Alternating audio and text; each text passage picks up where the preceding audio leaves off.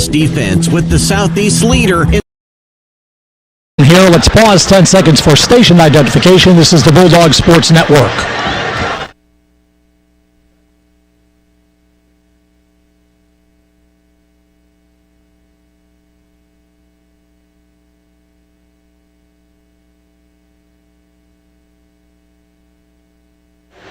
From 1983 through 2001, Georgia was a depressing 5-13 versus the Tigers. It was a miserable stretch to be a Bulldog. But since Markwick's second season, 2001 through today, Georgia has won 19 of the last 24. So that was 2002 through today. Our Bulldogs have tamed the Tigers to the tune of 8 consecutive victories in the series. How dominant have our Dogs been? In the last 15 games versus Georgia, only 3 times has Auburn scored more than 14 points. 3 in 15. Heck, the Tigers have exceeded 10 points in only 5 of the last 15 meetings. Overall, Auburn's 4 straight losing seasons marks the worst stretch for their program in 80 years. In 2025, the Tigers are 3-2 with a pair of close losses to SEC top 10 opponents, and there is a truckload of frustration down on the Plains, and this pressure cooker ready to blow tonight in agony or ecstasy. We'll hope that our Bulldogs are up for the challenge. The Ford Drive to kickoff is next. Scott Howard, Josh Brock, and DJ Shockley, and an on-field visit with Kirby Smart in store for you as we drive you right up to kickoff. Thanks to our stadium engineer, Adam Gillespie, studio producer, Talik Pratt, and Chris Schiavone, contributor. For Scott, Shock, Josh Brock, and Lauren Smith, this is Neil Hondo Williamson. I'll talk to you again at halftime on the Bulldog Sports Network. Piedmont is passionate about Georgia, about each and every person that makes our state incredible. That's why we're leading real change in healthcare, dedicating ourselves to providing a quality patient experience through innovation, personalization, and teamwork. What does that mean for you? You get up-to-date treatment, collaborative care, and the best possible outcomes. To see more about our commitment to raising the standards of quality in Georgia, visit piedmont.org/quality care. Piedmont, real change lives here. It takes hard work to be the best in the game. Planning, commitment, resilience, sweat. That's why Old Dominion Freight Line, the #1 national LTL carrier for quality, works hard to be the best in the game and is proud to support those striving to be the best in theirs. Old Dominion Freight Line, official freight carrier of Georgia Athletics, helping the world keep promises. Between the hedges and across the state, this is where the Dogs play. You're listening to the Georgia Bulldogs Sports Network. Dogs fans, in Athens, we have 2 important rules: support local business and cheer on the Georgia Bulldogs. This season, we would like to thank our official hometown team partners for their support of Georgia athletics. First Watch, Longhorn Steakhouse in Athens, and CertaPro Painters of Athens. Learn more about how you can support these great local partners by finding the Hometown Team Partners ad in the digital game program on GeorgiaDogs.com. Support our hometown team partners and you'll support the Dogs. Associated Credit Union is excited to announce the ACU Auto Mall, the new way to buy your next vehicle. We help you shop for the right vehicle, negotiate a fair price with a dealer, and secure your financing all in one easy place. Delivery to your door included. Visit acuonline.org/automall and start shopping today. Associated Credit Union, where anyone in Georgia can live, bank, and grow.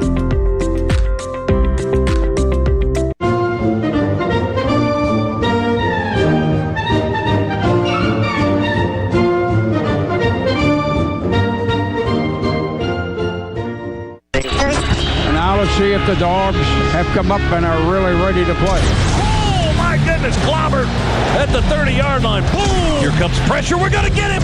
Got a lot of grass. See, he's gone to the house. Touchdown just like that. And it's Etienne straight ahead. Touchdown! Touchdown! Dogs are SEC champions. Dogs have won it. Perfection wears red and black. Here we go!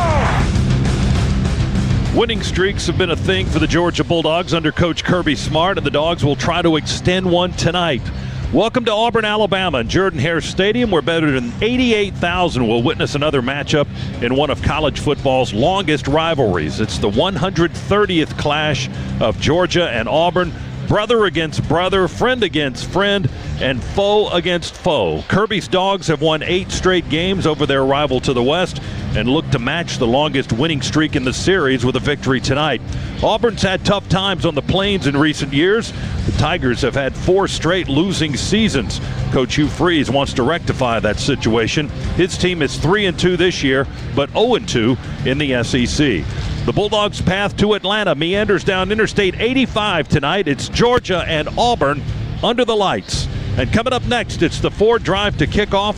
We'll hear from Josh Brock, DJ Shockley, and Coach Kirby Smart in the next 30 minutes right here on the Georgia Bulldogs Sports Network. On the Georgia Bulldogs Sports Network, this is the Ford Drive to Kickoff. The Ford Drive to Kickoff is brought to you by Ford. Visit your local Ford dealer, proud sponsor of the Dogs. Our coverage will continue after these messages.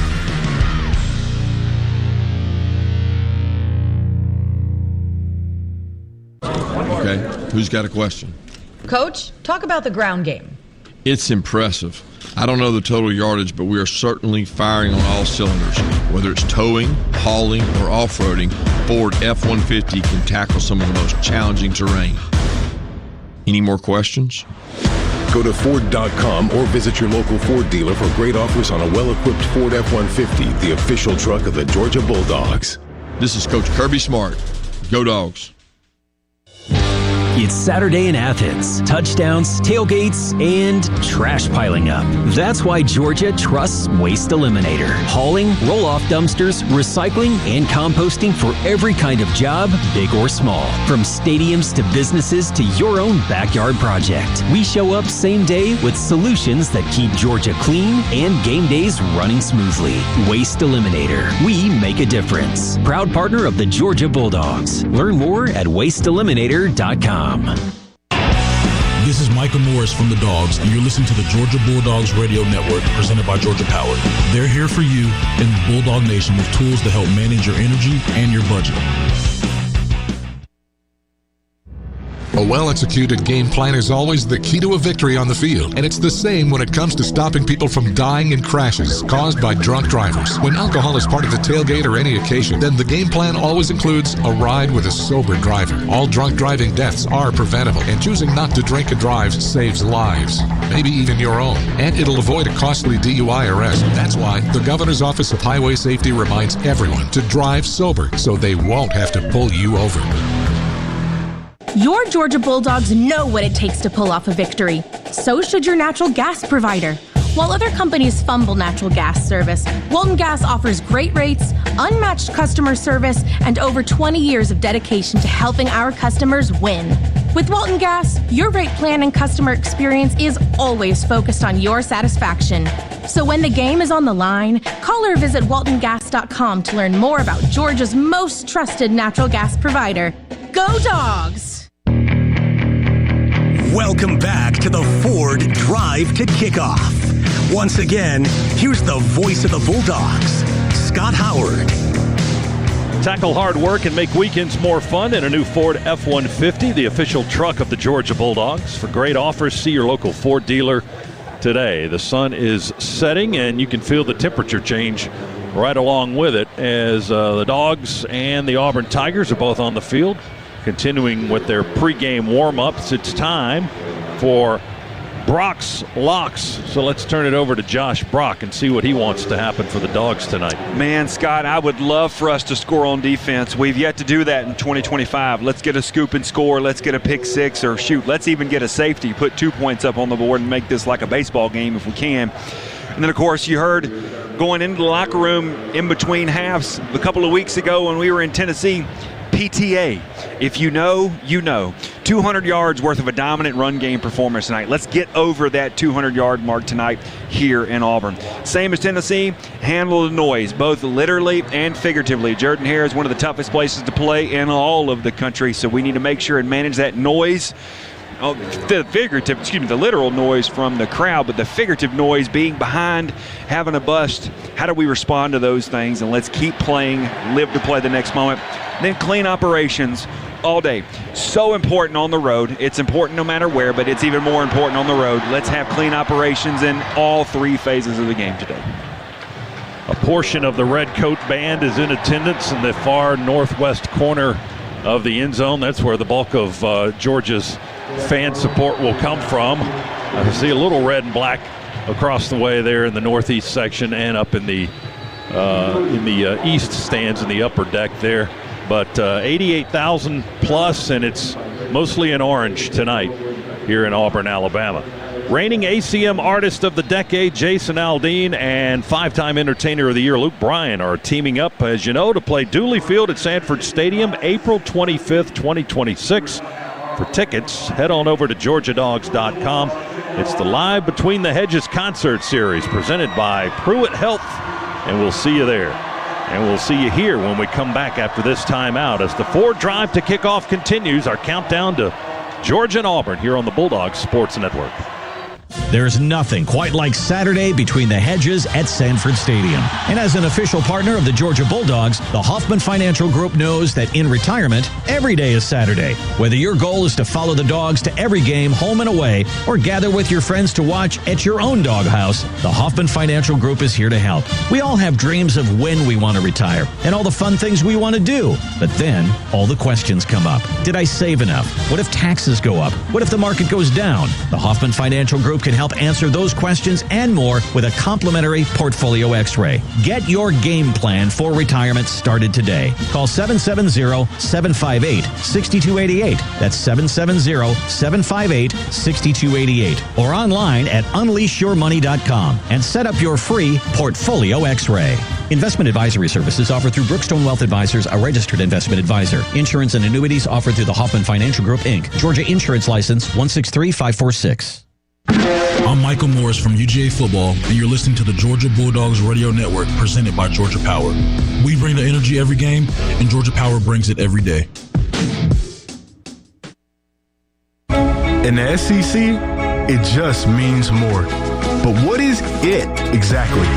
It's the fans, the students, the traditions, the legends. It's passion to celebrate deeper, reach farther, think smarter, make an impact off the field. It's that intangible thing that happens when 16 schools raise the bar as one. Because in the SEC, it just means more. The secret ingredient to any SEC tailgate, no matter who you're cheering for, is Conecuh sausage. This is bipartisan. Across the entire SEC nation, every SEC team needs to be serving Conecuh sausage. It can be served in a variety of ways. You can eat it in a sausage dog. It can be inside baked beans. Or you can just grill it and eat it with some mustard. The flavor is so good, slightly spicy, juicy with a little snap. It doesn't matter who you're cheering for. This is one thing all of us SEC fans can get behind. Conecuh sausage.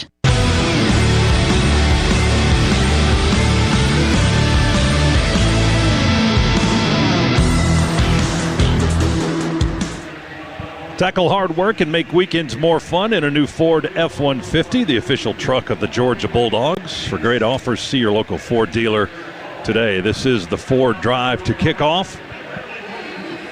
And the University of Georgia men's basketball team will play its first of two exhibition games in the 2025 CareSource Invitational. And that will match up Georgia against Georgia State in the Panthers' home gym next Wednesday in Atlanta. Tip time will be 7 o'clock for that game.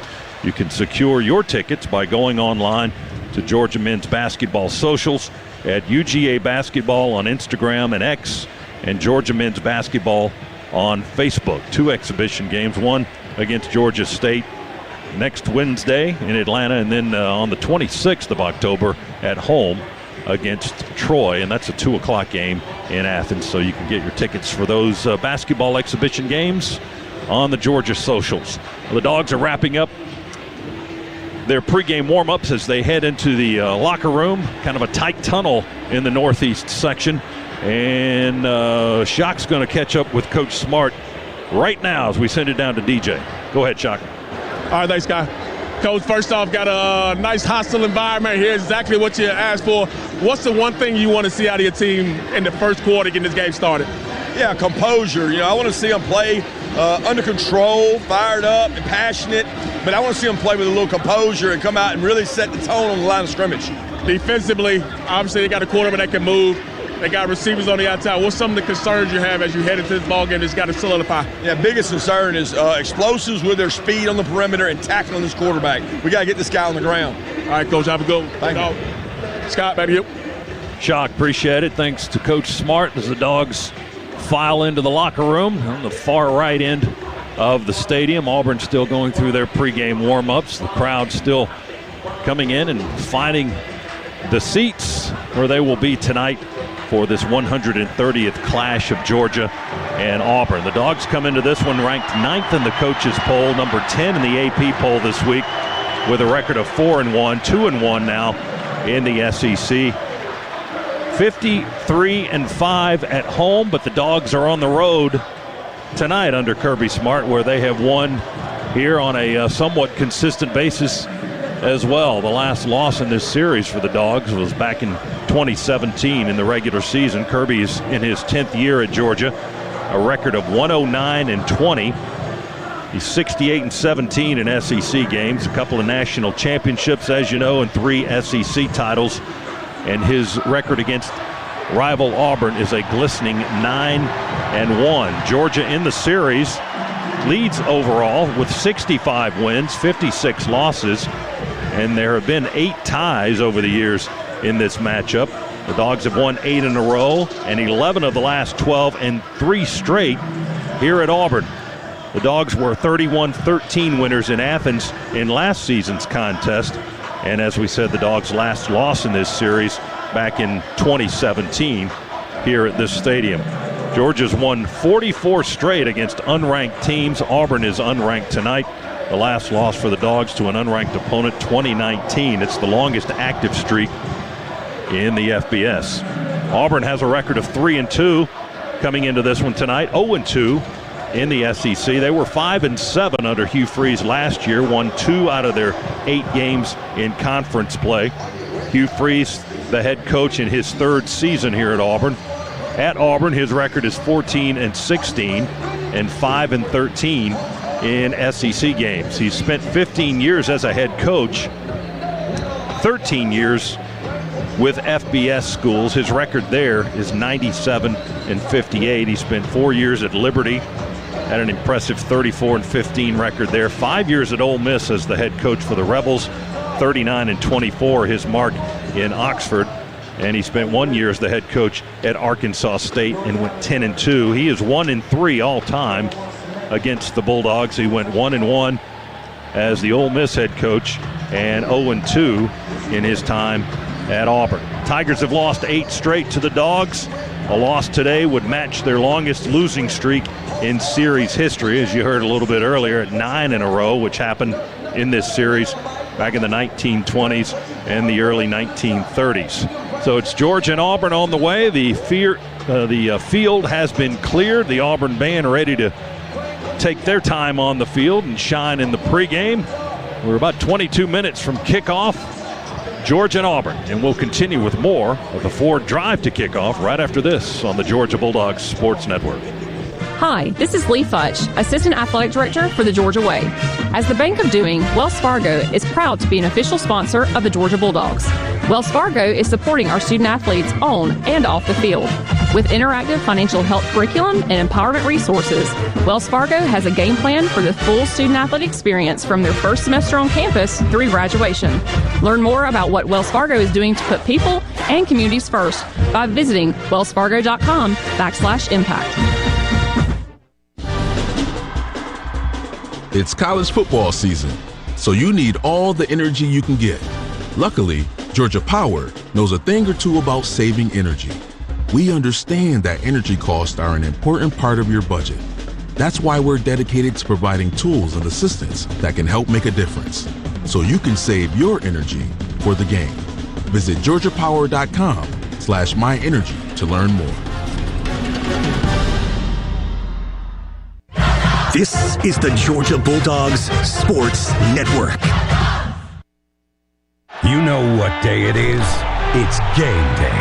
And here in Dog Nation, game day is like no other. When the Bulldogs take the field, it's electric. Now game day can be every day with the first ever Georgia Bulldog Scratcher, boasting a top prize of $300,000. So to those of you who bleed red and black, you know what to do.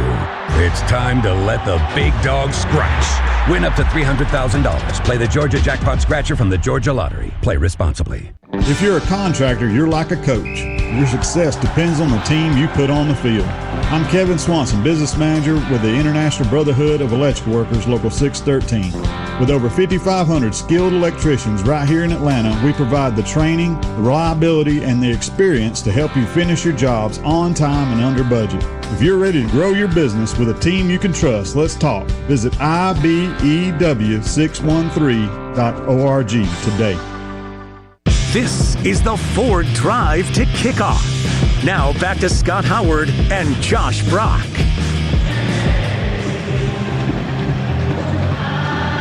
Tackle hard work and make weekends more fun in a new Ford F-150, the official truck of the Georgia Bulldogs. For great offers, see your local Ford dealer today. Let's take a look around the SEC. Let's round it up in the Southeastern Conference.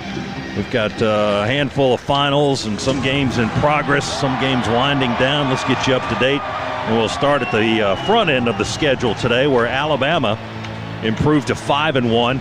Still undefeated in SEC play now, 3-0, as they went into Columbia, Missouri, and defeated the previously undefeated Tigers 27-24 today. Missouri now 5-1 and 1-1 in the SEC. Alabama now leads that series, 7 wins and only 2 losses.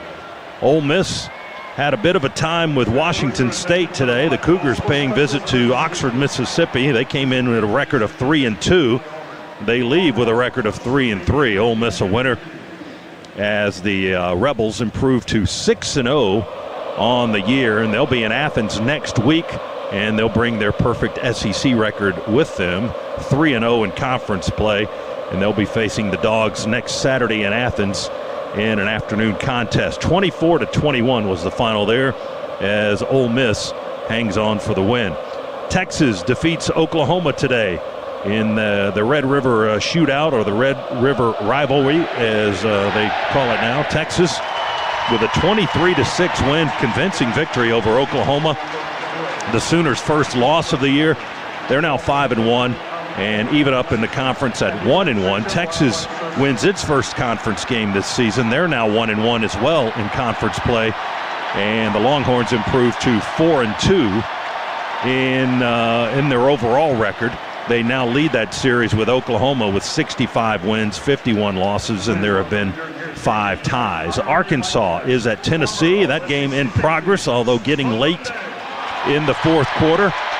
About 8 minutes or so still remaining, and the Volunteers are trying to tuck that one away. They lead the Razorbacks 34-17 in Knoxville. Again, that game in the fourth quarter. The Vols trying to pick up their 5th win of the season.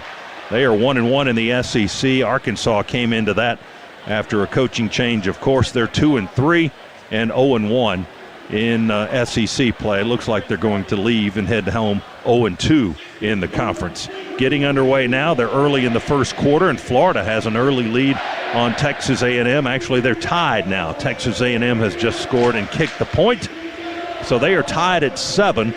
Little less than 10 minutes remaining in the opening quarter. Florida and Texas A&M 7-7 at Kyle Field in College Station, Texas. A&M, one of the undefeateds in the Southeastern Conference. They're 5-0 coming into tonight's game, 2-0 in the conference. Florida at 2-3 and 1-1. And Texas A&M and the Gators haven't played that much. This is only the 8th meeting between the two teams, and Texas A&M leads the series 4 wins and 3 losses. And again, they are tied in the first quarter.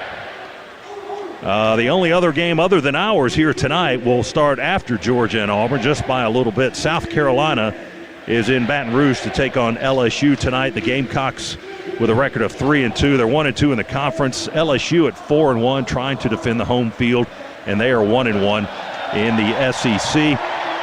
Those two teams have played 21 times previously. The 22nd meeting tonight, LSU has 18 wins in those meetings. They're 18-2-1 against the Gamecocks, and they won last season's meeting in Columbia. A little bit controversy involved in that one, but it was 36-33. LSU a winner. That gets underway at 7:45 Eastern time tonight. So that's a look at our SEC roundup as Auburn. Are they doing the ceremony, the Cam Newton thing here, or are they doing it at the half, or do we even know that? I don't know. They just got through saying wiggle beagle, though, so I'm glad they got that out of their systems before the game started. You love that, don't you?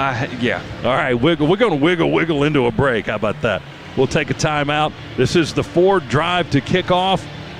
Scott, Josh, Shock on the field, ready to bring it to you. Georgia and Auburn about 15 minutes away. We'll step aside for just a moment here on the Georgia Bulldogs Sports Network. There's team pride, and then there's extra Bulldog pride. When I'm carrying the Georgia Bulldogs Regions Visa debit card or prepaid Regions Now card, that's exactly what I get. Whether I'm grabbing some extra Georgia gear or picking up an extra dozen wings for the game, this card always brings it. Sometimes I get an extra Go Dogs from the cashier too. Visit Regions.com/Go Dogs to get yours. Extra changes everything. And at Regions, Extra is our ordinary. Official bank of the SEC. Member FDIC. Okay, who's got a question? Coach Smart, what does it take to be elite in this league? Dominate. You must dominate the competition. Check the stats. 48 consecutive years, Ford F-Series is America's #1 selling truck. That's elite. For great offers on a Ford F-150 or Super Duty truck, visit Ford.com or your local Ford dealer. Proud sponsor of Georgia football. Ford F-Series trucks, built Ford tough. Go Dogs. Based on 1977 to 2024 calendar year industry reported total sales. I'm Michael Morris from UGA Football, and you're listening to the Georgia Bulldogs Radio Network, presented by Georgia Power. We show up on the field, and Georgia Power shows up every day to give you reliable energy. Superstitions are real, folks. I should know because I've seen it all. Lucky socks, sacred seats, push-ups before kickoff. But only one works every time. If you buy more deliciously soft Nature's Own buns baked with no artificial preservatives for the tailgate, your team will win. That's right. As a proud partner of the Georgia Bulldogs, it pains us to say that they won't make the playoffs if you don't buy enough Nature's Own buns. And I'm not just saying this because they paid me, although they did.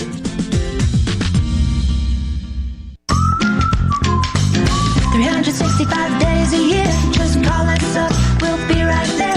Our service is guaranteed. As you make, we take great care. Our experts are always there for you and your family's needs.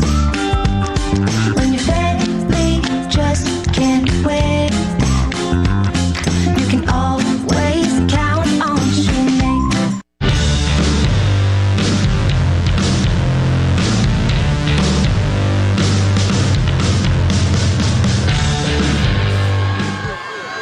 Ford Drive to kick off. Welcome back to Jordan-Hare Stadium in Auburn, Alabama, as we get you ready for Georgia and Auburn just moments away. Let's take a look at the probable starting lineup for your Georgia Bulldogs.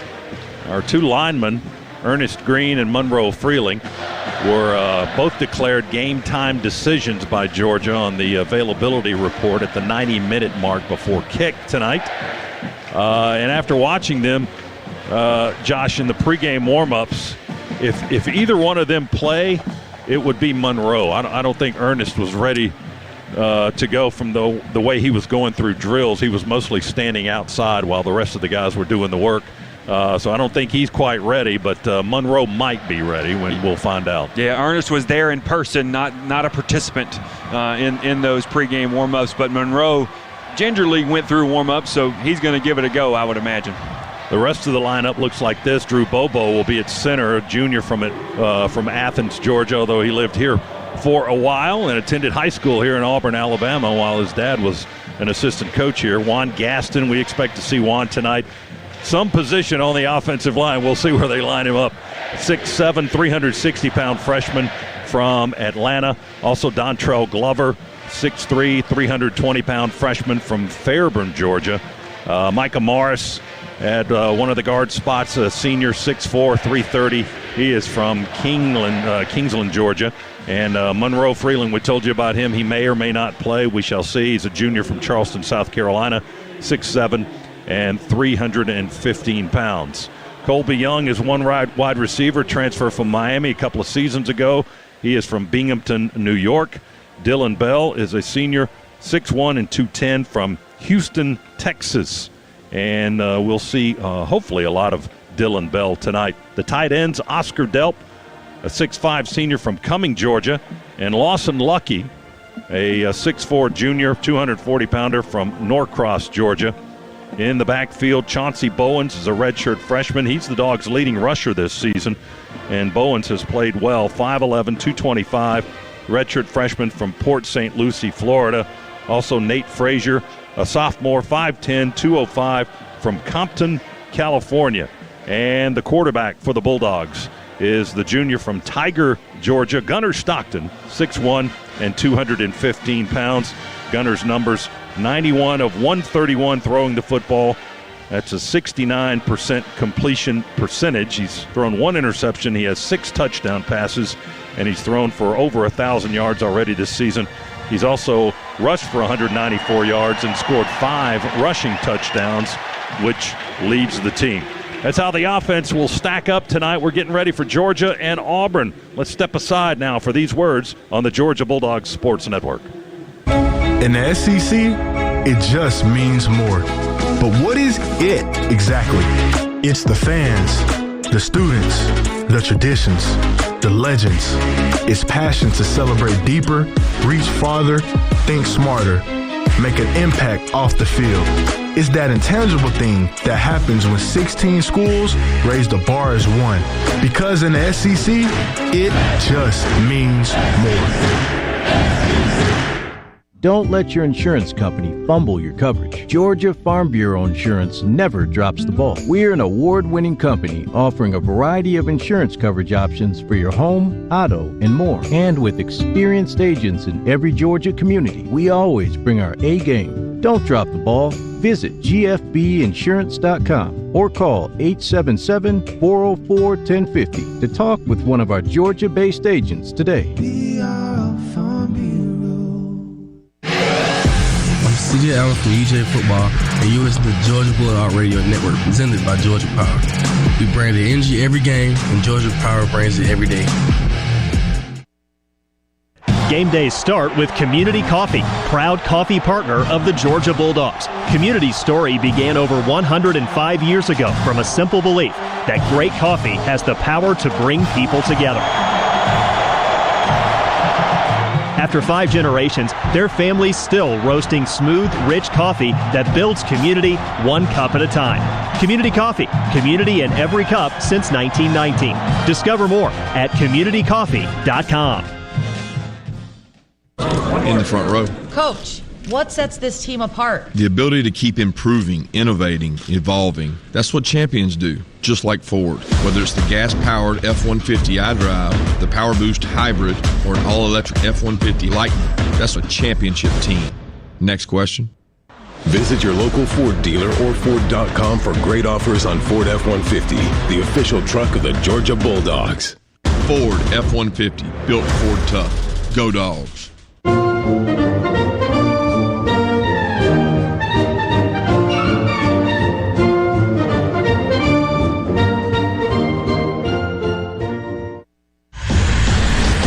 Between the hedges and across the state, this is where the Dogs play. Man, is there going to be some property destroyed tonight. I want us to go out and execute, do the things we got to do, play to our standard, and go play fast. Dogs on top.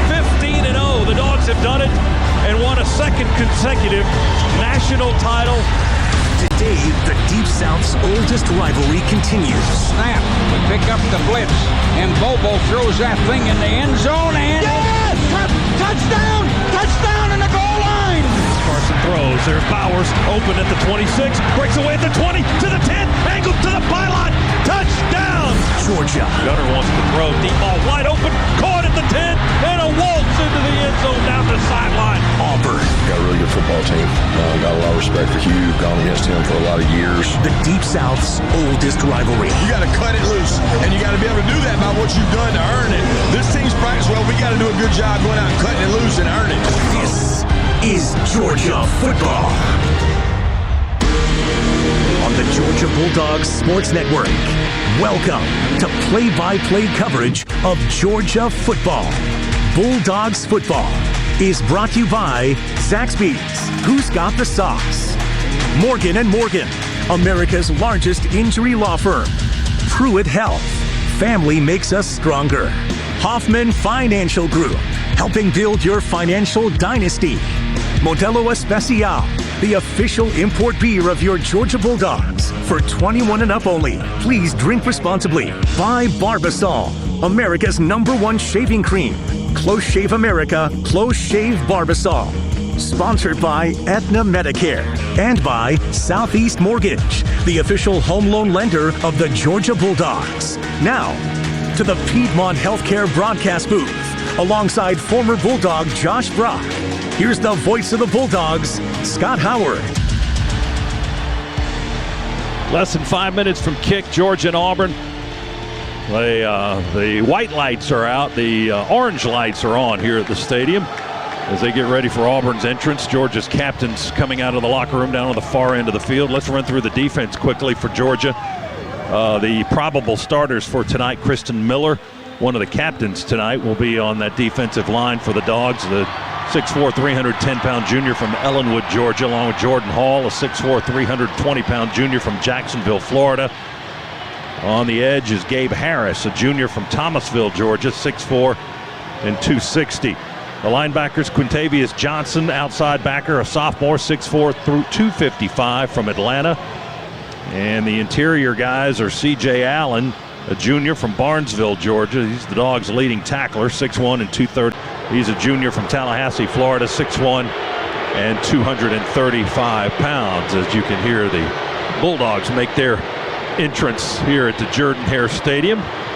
They'll be on that right sideline from our vantage point. We're in kind of the back corner of the end zone to call tonight's game, so it'll be a north and south thing, not necessarily an east and west view for us.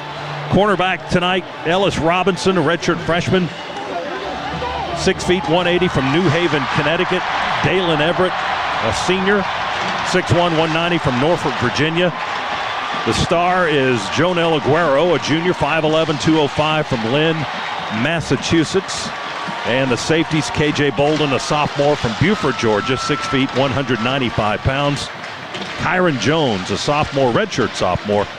He is 6 feet 205, and he is from Charlotte, North Carolina. That's how we expect the defense to look tonight when we crank things up in about 3 minutes. Let's go down to the field now for the coin toss, brought to you by Georgia's own credit union. Banking on purpose. Shock down on the field. Let's send it down to him. It is tails. You're one. You defender defer. All right, fellas. Drew Bobo got the call. He called tails. We wanted tails. We would defer to the second half. So obviously the defense will be on the field first. The main topic of conversation coming in for Kirby Smart and his team was engage and invade the arena. So everything's talking about this environment, being stout, being Christian, but this is the big-time ball game. Everybody talking about don't worry about the crowd. Don't worry about things that's going to happen. We're going to have some stuff happen to us, but it's how we respond. Invade the arena is the key word for the night. Invade. I like that. Invade the arena. And they fired off the fireworks, so the smoke is clearing. And this time it's not hovering over the stadium. It's going straight up into the sky and into the air, so hopefully it'll be whisked away. There's not a whole lot of wind tonight. I think the wind is less than 5 miles an hour. We're at 71 degrees, so very pleasant temperatures, and we'll get cooler as we go along. The light show here atop the stadiums continues. The officials will break away from the middle of the field, all 8 of them tonight. Ken Williamson is the referee. And it is time to tee it up here on the road for the Dogs. Opening kickoff is powered by Georgia Power. Georgia Power, we're here for the win. Georgia Power is here for you. Dogs will be kicking off. They won the toss, as you heard from Shock, and they deferred to the second half, so it'll be the Dogs to kick it away with Peyton Woodring and Auburn on offense to get the game started tonight. We'll call it from the Piedmont Healthcare radio booth here at Jordan-Hare Stadium. And let's go back down to Shock and check on the field conditions report. It's brought to you by Greenpoint Ag. Farmer-owned, locally focused. We are Greenpoint Ag. Shock, what can you tell us about the condition of the field here at Jordan-Hare tonight? It's actually pretty good, fellas. I tell you, there's a couple spots where you're like, all right, it's a little bit hillier than others, and the other side's a little bit flatter. But this is still a beautiful environment. I mean, the field looks great. There's a couple spots out here where you can see guys have kicked up some grass, but for the most part, it looks like a great surface and a great site for some college football. All right, Shock, thank you very much, and we are ready for that tonight. Auburn in their home navy blue tops, white pants, white helmets. Georgia on the road with white jerseys, silver breeches, and red helmets. And it'll be the Dogs kicking away from north to south. That's the far end of the field, and they're kicking it in this direction. It'll be Rayshawn Pleasant, transfer from Tulane, and a cornerback as the return man. He's the deep return man, and he is dangerous. He's got a long touchdown return on the kickoff already this season. And Peyton is very good at sending it through the end zone for the touchback. We'll see if that's what he does here as we are underway in Auburn, Alabama. Woodring's kick angling to the right from our vantage point, going to land in the end zone, roll over the back line for the touchback, and that's how we start tonight's contest. Auburn will have the football 1st and 10 on its own 25-yard line. The Georgia Bulldogs Sports Network is brought to you by Georgia Power. We're here for the win. Georgia Power is here for you.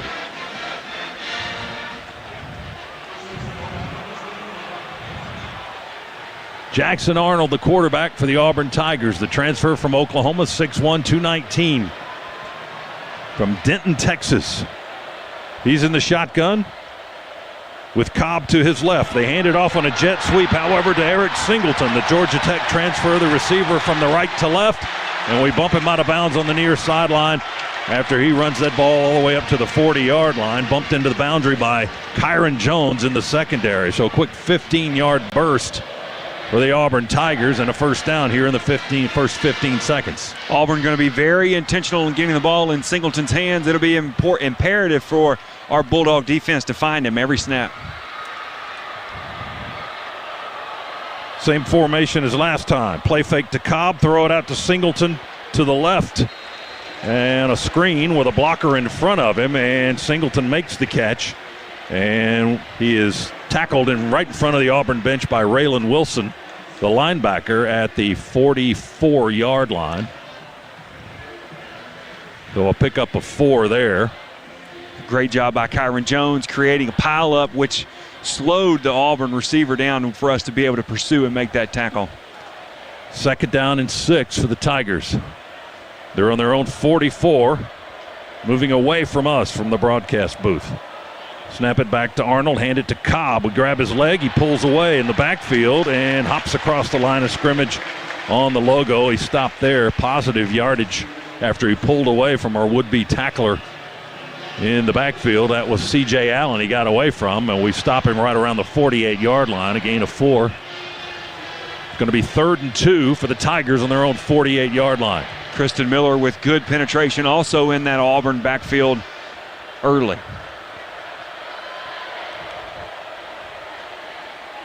They play fake to Cobb, dump it off to the tight end to the left as Arnold's pass to Frazier finds his target in the left flat. The big tight end at 6'7", 267 from Texas.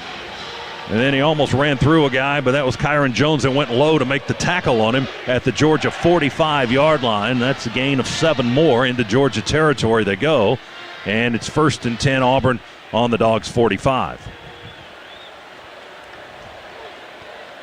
Now out of the pistol, Cobb behind the quarterback Arnold. They snap it back. Play fake. Arnold bounces and throws. Quick release and caught on the sideline, or they say incomplete. No, it's caught.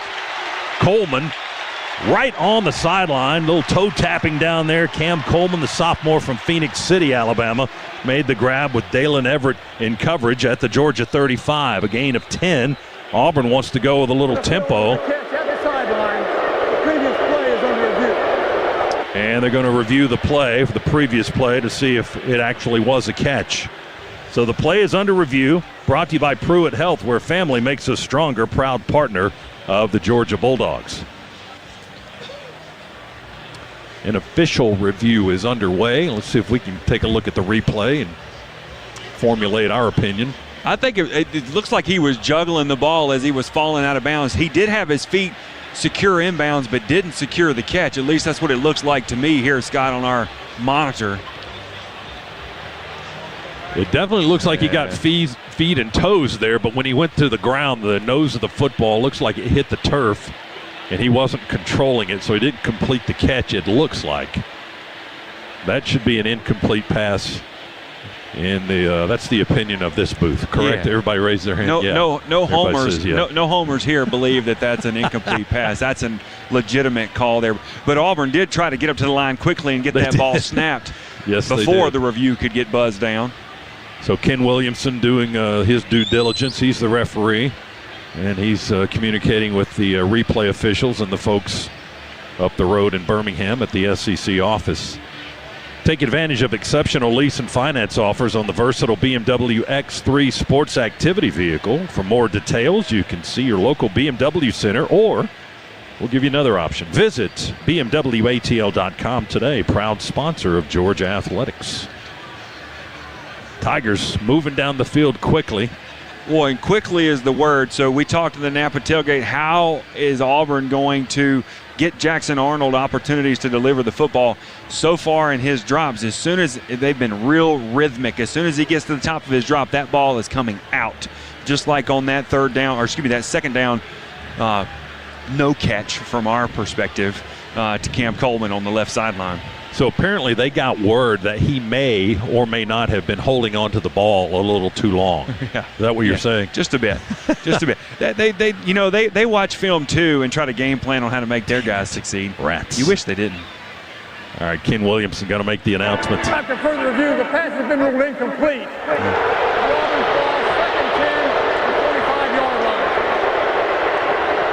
Auburn fans, there's a reason why they didn't show it on replay often on your screen in stadium.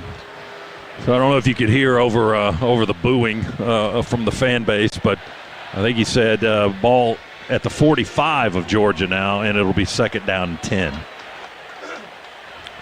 So that's the situation. We're just underway here, first quarter, not even 3 minutes into the ball game yet, just a little better than 2.5. Auburn with the first possession of the game. And they got Malcolm Simmons in the backfield with Arnold. He's a wide receiver. Now he'll motion out and line up in a bunch formation to the right. They go with an empty set and throw it to him quickly. A screen to Simmons. Makes the catch down the line, and he's quickly covered up by a couple of Bulldogs over there. Ellis Robinson and C.J. Allen make the tackle after a short gain to the 43. They got 2 yards out of that. Third down and 8 for the Tigers now on the Georgia 43-yard line. Third down, Georgia making a ton of substitutions here for this first third and long of the game. Arnold with Cobb in the backfield now. Cobb to his right, and Arnold in the shotgun. They snap it back. Arnold bounces in the pocket, holds on a little longer this time, dumps it over the line of scrimmage, and it's caught by Perry Thompson, a 6'3 receiver on a crossing route. He spun around in the middle of the field. We hit him and knock him to the turf. But he's going to get the first down at the 32-yard line, and the gain was 11. Auburn ready to go quickly. Play fake again to Cobb. Throw it again. Arnold completes the pass to Singleton. We chase him out of bounds on the left sideline. Singleton, the Georgia Tech transfer from Atlanta, with his second catch of the game. And Dalen Everett wrestles him out of bounds on the near sideline. Dalen, a one-man wrecking crew. He defeats the block and makes the tackle for the Dogs. 3-yard pickup, 2nd and 7 on the Georgia 29-yard line for Auburn as they move down to the far end of the field. From our vantage point, Arnold in the shotgun. And this time he will hand it off to Cobb, who bounces out. He got a block on the left edge, a nice one too. It gave him the corner. And he angles towards the sideline, and he's run out of bounds in the vicinity and maybe inside the 25-yard line, right on the 25. Third down and 3 coming up as C.J. Allen makes the tackle for Georgia.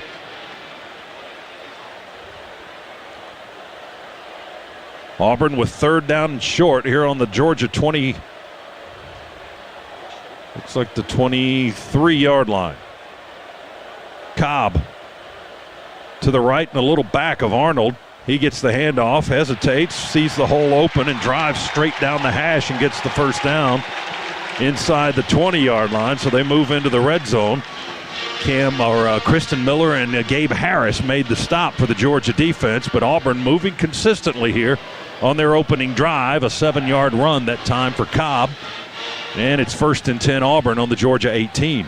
Auburn able to get a good push against the Georgia defensive front that time to pick up that third down.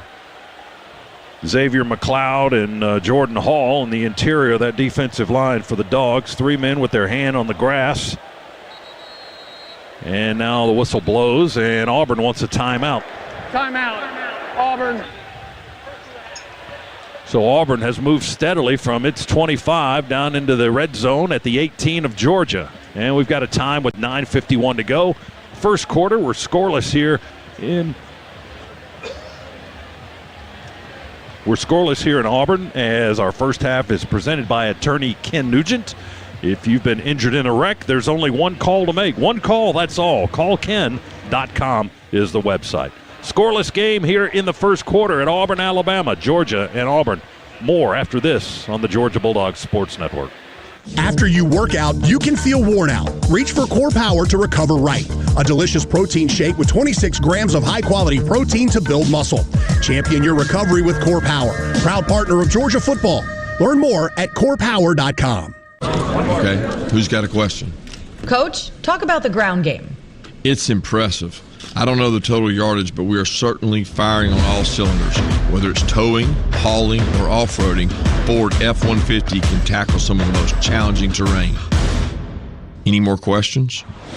Go to Ford.com or visit your local Ford dealer for great offers on a well-equipped Ford F-150, the official truck of the Georgia Bulldogs. This is Coach Kirby Smart. Go Dogs. When the game's over, keep the action rolling with Massey Ferguson compact and utility tractors. These straightforward and dependable machines are built to handle your toughest tasks in the yard or around the farm. Don't let the season slow down. Visit your local Massey Ferguson dealer today. This is CJ Allen from the Dogs, and you're listening to the Georgia Bulldog Radio Network, presented by Georgia Power and the official power source of Georgia Bulldogs.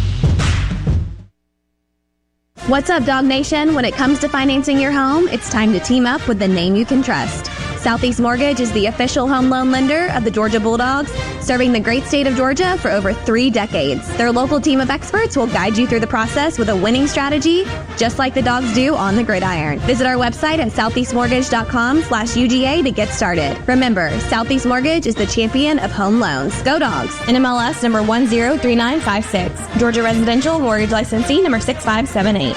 He's coming. Here he comes. Surprise! Your table saw broke. Also, the warranty expired weeks ago, so you need to pay for a new one out of pocket. At Progressive, we know small business owners don't usually like surprises because they cost you money. But a good surprise that could save you money? Getting a commercial auto quote from Progressive. Oh, and the replacement part you ordered doesn't fit, so it's completely useless. What a waste. Surprise yourself. See if you can save in as little as 8 minutes at ProgressiveCommercial.com. Progressive Casualty Insurance Company and Affiliates.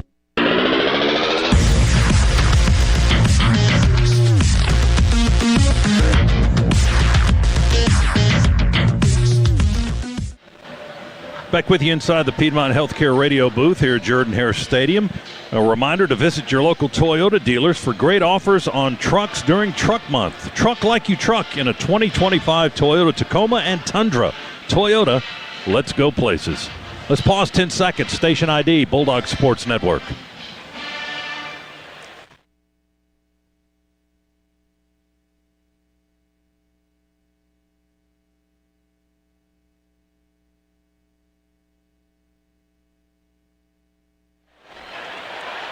Tigers will keep it with Jackson Arnold on first down from the 18. He'll fake the jet sweep and just run it right behind his big line off the left edge. And he's going to push it forward close to the 10, maybe back on the 12-yard line. He got 6. So it's 2nd and 4 for the Tigers. They knock on the door now on the first possession of the game. And that was Joseph Ajonia that made the stop for the Georgia defense. Arnold in the shotgun, Cobb in the backfield. Now he wants to talk to his line a little bit. 9 seconds on the play clock. Snap it back. Again, another quarterback run. Arnold runs it right guard, right through the hole, and it closed at the second level. Xavier McLeod got over to him, the big redshirt sophomore from Camden, South Carolina, made the hit at the 9-yard line, a 3-yard gain for the Auburn quarterback. It's 3rd and short, 3rd and 1 for Auburn on the Georgia 9. Tigers trying to get on the board first here. Georgia hasn't had the ball yet. We played getting close to half the first quarter. Clock at 8:35 and moving. Got an H to the right and a back in the left of the quarterback. Arnold takes the snap and just runs straight up the gut. 3 straight carries now for Jackson Arnold. He gets the first down. And the fans down on that end of the field like that a lot. Raylan Wilson was the first guy to him, and then our other linebacker, C.J. Allen, made the hit on the 7. He only got 2 yards, but he only needed 1. He got the first down, so it's goal to go for the Tigers on the Georgia 7. Now the officials want to halt play temporarily. The runner was down beyond the line to gain. The previous play is under review. Well, they're going to look at another one. The call on the field is that he got the first down, but they're going to review it. And since the play is under review, we will tell you that it's brought to you by Pruitt Health, where family makes us stronger, proud partner of the Georgia Bulldogs. And we'll take a look at the replay as well as soon as they put it up on the screen. It's been a huge point of emphasis the last couple of weeks for them to be able to get this spot right. Here it is up on the screen. It's hard to tell if his knee was down at the line of scrimmage on the monitor here. It'll all be dependent upon when his knee hit and where the ball is in relation to that. And his knee never hit the ground on that view, so he was able to pick up the first down. So the play is being reviewed, the spot of the football. 14th play of the drive coming up for Auburn. Well, they've had the ball. We're at the 8:01 mark in the quarter, and Georgia hasn't touched it yet. Well, and you heard Coach Smart tell Shock, we got to tackle. You had Raylan Wilson in the backfield for Auburn almost immediately after the snap. Would have been able to get him down for at least a 2, maybe even a 3-yard stop there. Not able to get him. You can't just dive at this quarterback's legs and swipe at him and get him on the ground. Still taking a look at the review with our referee, Ken Williamson. Georgia football is brought to you by Barbasol Shaving Cream. Why pay more for gels when Barbasol delivers an instant thick lather for a close, comfortable shave? Choose Barbasol, a quality shave and trusted value. Fans on this end of the stadium see Cam Newton walking in front of them. The field has been upheld. It's first down. So they did get the first down. After all that, it's a first down as they called it on the field. So it's going to be 1st and goal at the 7. Cam Newton, the former Auburn Heisman winner, whose jersey is being retired tonight, strolling the sidelines. And every time the crowd sees him, they let out a big yelp. Is it a yelp or a gasp for that hat that he has on? I think it's a wiggle biggle or whatever. What Wiggle beagle. Wiggle beagle. Be glad, Dog fans, you don't have to say that.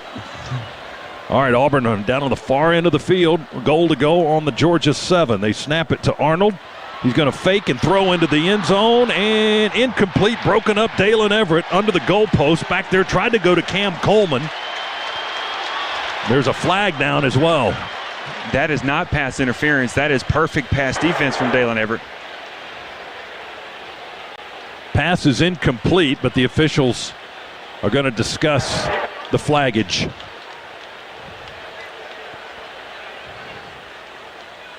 Defense number 6. Yeah, they called it interference on Everett. Automatic first down. Didn't touch him. Dalen threw his hands up in between the receiver's hands and broke it up. The only thing I guess you can call is face guarding still a thing. He did never turn his head. Ball's on the 2. Oh, he got a handful of jersey. That's what it was. And it's 1st and goal at the 2. Auburn trying to take the lead here first. Snap it to Arnold. And he'll fake it to Cobb, and he'll stroll into the end zone left side. He had to block from his big tight end and untouched into the end zone. Auburn on the board first with a 2-yard touchdown run by Jackson Arnold. You could tell Auburn's emphasis already is to let Jackson Arnold's legs be a key component in this game. That's 5 runs at least on that first touchdown drive for them.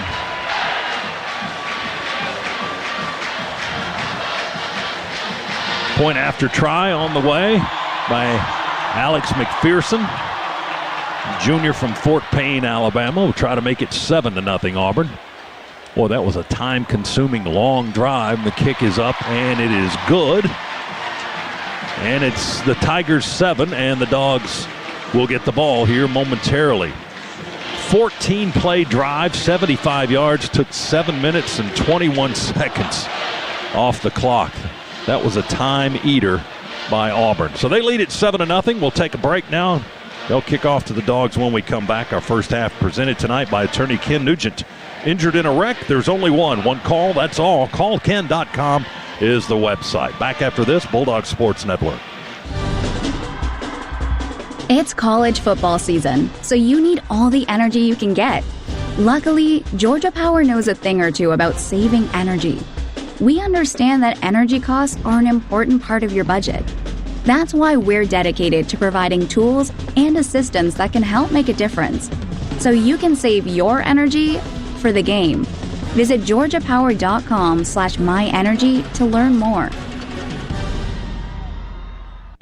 At Kroger, you never compromise. You get high quality and low prices. Like you never compromise your meal with our spring salad mix, guaranteed fresh.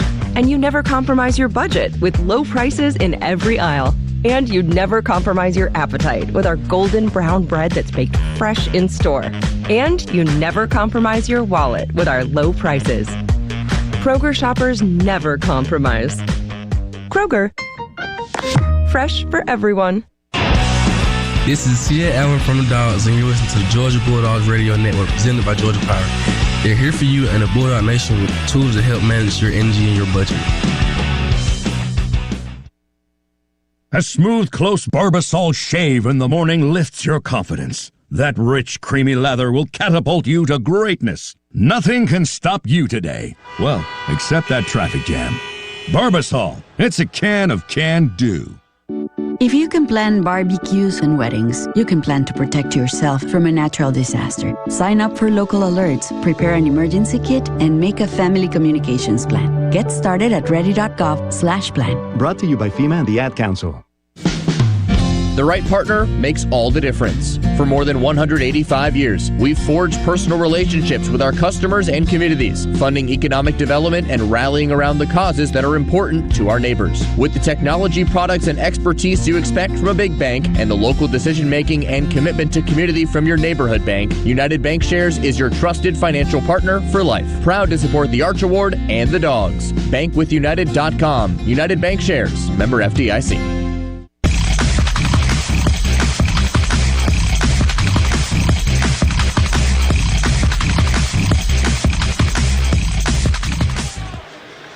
Back with you here in the Piedmont Healthcare Radio booth. Auburn with a 7-0 lead. Dog fans, Georgia football is brought to you in part by Modelo, the official import beer of your Georgia Bulldogs.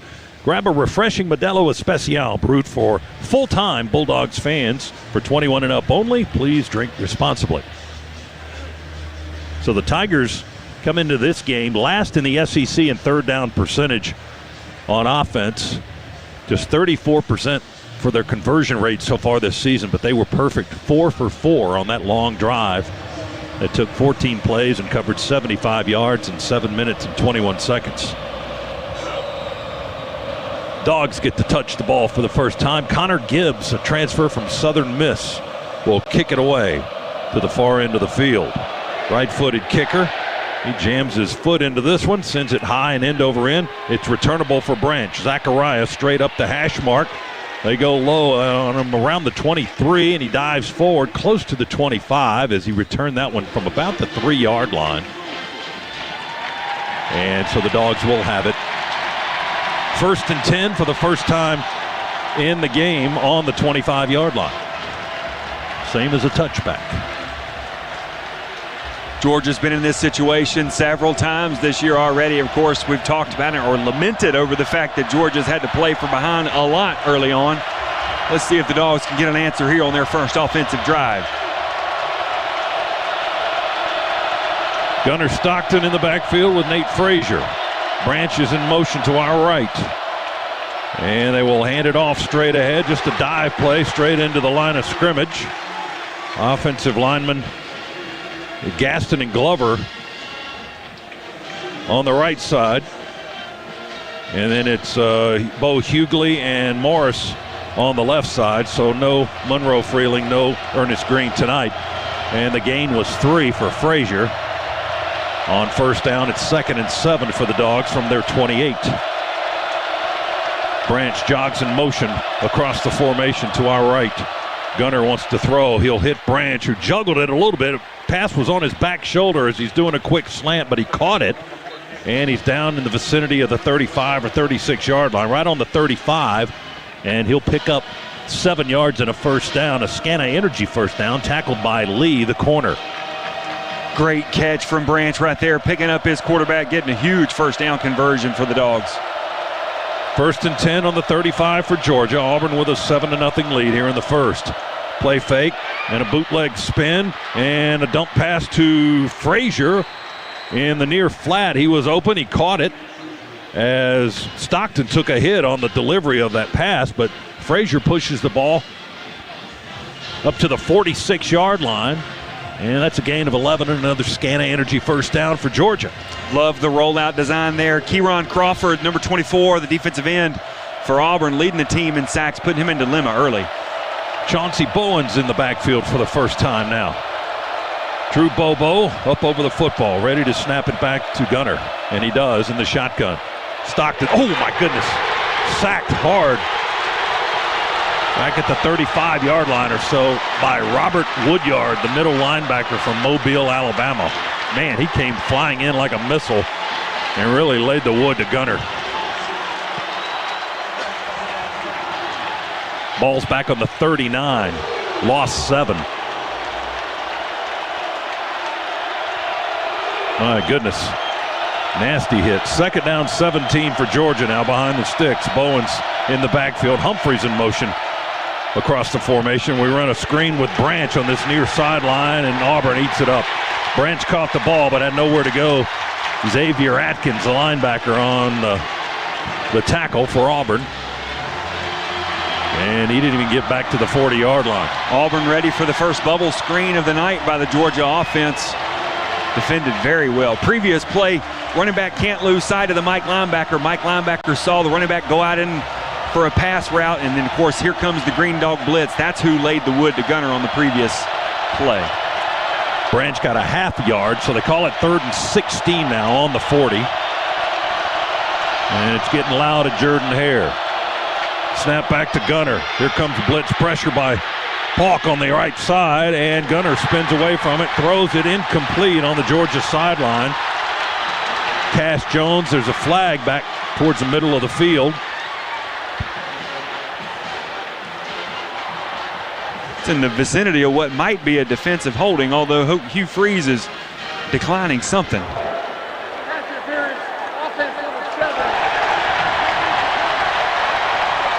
Ken Williamson said pass interference, if I deciphered that correctly, and Auburn will decline the penalty.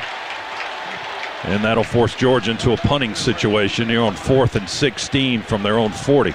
Poor offensive operation on that first 3rd and long of the game. Bo Hughley got lost, went the wrong direction in pass pro.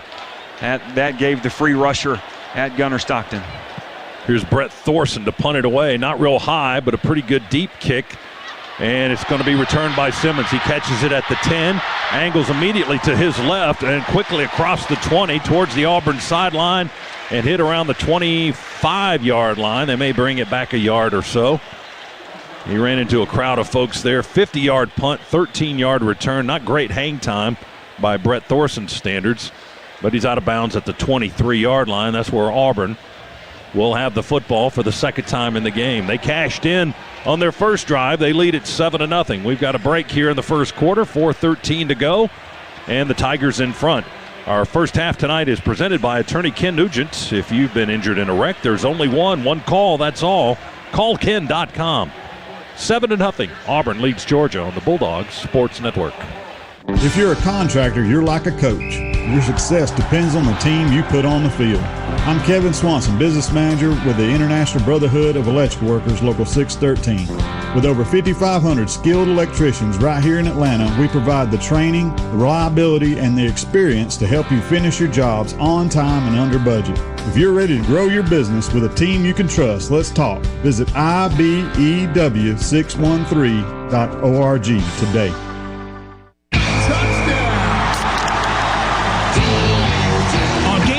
There's nothing like tailgating, touchdowns, and Twisted Tea Hard Iced Tea. Twisted Tea goes down smooth and tastes like real iced tea because it's made with real brewed tea. Cool, refreshing, and a 5% kick of alcohol. Twisted Tea Hard Iced Tea. Look for the bright yellow cans wherever you buy beer. Keep it twisted. Twisted Tea Brewing Company, Cincinnati, Ohio. Please drink responsibly. Here's a play at the tailgate that always works. Waking up before sunrise to sit in a folding chair in a parking space you paid $75 for. Setting up a flat screen TV in your truck that's bigger than the one in your living room. And also bringing soft, delicious buns baked with no artificial preservatives from Nature's Own, proud partner of the Georgia Bulldogs. And while we're talking about making the right play, enter for your chance to score season tickets at naturezownebread.com/buns. Terms and conditions apply. See site for details and official rules. Piedmont is passionate about Georgia, about each and every person that makes our state incredible. That's why we're leading real change in healthcare, dedicating ourselves to providing a quality patient experience through innovation, personalization, and teamwork. What does that mean for you? You get up-to-date treatment, collaborative care, and the best possible outcomes. To see more about our commitment to raising the standards of quality in Georgia, visit piedmont.org/quality care. Piedmont, real change lives here.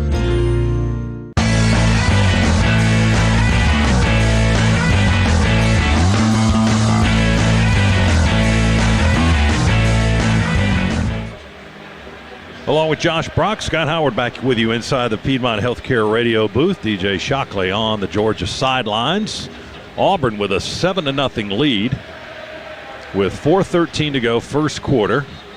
Now the Dogs had to punt on their first possession, and Auburn will have the football on their own 23-yard line. 1st and 10. That first drive they had was a mammoth one. 14 plays, 75 yards, but the big thing was, they ate clock. Almost 7.5 minutes, 7:21 in 14 plays. Auburn's seen something in their preparation. That first drive, Scott, they just attacked the edges of this Georgia defense all the way down the field. Georgia really had no answer for it. Dogs have Josh Horton up on that defensive front now, redshirt sophomore, transfer from Miami, along with Miller.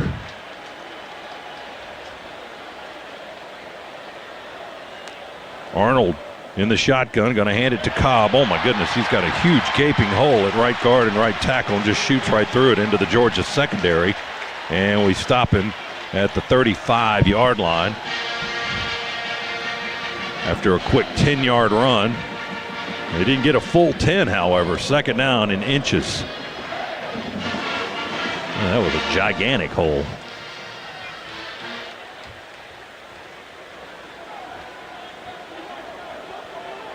Auburn's line is ready to go. They're up over the football. Georgia's defense still moving around a little bit.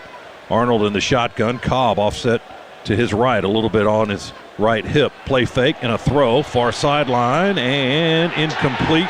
And there comes the flag. And another flag. They're going to get DeMello Jones for pass interference. Trying to go to Eric Singleton, running straight down that right sideline. And Georgia with another pass interference penalty.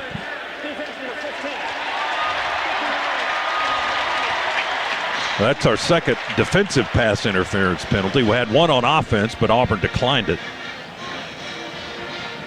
DeMello just shoving Singleton near the sideline, so Auburn with a big 15-yarder. And that'll put them up on their 47-yard line. It's not a penalty if you squeeze him into the sidelines like DeMello did. You just got to get your head turned around and try to make a play on the ball. That's not a penalty if you do that. Tigers 1st and 10 on their 47. Arnold claps his hands, now stops and looks to the sideline to his left. Dogs defense moves around on that front line.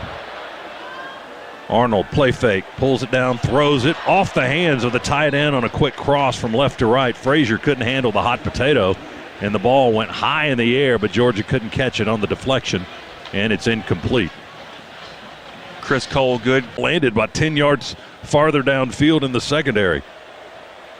2nd and 10, Auburn on their own 47. They lead it 7-0. Arnold on a jet sweep to Simmons, running to his left, and he gets to the numbers, to the corner, into Georgia territory quickly. Tackled down at the 39-yard line by Ja'Cory Thomas, and Auburn goes fast after picking up 14 and a first down. They snap it back. Arnold with time. He throws a dart, caught, tumbling to the ground near the 30 is Cam Coleman for Auburn. He got 8. It's on the 31. 2nd down and 2 for the Tigers. Let's go down to Shock on the Attorney Ken Nugent sidelines. DJ, what do you got? Hey, you guys were spot on when we talk about DeMello Jones in the pass interference. I heard Coach Smart tell him right there, hey, you were in great phase. Just get your head around. So he wasn't totally upset, but he was like, hey, just get, you'll be just fine. Dogs with a lot of defensive substitutions now. You got Justin Williams and Raylan Wilson at linebackers. And Arnold going to play fake, bounce in the pocket with time, throws to the sideline, and broken up on the sideline at the 25 away from the tight end. And that may have been Aguero, I think, that got a hand on it. Was it Jonell? Dalen Everett. Dalen Everett over there with a great job on pass defense. The ball was in the big tight end's hand. You talk about a mismatch. 6'7", 260 against 5'10", 190. I think that's what Dalen goes for. Tigers 3rd and 2 on the Georgia 31-yard line. They lead 7-0. And they hand it to Cobb, who swings out wide to the right, racing for the corner. He's going to get there and get the first down, I think. Aguero went for the tackle and ended up just sliding in the grass between the sidelines and the numbers. And Cobb was able to turn the corner and get the first down as Aguero was chasing. Picked up 6 yards on that run, and it's 1st and 10 Auburn as they are on the move again, leading 7-0. Less than 2 minutes to go in the opening quarter. Auburn just brought in a 6th offensive lineman for this play. And Singleton, the lone wideout to the right, as they move down to the far end of the field again. Arnold, hands off Cobb. At right tackle, big hole, lots of space, gets to the corner, sideline. They belt him out of bounds. Here comes the flag. They hit him inside the 10-yard line. And the flag came out pretty quickly there. Now the referees are 1 for 4 on getting a holding call so far in this game. Let's say Auburn was holding, I believe. That's correct. Offense number 1. They got Singleton. You know, holding doesn't seem adequate on that particular call. I mean, that was like a mugging on the outside on Dalen Everett, as we see it on the screen now. Gave him a hug. It's like their brother-in-laws.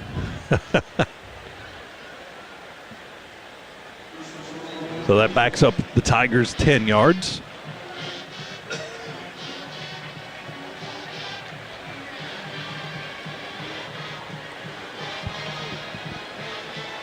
First and 12, so it didn't back them up 10 yards at all, just from the spot of the hold. 1st and 12 with the ball on the 27. And their left tackle, Xavier Chaplin, with a false start. And that's the guy that's had problems with that all season long. He's got a bunch of those, and they tested his hearing, and they found some issues there, according to head coach Hugh Freeze. Keep your eye on the ball. It's kind of easy as an offensive lineman. If you can't hear the snap one way or the other, whether it be crowd noise or any other thing, just keep your eye on the ball. It's easy, right, Scott? Yeah. So you say. Back-to-back penalties for the Tigers. Arnold with a play fake. He'll throw, and the tight end Howard is wide open. Preston Howard, transfer from Maryland, no relation, all the way down inside the 20 and down to the 14-yard line. 18 yards, and he was wide open. That's another bust defensively for the Dogs. You're not the blitzer. You're in pass defense. You cannot rush the quarterback and let the tight end just sneak out the back of the formation like that. Auburn will beat you with that. Hugh Freeze has made a literal career of that particular play. Damari Alston is in the backfield now for the Tigers. Out of the shotgun, Arnold operates. He'll play fake, throw. Coleman goes up high in the left flat, makes the catch. And inside the 10, and we wrestle him out of bounds. Looks like the 6 or 7 yard line or so. DeMello Jones, a sophomore from Swainsboro, on the tackle and in coverage. And that's the end of the quarter as Auburn picks up 8 down to the 6 yard line. It'll be 2nd down and 2 when we come back. So first 15 are in the books. And if you like Georgia, then it wasn't a good 15 minutes because Auburn controlled everything in that first quarter. 7-0, Tigers lead. We go to quarter number 2 after this. The first half tonight presented by attorney Ken Nugent. Injured in a wreck, there's only one call, that's all. CallKen.com. Back in a moment on the Bulldogs Sports Network. After you work out, you can feel worn out. Reach for Core Power to recover right. A delicious protein shake with 26 grams of high-quality protein to build muscle. Champion your recovery with Core Power. Proud partner of Georgia football. Learn more at CorePower.com. This football season, the Bulldogs won't be the only ones scoring. Let First Franklin Financial help you score the cash you need with a loan up to $15,000. At First Franklin, we offer fast approvals, fixed rates, and payment plans to fit any budget. To find the Georgia branch near you, visit us at WeMakeLoans.com. All loan terms and APR depend on meeting our underwriting and income criteria and may require collateral. First Franklin Financial Corporation, NMLS number 141654. Georgia residence licensee number 5656. Offer not available in North Carolina. When the game's over, keep the action rolling with Massey Ferguson compact and utility tractors. These straightforward and dependable machines are built to handle your toughest tasks in the yard or around the farm. Don't let the season slow down. Visit your local Massey Ferguson dealer today. I'm CJ Allen from UJ Football, and you're listening to Georgia Bulldogs Radio Network, brought to you by Georgia Power, keeping Georgia running on and off the field. Getting hit hard isn't just part of football. It's part of life. A car crash, a bad fall, an injury that takes you out of the game, you don't shake that off. You fight back. With over $25 billion recovered, Morgan & Morgan helps injured people across the great state of Georgia get the compensation they deserve. Because when life hits hard, you need a law firm that hits harder. Morgan & Morgan Atlanta, 191 Peachtree Street, Atlanta, Georgia. Dial pound law or visit forthepeople.com. Prior results do not guarantee a similar outcome. Progressive knows there are two things RV owners love: to travel and relax. And they like to take both nice and slow. Just like this commercial. And what's more relaxing than the peace of mind knowing their RV is protected by Progressive? Now here comes the fast part. Progressive Casualty Insurance Company and Affiliates.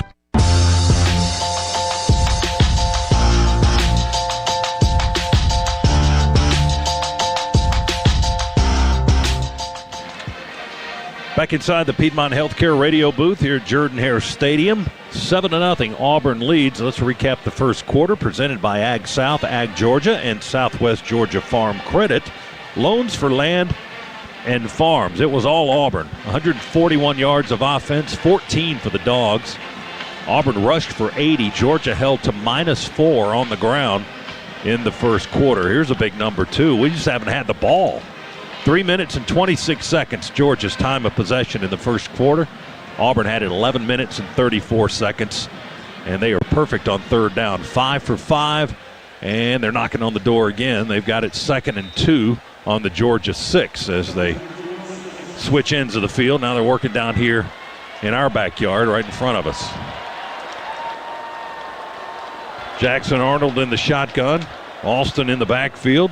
They hand it to the little guy. He runs to the right, and he runs into a wall of white shirts on that right edge. He never was able to turn the corner at the 10, and the Dogs gobble him up. Led by Raylan Wilson and Jonel Aguero.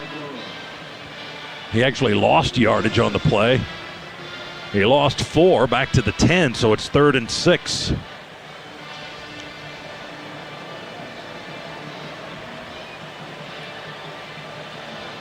They've been perfect, as we said, on third down tonight. 5 for 5. Here's another third down play for the Tigers. They give it to Austin. He hesitates.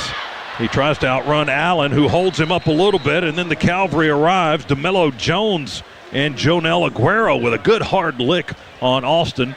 He did not get the first down, running to the left side. He got to the 7. He picked up 3, and now it's field goal time for the Tigers. 4th and 3 on the Georgia 7. Dogs defense that time, Josh, stretched it out nicely. Absolutely. Violent run defending that time, too, by DeMello Jones. Everybody wants to know why he's playing. That's it right there. Here's Alex McPherson for the field goal try. Near hash, kicking this way to the right, and he boots it up and through a 25-yard chippy. And that puts Auburn up 10-0. So they have the ball for 5 minutes and 32 seconds that time. They get 3 points out of it. A 12-play drive and 70 yards covered, and a 25-yard Auburn field goal puts the Tigers up 10-0. Now the Dogs are going to get it for a second time, and now we'll see if they learned anything from that first series as they touch the ball for only the second time in the game here, as we're a little more than a minute into the second quarter. Got to get going here, Scott. That we got to have a little bit of E here of the PFE that Coach Smart likes talking about. We know there's passion, we know there's fire, but we got to have that energy. You're on the road. You have to answer at this point in time. There needs to be a score put on the board for the Dogs offensively. Doesn't matter how long it takes. Preferably, it would be nice to have a nice long drive to give your defense a little bit of a break. We're not kidding. I mean, we're going to be gassed at this point in time with the number of plays that Auburn's run already just in the first quarter. Dogs ran 6 plays in that first 15 minutes. That's it. Here's Gibbs to kick it away from the far end to the near end. Kick hanging high, returnable, but Branch calls for a fair catch at the 2. And the Dogs will take the touchback. 1st and 10 at the 25 coming up for Georgia as we go to the attorney Ken Nugent sidelines and DJ Shockley. Shock. Hey, fellas, one thing to pay attention to was obviously what happened on the sack. We saw the sack. The biggest thing we talked about coming in was the communication in this loud environment. And there was a little miscommunication with the offensive line and what they're keying.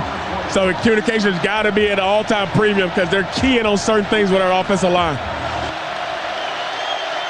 All right, Shock, thank you very much. And the O-line is Gaston and Glover on the right, and Hughley and Morris on the left with Bobo in the middle. Snap it back to Gunnar Stockton. He'll hand it off to Bowens, who runs to the right. They twisted him around the 27 as he gets close to the sideline. Then they just shirt-tailed him right out of bounds. They just grabbed a fistful of jersey, and the Auburn player made the tackle, just pulled him right out of bounds, and that was Atkins, the linebacker. And the gain is only 1 to the 26, so it's 2nd and 9. Colby Young to the right, 2 receivers left, Bell and then Branch in the slot to the left. Bowens in the backfield, shotgun snap to Gunner. Oh my goodness, where did that guy come from? Another missile strike from Sylvester Smith to wrap up Bowens behind the line, or at least at the line of scrimmage for no gain. That's what they call it, no gain on the play. He just came roaring in from the left side of Georgia's offense, unblocked, untouched, and just alligator rolled Bowens at the 26.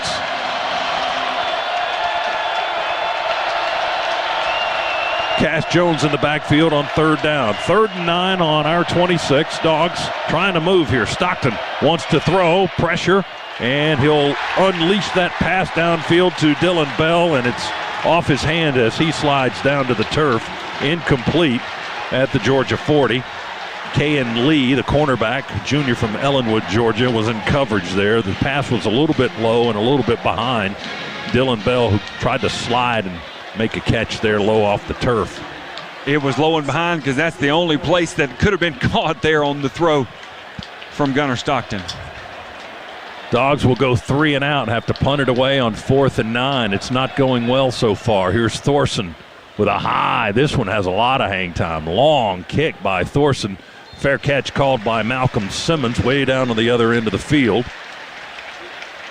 And Auburn will have the ball once again when we come back. Timeout here in the second quarter. That was a 46-yard punt by Thorson.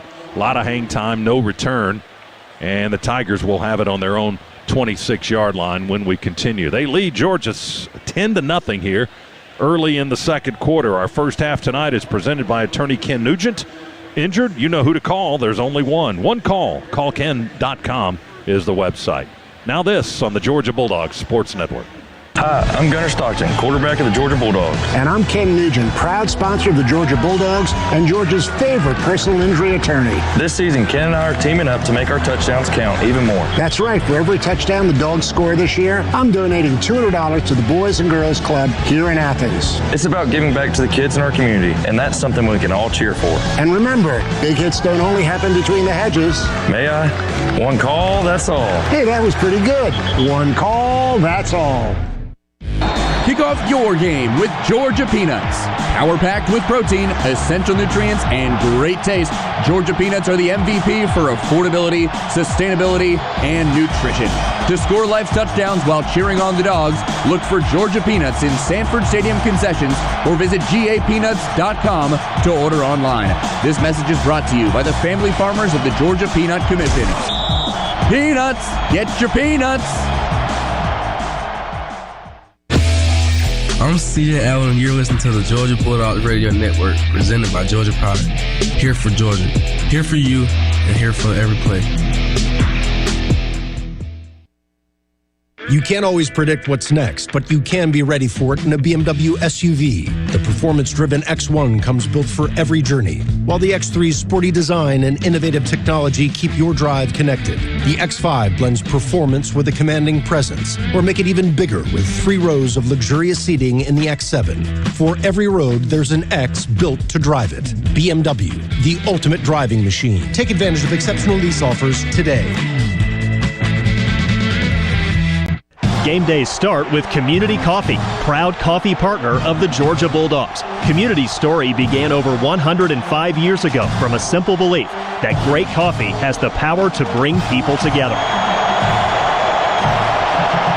After 5 generations, their family's still roasting smooth, rich coffee that builds community one cup at a time. Community Coffee, community in every cup since 1919. Discover more at communitycoffee.com.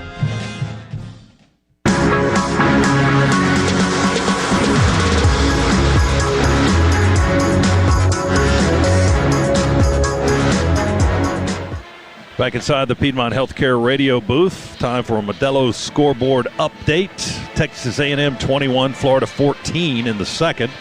Southern Cal leads Michigan in the second, 7-0. South Carolina 7-3 on LSU. They're in the first, and Clemson leads Boston College 17-10. They are in the second. And scoreboard brought to you by Modelo, official import beer of your Georgia Bulldogs. Grab a refreshing Modelo Especial brewed for full-time Bulldogs fans. 21 and up only. Please drink responsibly. Tigers football. They lead it 10-0. They start this possession on their own 26, far into the field. A play fake and a long throw by Arnold. One-on-one coverage broken up at the Georgia 40 by Ellis Robinson. Trying to go downfield. They had single-man coverage with Cam Coleman, and Ellis Robinson comes away the victor in that particular play as he broke up the pass. Great job from Ellis. Got beat at first, but had great recovery speed there. And on the ball, as soon as it hit Coleman's hand, you see Robinson's hands go up and through his to knock that ball away. 2nd and 10 Auburn on their 26. Jeremiah Cobb in the backfield. Gets the carry, runs straight ahead, right up the hash mark into a crowd of bodies. And the Dogs' defense collapses on him, and we substitute quickly 6 new fresh players. As Cobb, after they unpile everybody, lost his helmet too, so he's going to go to the sideline. As he got to the 30-yard line, he picked up 4, and McLeod was one of the guys leading the charge for Georgia's defense, making the stop. And Scott Ellis had to run off the field, injured. Let's see if we can check on him shortly. And now Georgia wants a timeout. Timeout, Georgia. Ellis came off the field injured. I didn't see a replacement run on. I think that's the reason for the timeout here. You had DeMello Jones out here to the left on the left side of our defense with 2 Auburn receivers and just him by himself. That would be a good reason to call a timeout, as we will do right here. 11:38 remaining in the second quarter. Auburn with a 10-0 lead on the Dogs. First half tonight presented by attorney Ken Nugent. Injured? You know who to call. There's only one. One call. CallKen.com. Back after this timeout on the Georgia Bulldogs Sports Network. This football season, the Bulldogs won't be the only ones scoring. Let First Franklin Financial help you score the cash you need with a loan up to $15,000. At First Franklin, we offer fast approvals, fixed rates, and payment plans to fit any budget. To find the Georgia branch near you, visit us at WeMakeLoans.com. All loan terms and APR depend on meeting our underwriting and income criteria and may require collateral. First Franklin Financial Corporation, NMLS number 141654. Georgia residence licensing number 5656. Offer not available in North Carolina.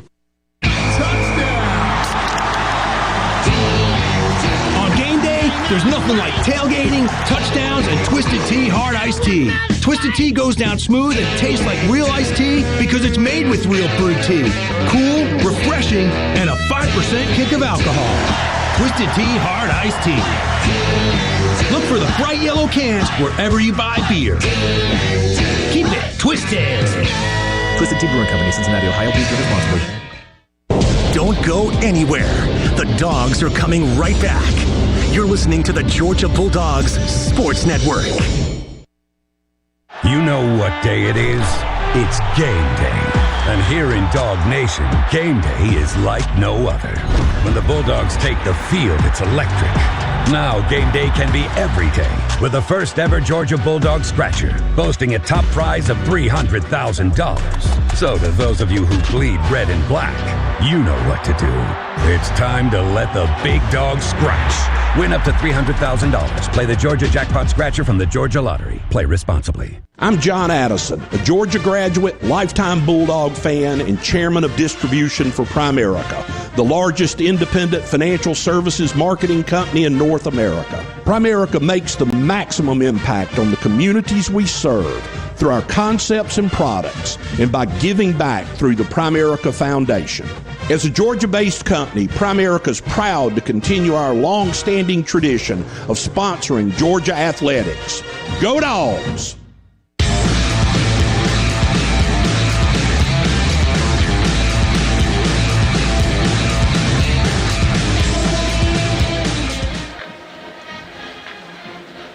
.11:38 to play second quarter. Auburn leads Georgia 10-0. Welcome back inside the Piedmont Healthcare radio booth here at Jordan-Hare. It has not been a pleasant visit for the Bulldogs yet. We're still early, but the Dogs are getting thrashed here in this first half. Auburn has all the yards and all the momentum and all the points. And Josh and I were watching our sideline during that break. Scott, we've got some wounded over there. Yeah, we need to install a revolving door on our injury tent on the far side. But nonetheless, the Dogs can turn it a little bit here on this 3rd and long if they get a big stop. Let's get the ball back, defense. 3rd down and 6 on the 30 for the Tigers, far into the field. Snap it back to Arnold. Pressure from behind is picked up, so it gives Arnold more time to scramble. He throws back across his body, nearly picked off by C.J. Allen in the middle of the field. The ball bounces to the turf. Incomplete. Dogs defense, we brought boundary pressure that time, and that flushed Jackson Arnold out of the pocket. And, man, he almost was picked off by C.J. Allen there as he was rolling to his right and threw back across his body toward the middle of the field. A huge no-no for a quarterback. Good 3rd down stop for the Dogs defensively. Yeah, here's Hudson Cock to kick it away now from Australia, transfer from Oklahoma State, little rugby-style kick. He runs to his left, and he's a left-footed kicker. And he sends it high and wobbly, and it comes down on a fair catch to Zachariah Branch, where at the 30 it looks like. And that was a 40-yard punt, no return. Illegal formation, kicking team, 1 4 players lined on the backfield. A 5-yard penalty will be enforced from the end of the return. First down. So tack on 5, says Ken Williamson, the referee. And the Dogs will start at their 35-yard line, trailing 10-0. Second quarter, 11:24 remaining. Dogs offense with a new left tackle. Monroe Freeling, who didn't start the game and was a game-time decision, is now in because apparently Juan Gaston is shaken up. So the Dogs are shuffling things around. Bo Hughley goes to right tackle and joins Glover on that side, and Freeling back in at left tackle with Micah Morris at left guard.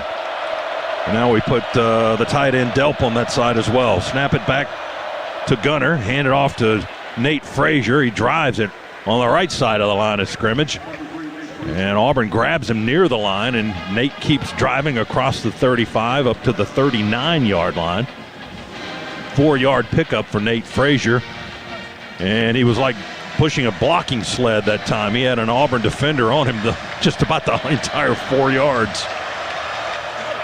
2nd and 6 on our 39. Dogs need some points here. We're trailing 10-0.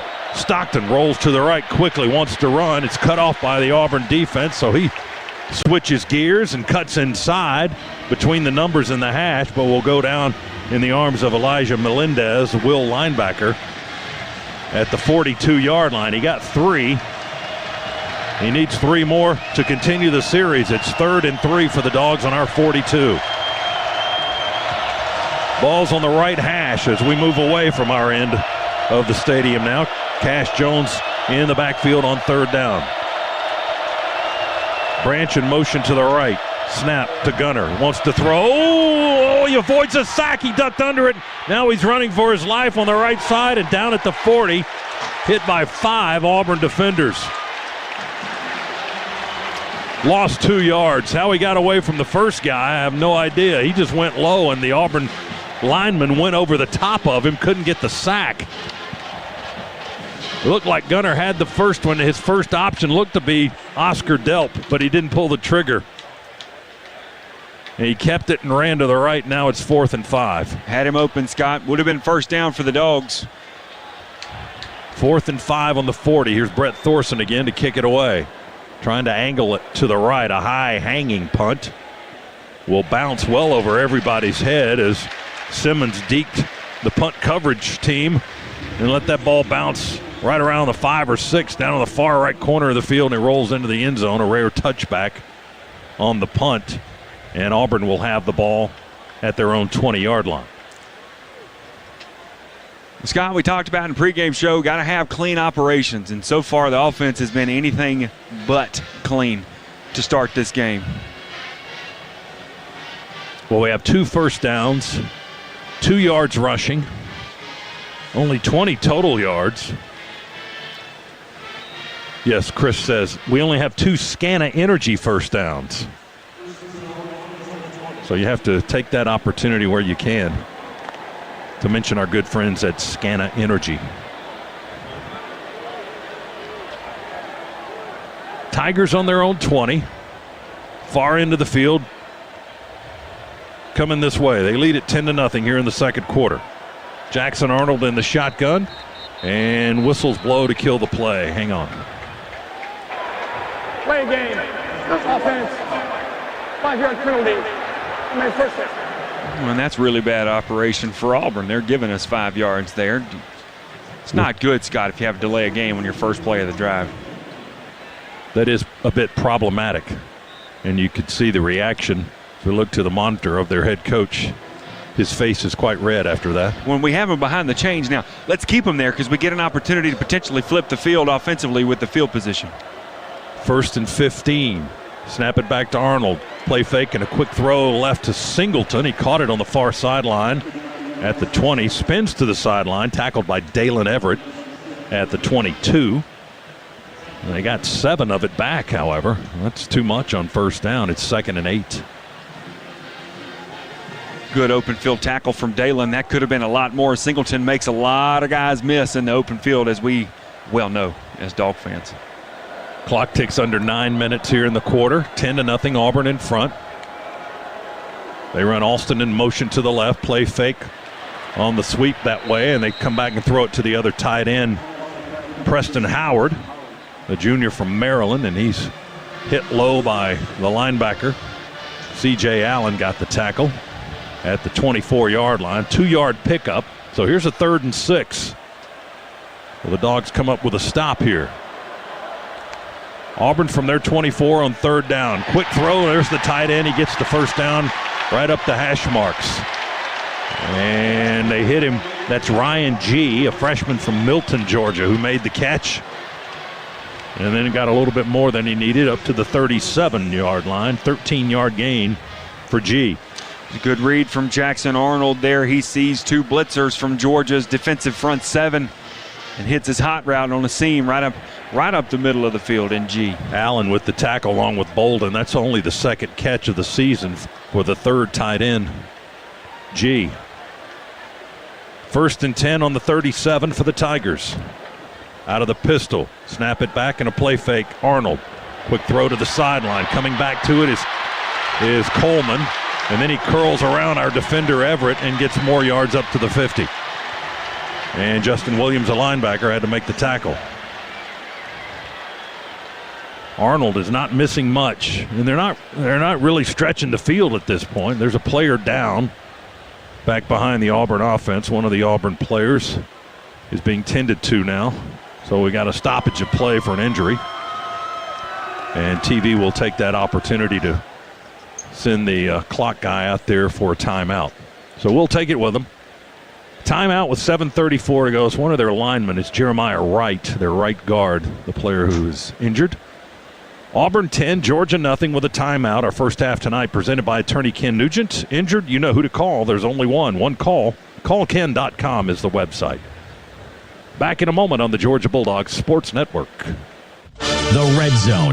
That last area of the field the Dogs have to maneuver before they celebrate a touchdown. In financial planning, there's also a red zone. Those last few years of planning before you celebrate retirement. Just like the Dogs have to execute their game plan, you need a game plan for retirement. At the Hoffman Financial Group, we start with a free Portfolio X-ray. It's a deep dive into your retirement accounts. What's working? What's not working? Are you headed for a big tax bill? Will you have enough income? What are your options for Social Security? We're here to help you tackle all the issues you face in retirement. Call the Hoffman Financial Group today for a free Portfolio X-ray. 770-758-6288. That's 770-758-6288. Or online at unleashyourmoney.com. The Hoffman Financial Group is a proud partner of the Georgia Bulldogs.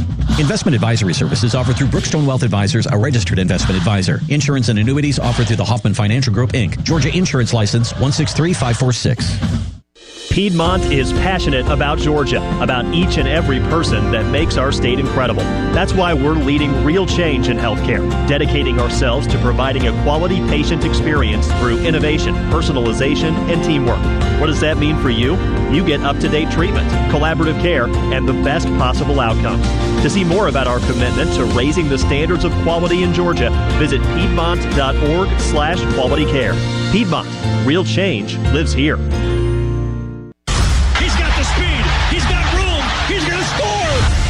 No one gets you closer to the game than Sirius XM College Sports Radio. For the win! Got it! Let's go! Tune in for news, talk, and analysis from the offseason through regular season and into the postseason. We've got your team covered anywhere you go. Deep to center field! Oh, it's gone! Get a free trial at SiriusXM.com/College Sports Radio 2025.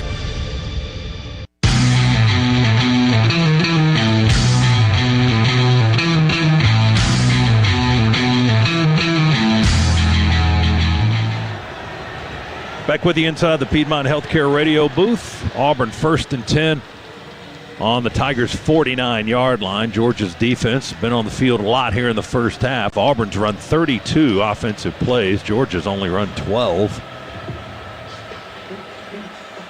But another series here on 1st and 10 for the Tigers near midfield. They lead it 10-0. Touchdown run by Arnold and a short field goal by McPherson. That's been all the scoring.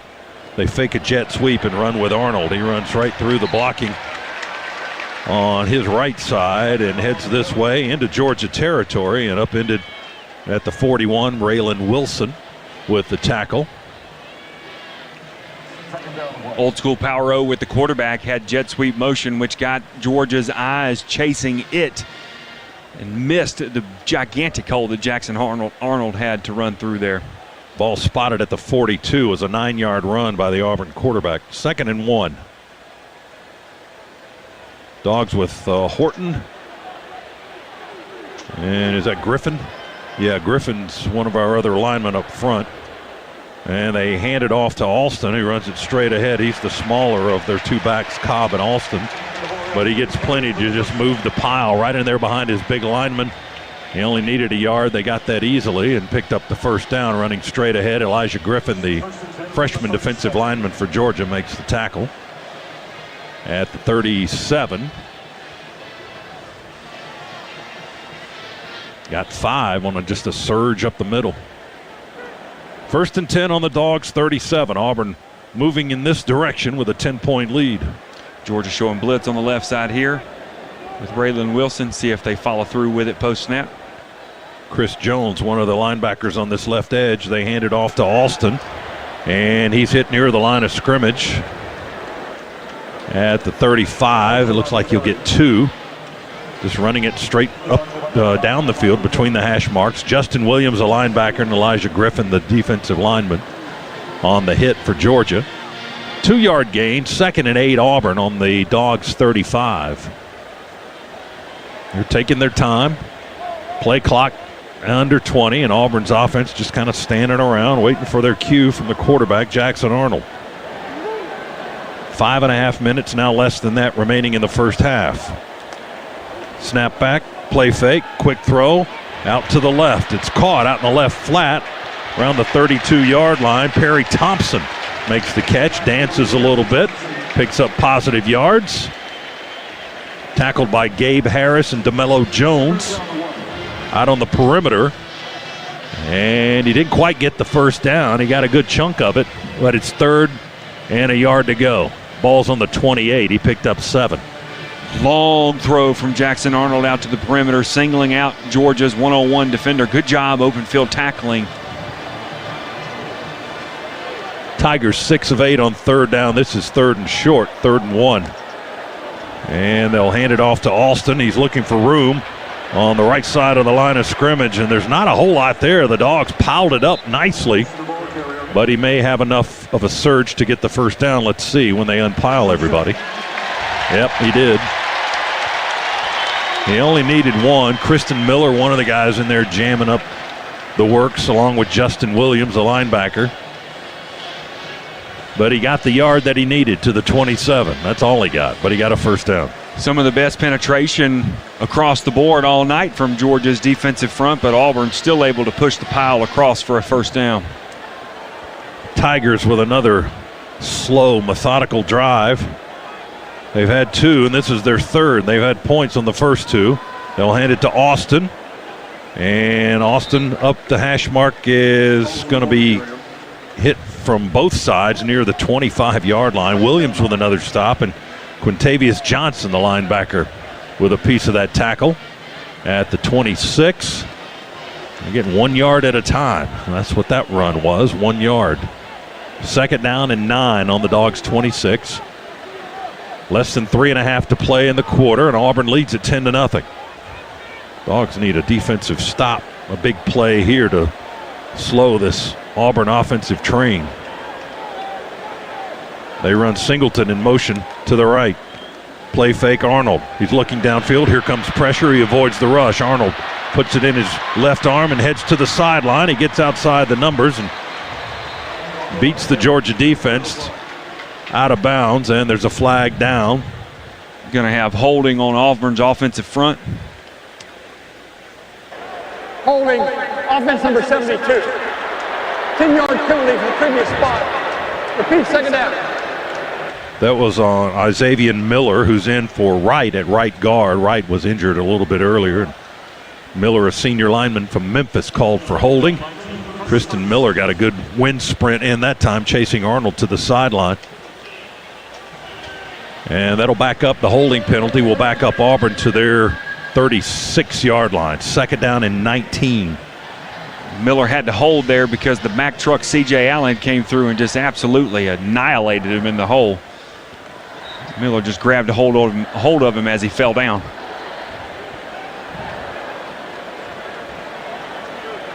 .304 remaining second quarter. Auburn goes with an empty backfield. 3 receivers to Arnold's right and 2 to the left. He'll throw to the left on a quick cut in from the receiver Coleman. Coleman makes the catch, and he's tackled immediately around the 31, 32-yard line by Everett and Chris Cole, and now Everett is shaken up on the play. He was in on the tackle, and he's still on the turf and being tended to. Yeah, that was some friendly fire there with a violent collision. We'll look at a replay. Coleman made the grab, and then Chris Cole and Dalen Everett collided, and Everett being tended to on the field. Right now, with the clock stopped at 2:53 remaining second quarter, it's going to be 3rd and 14 coming up when we snap the ball again. Auburn got 5 yards on the play. Ellis was already shaken up tonight. He's been out, and he's still out, right? He hasn't come back, and yeah, we've seen him run around the field. Has gone out again tonight. We've seen Ellis out there trying to run around on the field a little bit to see if he can get himself back ready to play, but has not returned to the game. Dalen Everett is sitting up on the field now. That's good news, and now he's being helped up, and that's even better news. And he will walk on his own towards the sideline. I'm guessing they'll take him into the tent. We shall see for further examination. 3rd and 14, the down and distance for the Auburn Tigers on the Georgia 31-yard line. They lead the Dogs 10-0. Georgia has been unable to get anything going offensively. Well, and watching the kickers warm up in the pregame, Scott, it's important. Yes, we want to get a stop right here on 3rd down, but also, too, this is a difficult field goal if we can hold Auburn to very few yards gained here, or hopefully no yards gained. We need to keep them as far away from the end zone as possible. Yeah, they use 2 kickers from time to time. Gibbs is their long-distance kicker, if it's probably 45 yards or more, perhaps. McPherson's long this season is less than 40. But we'll see what happens here on 3rd and 14 from the 31. 3 receivers to the near side for Auburn. 1 back in the backfield, and Arnold going to pull it down and run to the 25, to the 20, veers to the far side, 15, 10, 5, gets ready for a collision inside the 5, and we knock it down at the 4.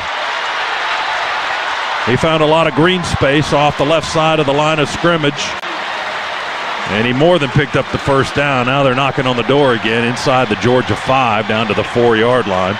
32-yard run. Raylan Wilson, C.J. Allen, and DeMello Jones had to tackle him deep in the Georgia secondary. Goal to go on the Bulldog 4 and a timeout. But before we break, let's pause 10 seconds. Station identification on the Georgia Bulldogs Sports Network.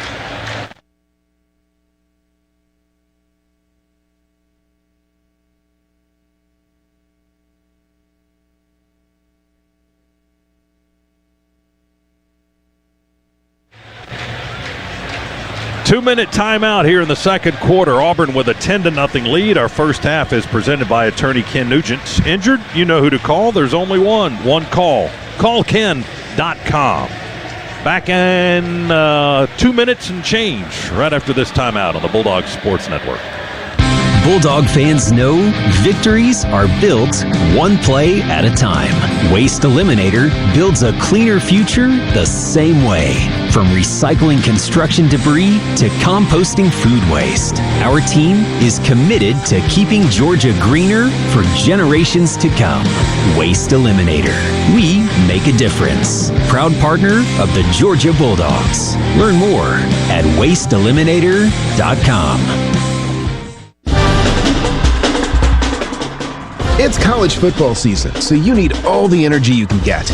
Luckily, Georgia Power knows a thing or two about saving energy. We understand that energy costs are an important part of your budget. That's why we're dedicated to providing tools and assistance that can help make a difference, so you can save your energy for the game. Visit georgiapower.com/myenergy to learn more.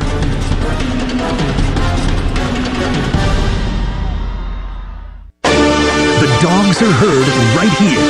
This is the Georgia Bulldogs Sports Network.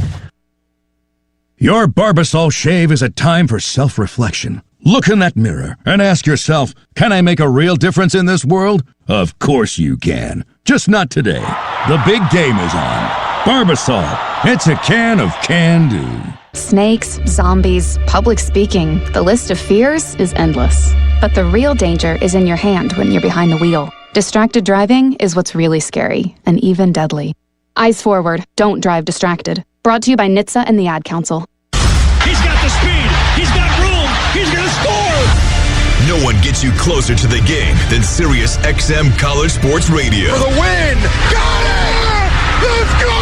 Tune in for news, talk, and analysis from the offseason through regular season and into the postseason. We've got your team covered anywhere you go. Deep to center field. Oh, it's gone! Get a free trial at SiriusXM.com/College Sports Radio 2025.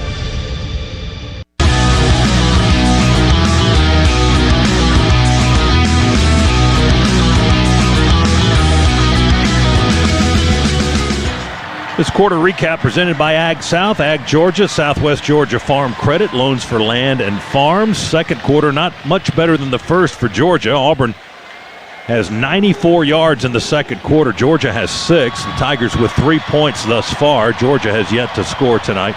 The Dogs have rushed for 6 yards in the second quarter. Auburn 48, and they've got a goal to go on the Georgia 4, trying to add to a 10-0 lead.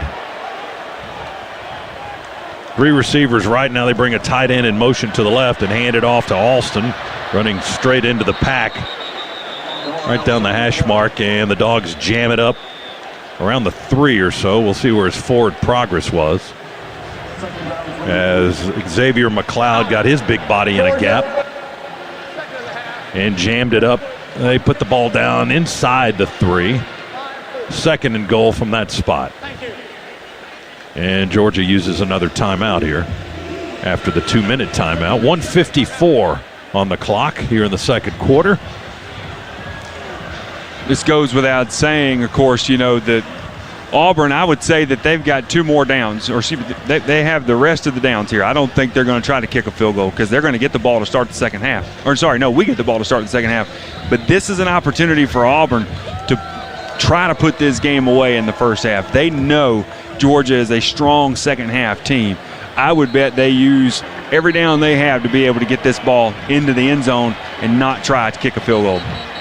But they don't seem to be showing any fear of Georgia's defense at the moment either. So I would say definitely 4 downs here. Auburn has absolutely bullied us up front all game so far. Second and goal from the 3. Dalen Everett back in the game now after being shaken up a few plays ago. That's good news. Ellis Robinson back in also. Harris and McLeod and Hall and Johnson across the front line for Georgia. Second and goal from the 3. They snap it to Arnold. He's going to keep it and run. And he down the hash, falls across the goal line. Hey, no signal yet. The Auburn fans erupt on this end of the field. They thought he was in the end zone, but they spot the ball down shy of the goal line. So he got 2.5 yards. It's third and goal from inside the 1. Now the officials may look at this one. Let's see. Well, they showed a replay on the video board. I think his elbow was down before the ball crossed the line of scrimmage. They're rolling on the field because the runner was short of the goal line. Previous play is under review. So you heard Ken Williamson, the referee. He's got to take a long jog back down to the far end of the field. About a 70-yard run or jog. And that'll give us plenty of time to tell you that the play is under review, brought to you by Pruitt Health, where family makes us stronger. Proud partner of the Georgia Bulldogs. Well, they're going to review to see if Arnold scored the touchdown or not. They've spotted it shy of the goal line with 1:45 to play in the half. Auburn threatening to extend a 10-0 lead. Now the fans think he scored, but let's see. Arnold's elbow hits. Yeah, Auburn thinks that they scored. They keep showing the replay on the big screen here. Either way, if he didn't score, it's third down in the nose of the football on the next play. From that angle, as we look at the replay, Josh, I mean, the elbow is down. It doesn't look like the ball's broken the plane. And with that, I mean, the call on the field is it did not. So they need another video view, I would think, to overwhelmingly show that he did break the plane. And from that angle, I didn't see that. What do they say? The indisputable evidence for it to show that it was? I don't know if that's indisputable. So they're just inches away from the goal line. So the officials will continue to do their thing here to determine whether or not they got the call right. And we'll take a look at the Modelo scoreboard. They've reached halftime in College Station. The ruling on the field is upheld. It'll be second down. Third down. Yeah, he didn't get in. That's what Mr. Williamson was saying. Texas A&M leads at the half over Florida, 21-14. Southern Cal with a 14-7 halftime lead over Michigan out in California. LSU's taking the lead now from South Carolina, 10-7. They're in the second. Clemson throttling Boston College in the second, 31-10. Texas Tech 21, Kansas 14. They are in the second out in Lubbock. Here it's 10-0 Auburn, but the Tigers on a 3rd and goal from inside the 1, threatening for more here. Dogs with Griffin, Big Ogboko, Miller. J.J. Hanna is out there, Harris, Elo Madozi. All of them across that line of scrimmage right now, and now Georgia will call a timeout. So after the play review, Georgia. the Dogs decide to use a time with 1:39. No time ran off the clock. And Georgia will huddle up one more time to get things together, make sure everybody's on the same page. Here's the play call. Let's keep them out of the end zone. That's right. All right, on 2. And the only thing that I could think of is that the little huddle that Auburn had, that one of the coaches upstairs saw personnel in that maybe we weren't prepared for with all of those defensive linemen in the game. So no need to give up an uncontested shot here at a touchdown. And it does look like we're coming out with pretty much the same defensive front that we just had. Maybe one less defensive lineman. Yeah, one less big body defensive lineman, one more pass rusher type body. Gabe Harris, Quintavious Johnson, Justin Williams on a knee on the goal line. Auburn breaks the huddle. Look at this. Looks like the victory formation. Everybody's in tight. They give it to Arnold. He just dives over the top. No signal yet. There's a big pile on the goal line. Still no signal. Georgia came out with a ball. Kyron Jones has the ball. Is going the other end of the field. No signal yet. Now the officials will stop play. Official timeout. And Jones has run down to the far end of the field with the football in his hands. I don't even know if the officials have looked down there. Kirby's trying to get their attention to say, look, we've got the ball down to the other end. Georgia ball. Williamson says it's Georgia ball. The referee says it's the Dogs' ball. Now Kyron Jones ended up in the end zone down on the other end. So there was a fumble in that pile. Arnold tried to go over the top. That ball's out. Raylan Wilson knocked the ball out as Jackson Arnold tried to break the plane and go over the top. We're looking at a replay here with just 22 bodies just about laying there. The ball was still sitting on top of one of the players. Kyron Jones pulls it out. Let's see if he fell on the ground as he pulled it out. Still watching the replay. He's on a body. He never touched the ground. He was on a body. He did not. They've gone down to the other end of the field for another play review. The problem is, I didn't hear a whistle blow. Did y'all hear a whistle? I didn't hear one. So the only thing that could really blow that play dead right there is an inadvertent whistle. Plays under review once again, brought to you by Pruitt Health, where family makes us stronger. Proud partner of the Georgia Bulldogs. The review monitor in the booth is getting a workout tonight. So Arnold apparently fumbled the football trying to go over the top as Raylan Wilson poked it away from his hands, and it looked like the ball sat on top of the pile on the backs of the players, and that's when Kyron Jones gathered it in. And from one vantage point that we saw on the replay, it didn't look like when he had the ball, it didn't look like he touched the ground. Here's the important part of this. They ruled the ball Georgia's ball on the call on the field. They did not reward Auburn a touchdown. They said it was Georgia's ball. And that ball is clearly out as it comes across the goal line there. We'll see if their opinion is the same. They've got the ball spotted at the 9-yard line right now while Ken Williamson, the referee, is down on the other end of the field. Which that's funny. Reviewing the play. Referees had no clue where the ball even was. It was down on the far end of the field in Kyron Jones's hands. The entire Georgia bench was, hey, the ball's down there, guys. The ball's on the other end of the field. This is shades of Sean Jones 2003 at Tennessee. Now, Kyron ran all the way into the end zone. He had one guy with him. I didn't see who the guy was with him, but he had a bit of an escort. He was not being chased, of course, and he just ran down to score to finish the play. And we'll see how all this is sorted out by the replay officials in Birmingham and the replay officials here at Jordan-Hare and our referee officials here on the field. Man, this could be an incredible turn of events. And remember, Kirby Smart used a couple of timeouts and didn't allow the clock to just wind down. So if Georgia does, in fact, get the ball, where do they get it? Yeah, we've got 0 left for the half. And the play is still being reviewed, so this is a long and thoughtful process here. There's a lot to unpack, so to speak. This place is bubbling. If they say that this is Georgia football, the top's going to pop off of this place. They continue to show the replay on the big scoreboards here atop the stadium.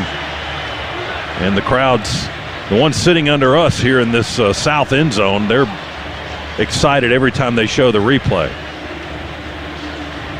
Raylan Wilson punched the ball out. Auburn fans get excited at this point in time when they see the ball go across the goal line, but what they don't understand is that Jackson Arnold does not have control of the ball when he goes across the goal line, Scott. Yeah, if he did not break the plane with the ball before it came out of his hands, then obviously that is not a touchdown, and the ball was loose on the pile as Raylan Wilson, the linebacker, punched it out for Georgia.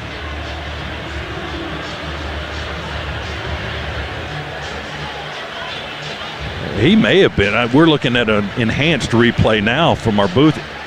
It looks like it may have been even coming out as he was going up before Wilson punched it out. It's kind of hard. The picture's kind of grainy that we're looking at because they've enhanced it. Yeah, I mean, we're looking at a TV shot here in the stadium, folks. This is the in-stadium camera and our monitor in the booth. It's like you're watching your tube TV in 1984. That's how grainy the picture is. Long replay review, and certainly one side's not going to like the outcome when they finally come back with a decision.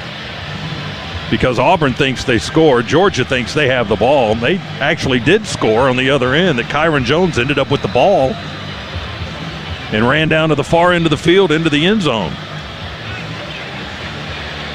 But they're still reviewing this one. We should have put a clock on this thing. This has got to be better than 5 minutes on the review already. All right, here's Ken Williamson with the announcement. After further review, the runner lost control of the ball prior to reaching the plane of the goal line.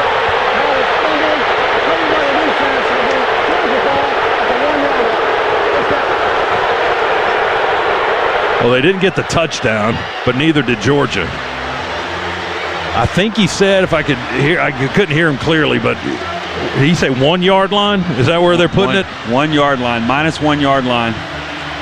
So why was the ball dead on the 1 yard line? Did we have a player touching it at the 1 yard line? No. I mean, we're looking at the replay. The ball's still sitting on top of the pile there. It was never. I guarantee you their thought is that's when they thought the play was dead, and they blew the play dead there, and that's where it should be. That goes back to what you said. We didn't hear a whistle. Didn't hear a whistle, nope. But apparently there was one because Georgia has the ball now. So Auburn denied a touchdown. Georgia just trying to get it out off the goal line. The ball's on the 1. Georgia's going to let Gunner just take it. We're just going to push him off the goal line. 3 guys are driving him off the goal line just to try to get some room, and they push him a yard. Delp and Lucky and Frazier all got behind Gunnar Stockton, who took a snap under center, and they just shoved him forward for about a yard. That was about all we could get. Auburn. So Auburn's got timeouts. Georgia has none remaining, and the Tigers use one here. And I'm sure they're thinking if we can hold the Dogs, we can get the ball back with time on the clock. 1:26 remains in the second quarter, and it's a 10-0 Auburn lead. And Auburn fumbles on the goal line with Jackson Arnold, the quarterback, trying to go over the top of the pile.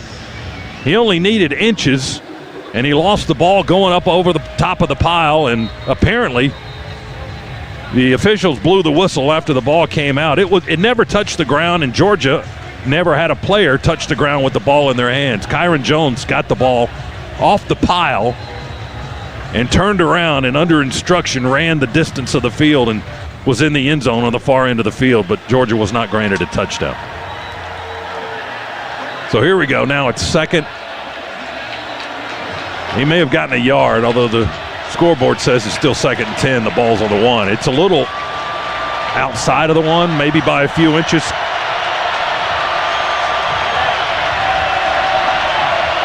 Big Josh McCray comes into the game in the backfield. The quarterback and the running back are in the end zone, trying to get it off the goal line. McCray bounces out left. He's got 5 to the 10 to the 15, breaks the tackle there and lumbers out of bounds shy of the 20, picks up a big Scana Energy first down. How about that? Longest play of the night for the Dogs offensively comes backed up on your own goal line. Huge run that time by Josh McCray. They bring it back to the 18, about a 16, 17-yard run, and he got out of bounds. Clock at a minute 20. Can Georgia go down and get points and completely turn the shape of this game? Cash Jones in the backfield on 1st and 10. He motions out into the right flat. We throw it to him there. He's got blocking. Cash to the 25 and out of bounds on the far side of the field.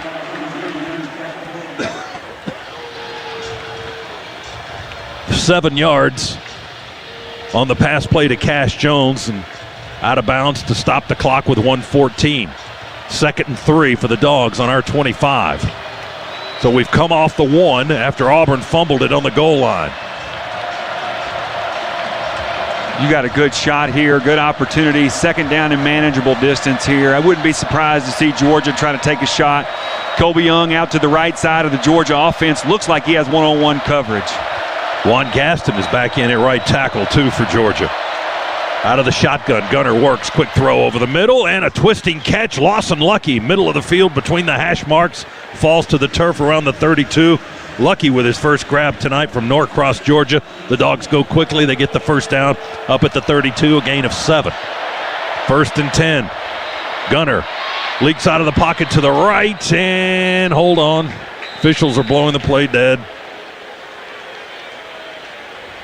Rolling on the field, the runner retrieves a first down. Previous plays under review. Oh, my goodness. Is that 5 or 6 already tonight? That's a lot. They're reviewing if it's a catch. It looked like it was a good, solid catch from Lucky from our vantage point here because the ball was going away from us. We don't have a great vantage point of anything in this game but that one, right? That play was going away from us. So Ken Williamson again with that slow jog down to the far end of the field.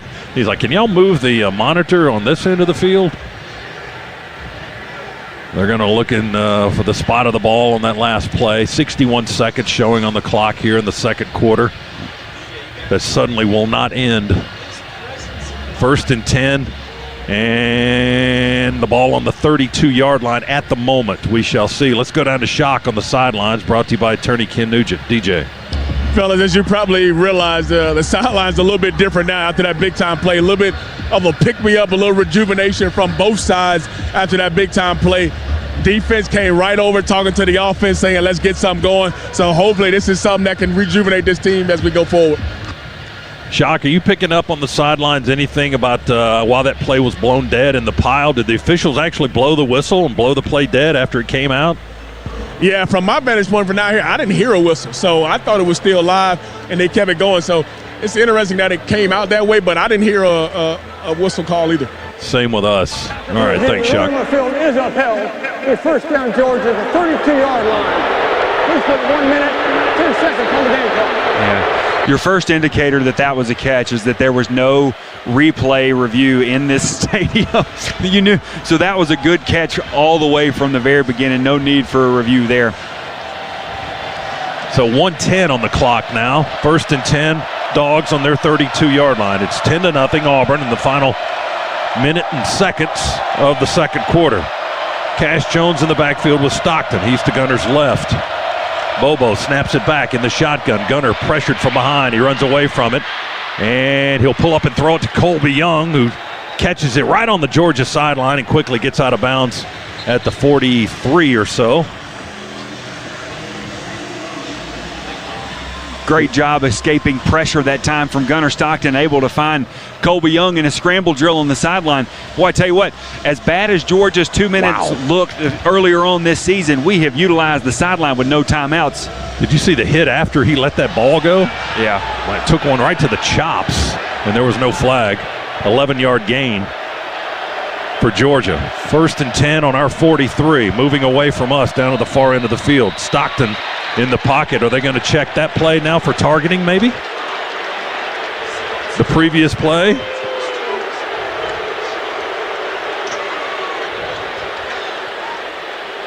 Going on the field with the first down, inbounds, the previous plays under review. Yeah. We need to limit this. Gotta look at another There needs to be a limit. Coaches only have so many challenges, right? Or we lose timeouts. We need to lose this review stuff constantly. You talk about momentum that you're building, driving off your -1, trying to go down and make something out of a first half that has just stunk, honestly, since the beginning. And we can't get any rhythm going because we're reviewing every single play. Checking for another spot of the ball. We're looking at the replay. Now watch the hit on Gunner on that pass play to Colby. That's textbook targeting. I mean, textbook targeting. And the Auburn player lost his helmet on the hit. And I don't think after it hit Gunner in the side of the helmet. And can you? That's what I was just about to ask. I don't know if that's a reviewable play in this process. The replay booth can buzz down and take a look at targeting even if it's not called on the field. And they're seeing it every time they run this replay to look where Colby was or was not out of bounds.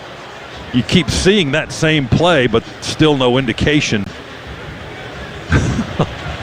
He took a vicious smack right to the head on the release of that football.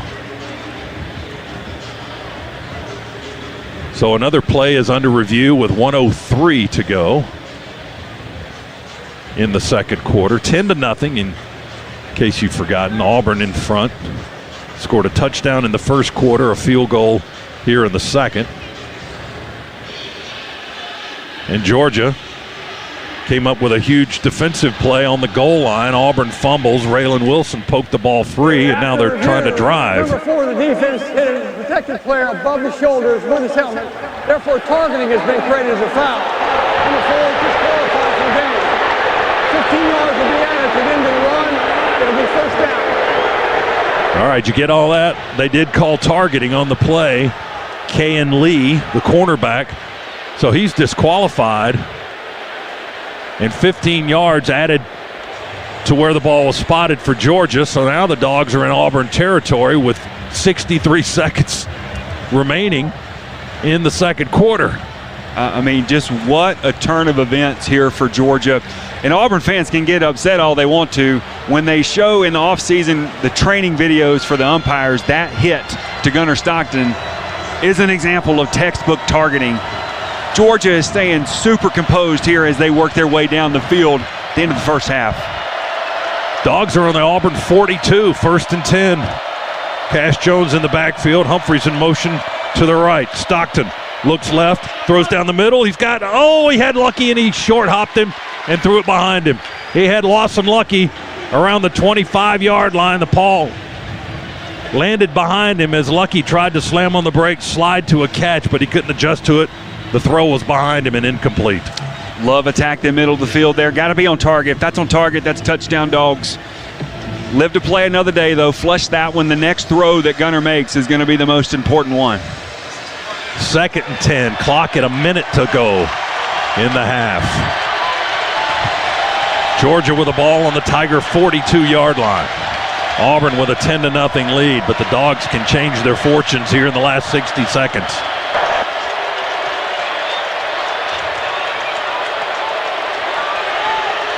Officials haven't turned them loose yet. Boy, the officials think we came here to watch them officiate tonight.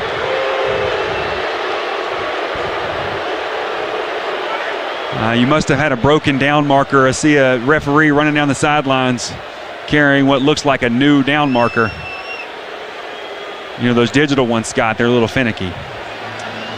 Yeah, they may have had to replace it. Where's the old school flip card? Or else he was having drinks in the on-field suite. I'm not sure. He came running down the sideline. 2nd and 10 for the Dogs on the Auburn 42. They're moving away from us down on the far end of the field. Stockton, shotgun snap. He's in the pocket. He's got time. Now he rolls to his right, looking. Now he just throws it over the Georgia bench and into the hedge. You're going to get a late hit call. There is a flag down at the 47 on that Georgia sideline. Might be 15 more yards for the Dogs. You had Amaris Williams. He had a hold of Gunnar Stockton as Gunnar Stockton was throwing that football. The problem is he didn't let him go and brought him all the way to the ground. You got to let him go in that situation. 15 more for the Dogs. This is Georgia's best drive of the night, and it's been aided so far in 30 yards and penalties. 27 is where they spot the ball on the Auburn 27. 1st and 10 for the Dogs. 53 seconds remain. We don't have any timeouts. Snap to Gunnar. He throws over the middle, off the hands of Lucky again as he came out of his route, turned and faced the line of scrimmage, and the ball goes right through his hands. Had some juice on it. It lands incomplete in the end zone. That'll stop the clock with 49 seconds. 2nd and 10 from the Auburn 27. Pressure in his face. Kieron Crawford was in the face of Gunnar Stockton very quickly after the snap. And they've gone to that play a couple of times here. They're seeing something that they like, but they haven't been able to complete it yet.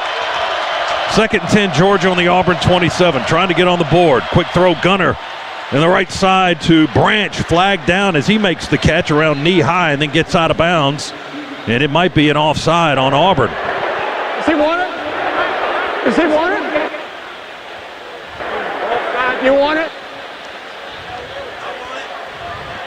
I want it. You want it, Scott? I think he's asking, Ken Williamson's asking Kirby Smart if he wants the penalty, so it is on Auburn. Or he wants to take the play on the catch from Branch. Offside. Defense for 17. 5-yard penalty. 22nd down. So the ball's on the 22 now. Auburn fans are incensed, and I'm here for all of it, Scott. That's 32 yards and penalty. We're here for that, too.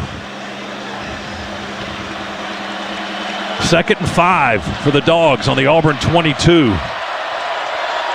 Cash Jones to the right of Gunnar. He motions out to the left.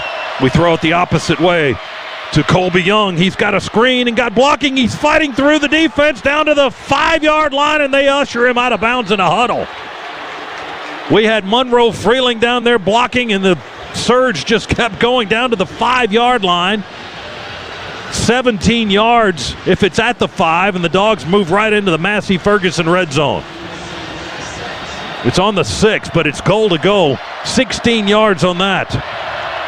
Gunnar surveys into the end zone, throws it away out of the back right corner, trying to go to Colby Young, but he was pinned in on the back pylon by Auburn's Rayshawn Pleasant.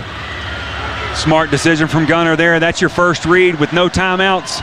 In that situation, Colby Young covered up well, throwing into the second row of the stands.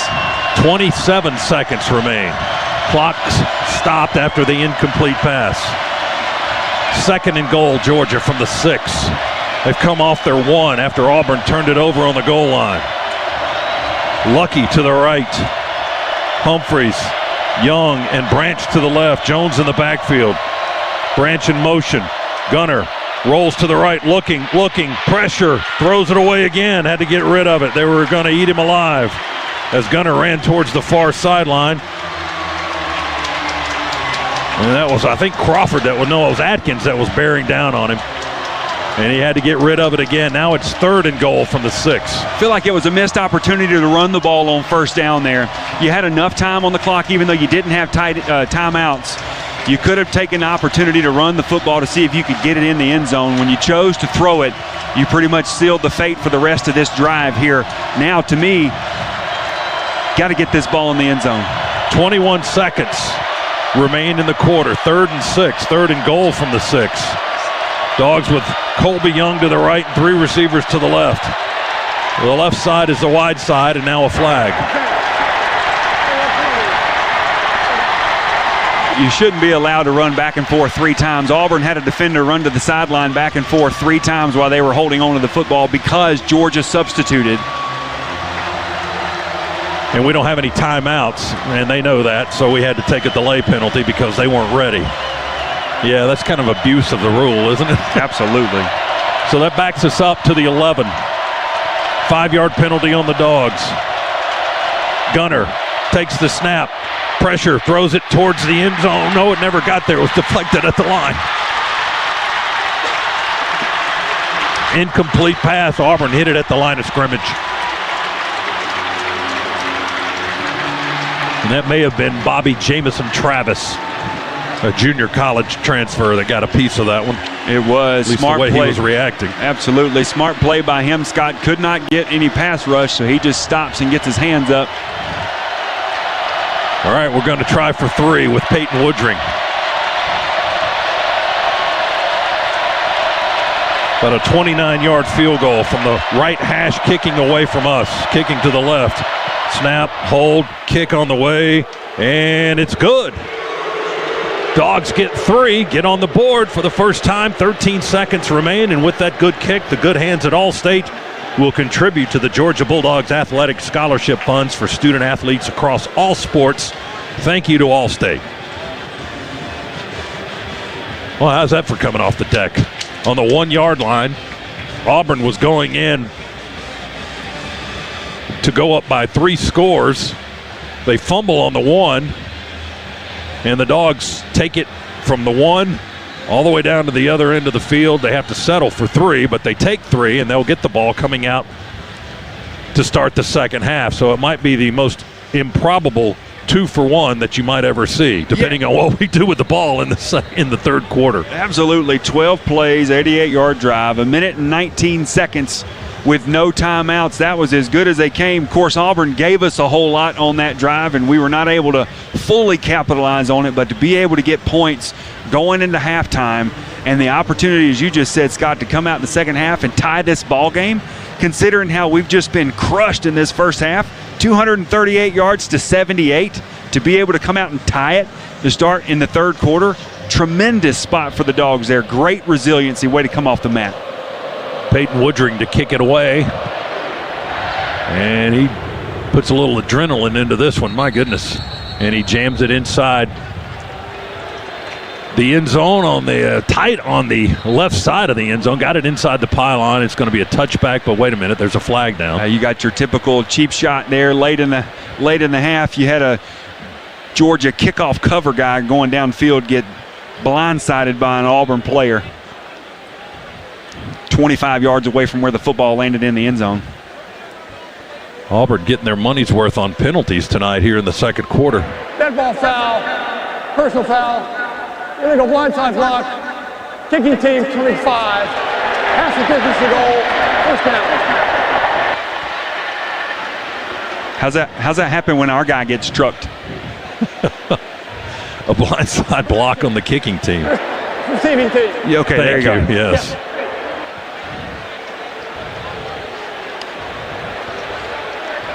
They need a Coke and a moon pie at halftime. That was on Eric Winters, a defensive back, and Auburn backed up with 13 seconds remaining.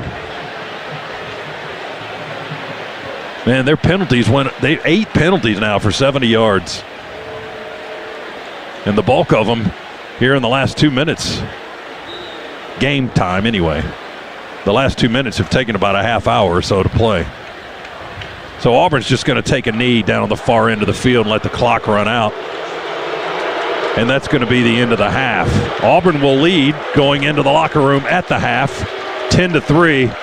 Could have been a lot worse. Georgia gets off the mat and gets 3 points late in the quarter, and now we'll get the ball when we come out to start the second half.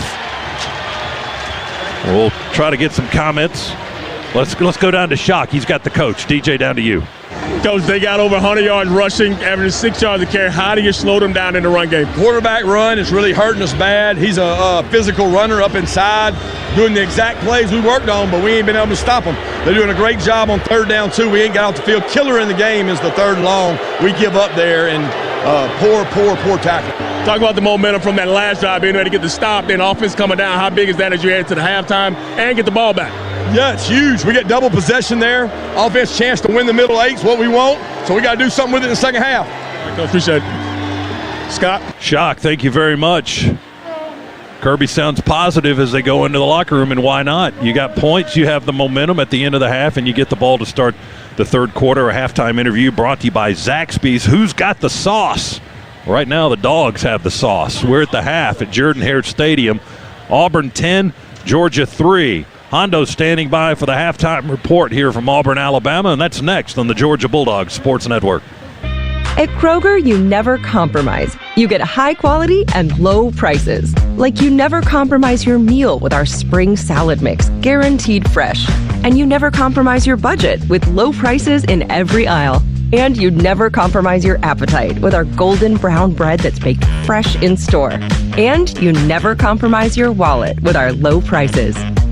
Kroger shoppers never compromise. Kroger, fresh for everyone. There are tacos, and then there's Zaxby's Chicken Finger Tacos. So what makes a Zaxby's Chicken Finger Taco a Zaxby's Chicken Finger Taco? Well, they took their famous chicken fingers and sauced them up in a soft tortilla shell. And because this is Zaxby's, you can get them in 3 flavors you'll love, like Chipotle Ranch, Avocado Bacon, or their all-new Buffalo Blue. Taco night hits different at Zaxby's. Zaxby's Chicken Finger Tacos. Get some today. Who's got the sauce? Zaxby's. This is your home of the Dogs. You're listening to the Georgia Bulldogs Sports Network. Our coach? Yeah, he's smart. Know what else is smart? Renting to own the stuff you need at Aaron's. Tight budget? No problem. At Aaron's, you can still get the furniture, appliances, and electronics you need right away with locked-in low payments. We're talking big-name brands like GE, Ashley, and LG. The Bulldogs always make the smart play, and you can too at Aaron's.com or your local Aaron's store. Aaron's, a proud partner of UGA Athletics. Approval not guaranteed. Restrictions apply. See store for details. Is that Tacoma towing a pink mechanical bull? Sure seems like it. Well, I'll be. Truck like you truck with a great deal during Toyota Truck Month. Get $1,000 in Conquest bonus cash for new Toyota customers on a new 2025 Toyota Tacoma. Valid through November 3rd, 2025. Offer entitles $1,000 Conquest bonus cash on certain new 2025 and 2026 Toyota pickup trucks for current non-Toyota owners of small, midsize, and large pickup trucks. Exclusions apply. See dealer for details. Toyota. Let's go places.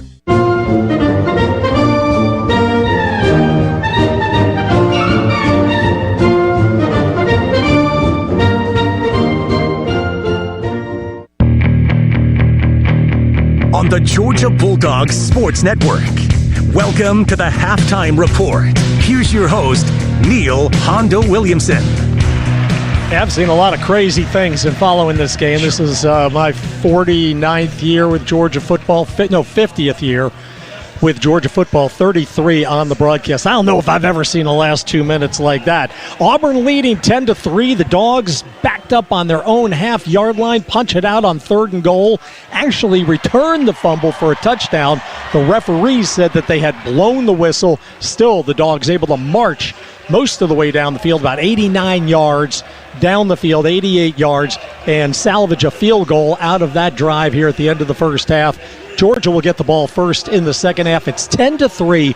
Auburn leading Georgia with the Mo. We have Josh Brock up here in the press box with us. DJ Shockley's down on the field. Fellas, what do you do? We're definitely going to have a lot of energy in our locker room, which is great. What do you do scheme-wise to get better offense for Georgia and to slow down this Auburn offense? Josh? To me, offensively, I think you need to figure out we can't block them up front. So we're going to have to move the pocket. I would look for us to either really get quick in our pass game or move the pocket, get Gunner on the move out to his right and out to his left because he can throw the ball well on the run. And we got to run the ball better. There's no doubt about that. And play the game faster. It looks like we're playing offense with center blocks attached to our feet while Auburn's defense is flying around like crazy. And then on the flip side, same thing can be said about defense. Hey, if I'm talking to the defense, we got crushed for the entire first half, but we made a play and we turned the ball over and we gave our offense a chance. And here we are with an opportunity to tie this thing. So I think you go back and figure out what killed us, and you heard Coach Smart say it there, the quarterback run, got to get him on the ground. And then offensively, you got to find something to get Gunner on the move and get him rolling out of the pocket because he is just getting tattooed when he is trying to throw the football shot. I think one of the biggest things, Josh, you hit on a lot of good points. One other thing that can help on offensively is just change the tempo. We can maybe go a little bit faster, maybe change that because they're getting settled into their looks and then they're coming after us. Maybe if we go a little bit more with tempo, then it gives us a chance, but we have to be able to run the football. That's number one. And we're not able to run the football in the second half. We got to put it on the arm or it's going to be really tough against this defense that's already aggressive. If we want to put it into Gunner's hands and get the ball out quicker, as you're saying, tempo is one way to do it. Bubble screen, obviously, another way, but our bubble screens are getting swallowed up. I feel like we're doing them so much that we're telegraphing. Josh, I was saying that to you off mic earlier. Yeah, I mean, I feel like we're telegraphing them too, but Shock, from my vantage point, it's great up here. This is one of the good things when the offense is going away from us. Man, we had so many one-on-one opportunities to the perimeter for us. We had Auburn defensively flex the way that we would want to do them. We just don't have enough time to let those routes develop and let Gunner throw the football. Shock, when we're one-on-one on the outside, whether it be with Noah Thomas or London Humphreys, we got to go after that, don't you think? Yeah, and the other part is we've had some opportunities. We got to hit him. We had Lucky running right down the middle. We got to hit it. We got to make those tough catches. It's going to be opportunities made, but it's going to be hard. So we got to make those plays when they're there. Well, and we said this in the pregame show too.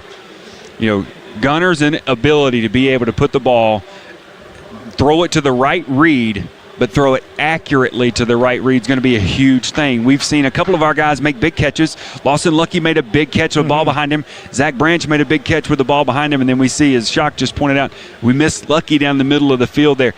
Can't miss. Yeah. You know, they've got to be on target there. All right, very good, gentlemen. Go get a refreshment. Thank you for that analysis. Georgia trailing 10-3 to Auburn. This has been wacky, folks. There were more reviews in the first half than I think the biggest Broadway show ever got back in the 1950s. That's how many reviews there were. It was crazy. We will come back and bring you scores from around the nation, also statistics from the first half. Just a couple of minutes. Listen to all things college sports, including live games and talk on Sirius XM College Sports Radio, Channel 84, and streaming on the Sirius XM app. Georgia trails Auburn 10-3 at the half. Back with the Modelo scoreboard in 2 minutes. Bulldog Sports Network. Is that Tacoma towing a pink mechanical bull? Sure seems like it. Well, I'll be. Truck like you truck with a great deal during Toyota Truck Month. Get $1,000 in Conquest bonus cash for new Toyota customers on a new 2025 Toyota Tacoma. Valid through November 3rd, 2025. Offer entitles $1,000 Conquest bonus cash on certain new 2025 and 2026 Toyota pickup trucks for current non-Toyota owners of small, midsize, and large pickup trucks. Exclusions apply. See dealer for details. Toyota. Let's go places. Associated Credit Union is excited to announce the ACU Auto Mall, the new way to buy your next vehicle. We help you shop for the right vehicle, negotiate a fair price with a dealer, and secure your financing all in one easy place. Delivery to your door included. Visit acuonline.org/automall and start shopping today. Associated Credit Union, where anyone in Georgia can live, bank, and grow.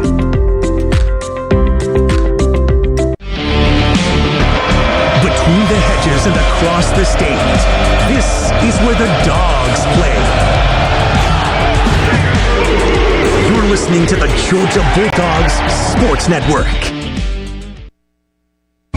In the SEC, it just means more. But what is it exactly? It's the fans. The students, the traditions, the legends. It's passion to celebrate deeper, reach farther, think smarter, make an impact off the field. It's that intangible thing that happens when 16 schools raise the bar as one. Because in the SEC, it just means more. You know what day it is? It's game day. And here in Dog Nation, game day is like no other. When the Bulldogs take the field, it's electric. Now game day can be every day with the first ever Georgia Bulldog Scratcher, boasting a top prize of $300,000. So to those of you who bleed red and black, you know what to do. It's time to let the big dog scratch. Win up to $300,000. Play the Georgia Jackpot Scratcher from the Georgia Lottery. Play responsibly.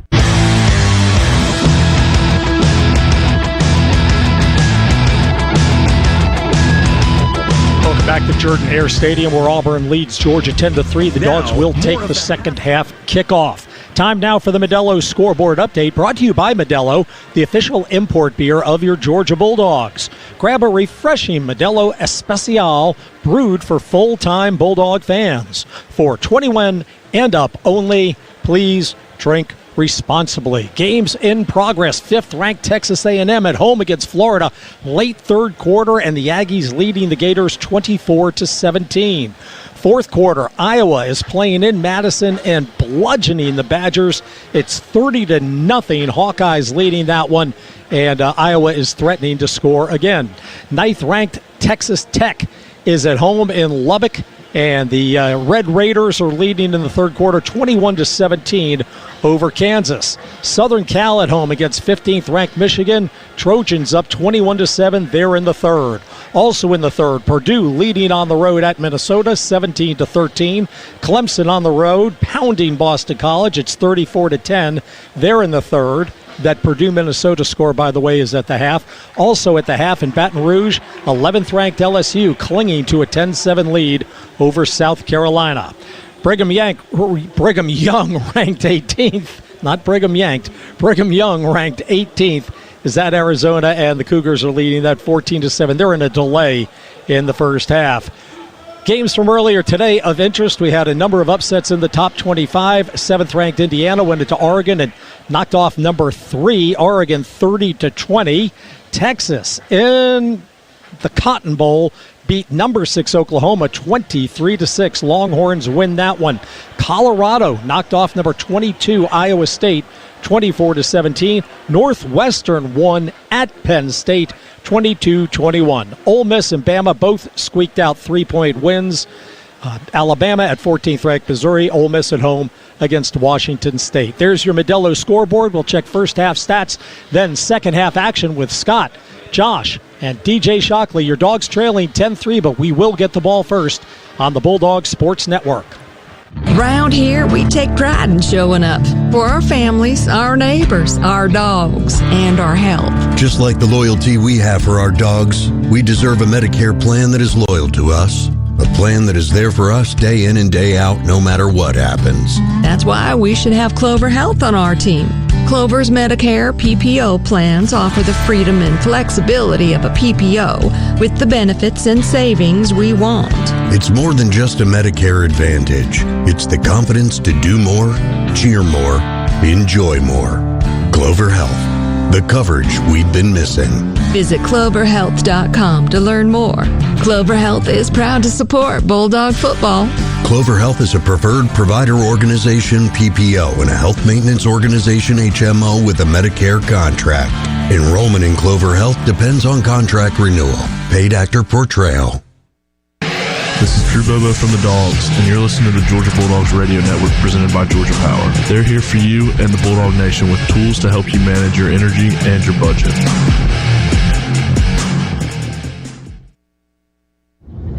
No flight is just a flight. It's a new beginning. Hi, nice to meet you. A love story. Will you marry me? A launch pad. It's your next step. How about some light? Thank you. You're gonna do great. And at Delta, we're proud to help you take it. In the SEC, it just means more. But what is it exactly? It's the fans, the students, the traditions, the legends. It's passion to celebrate deeper, reach farther, think smarter, make an impact off the field. It's that intangible thing that happens when 16 schools raise the bar as one. Because in the SEC, it just means more.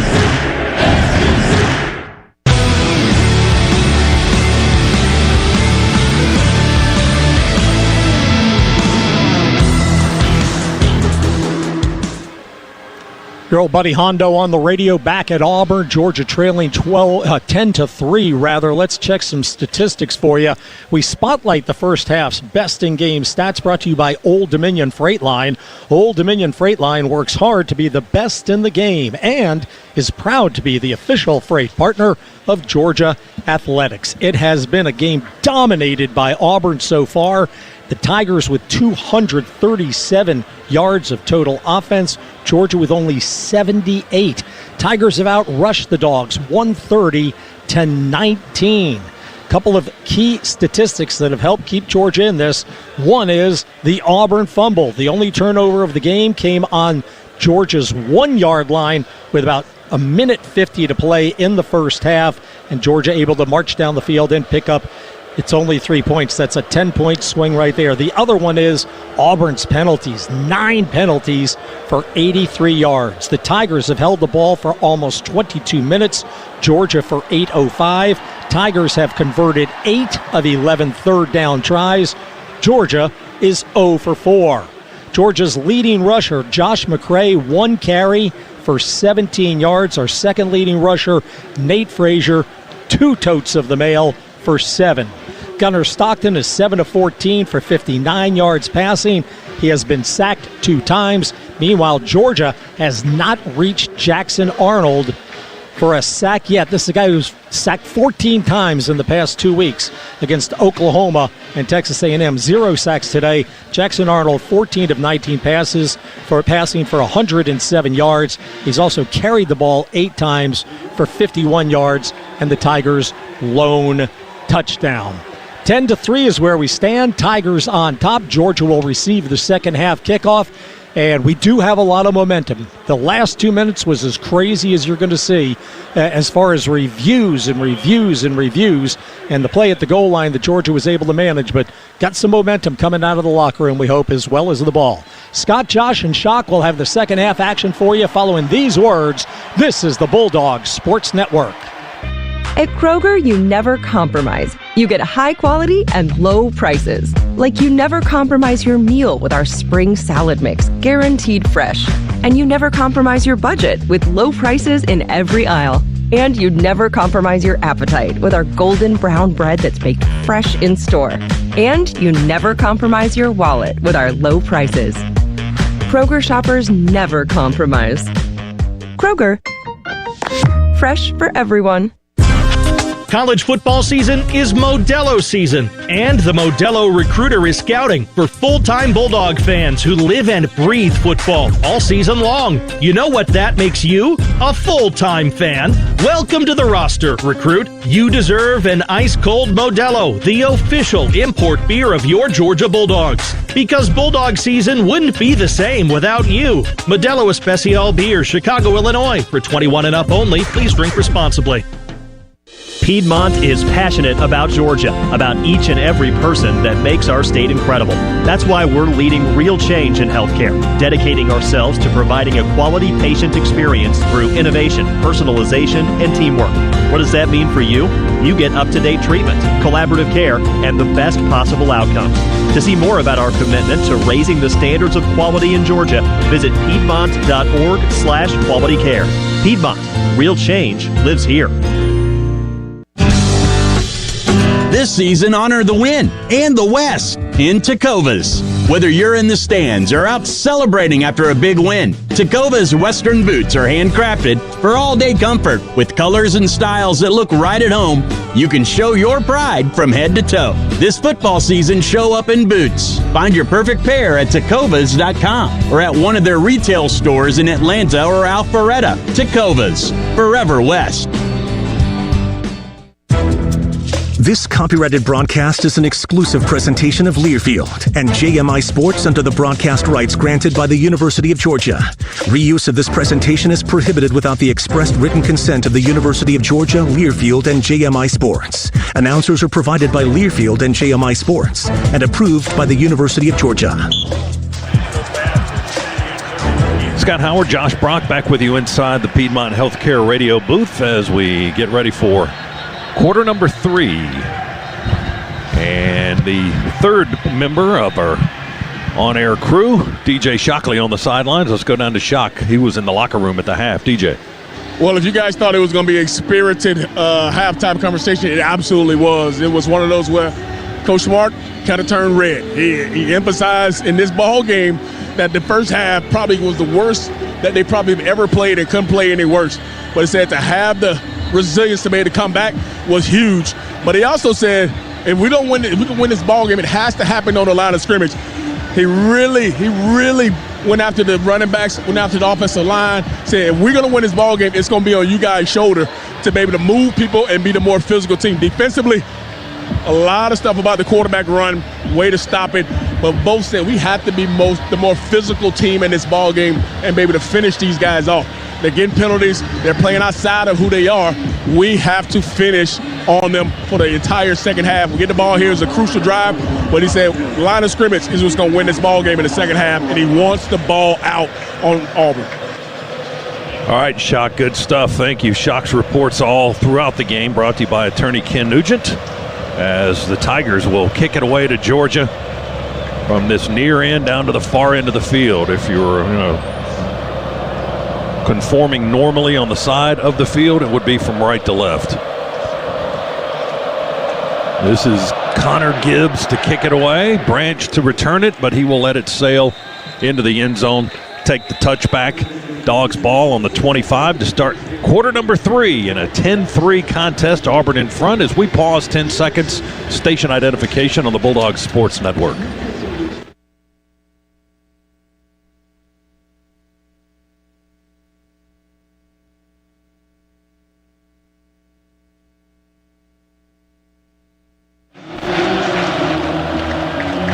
Dogs break the huddle with Gaston and Glover on the right side of the line of scrimmage, and it's Freeling and Morris on the left side, Bobo in the middle, and Cash Jones in the backfield. We'll throw it to him in the left flat. Cash gets to the corner, tight ropes along the sideline, and steps out of bounds around the 32-yard line. He's going to get 7, and that'll bring up second down and 3. Good first down play for the Dogs, 7 yards to set up second and short. Wrinkle right out of the gate for Georgia offensively. Cash Jones in there on first down. Obviously saw something with those swing passes towards the end of the first half. Now it's Nate Frazier in the backfield. Second and 3. Give it to Nate. Runs it to the left. Wow, what a collision at the 35, and Nate survived it and kept running. Got another yard or so after that. Auburn hit him about hip high. That was Caleb Harris, the safety, with that collision, but Frazier withstood it and got the Scana Energy first down up at the 36, a 4-yard run. Good job, Drew. Bobo pulling around. Micah Morris getting a good block, and then what a physical finish to the run from Nate Frazier. Dogs work out of the shotgun with Gunner. 2 tight ends tight on the right side. Gunner wants to run, and he will run right up the middle, and not a lot of space there. Close to the 40. Only got about 3.5 yards. Looks like they'll spot it shy of the 40, maybe on the 39. A little bit of a gap at right tackle or left tackle, excuse me, it's backwards once they come this direction. Left tackle and left guard, and that's where Gunner ran the football. Chauncey Bowen's in the backfield now. And Dylan Bell moves over into the left flat. Gunner wants to throw to him. Long ball down the sideline. Running a go route, and he throws it over everybody's head, incomplete. Good. Even though we didn't connect on it, good. We threw the ball downfield to the one-on-one man. And that, we've got to connect on those, but also, too, we got to give Auburn the opportunity to be able to think about that. Unfortunately, that puts Georgia in 3rd and long here. 3rd and 7 for the Dogs on our 39 in a 10-3 contest. Auburn in front. Jones in the backfield. Branch in motion to the right. Shotgun snap back to Gunner. Here comes pressure from the edges. He rifles one, incomplete, knocked away, and there's a flag. Trying to go to Noah Thomas in front of the Georgia sideline. And that was Rayshawn Pleasant, the Tulane transfer, and a flag came out at the 50. Had his hands and turned Noah Thomas's shoulders completely. Pass interference, defense number 14. Penalty will place the ball foul. Automatic first down. So a spot foul there, says Ken Williamson. And it'll be first down. That's a Scana Energy first down via the penalty for Auburn. The drive continues for Georgia. 1st and 10 on the 49.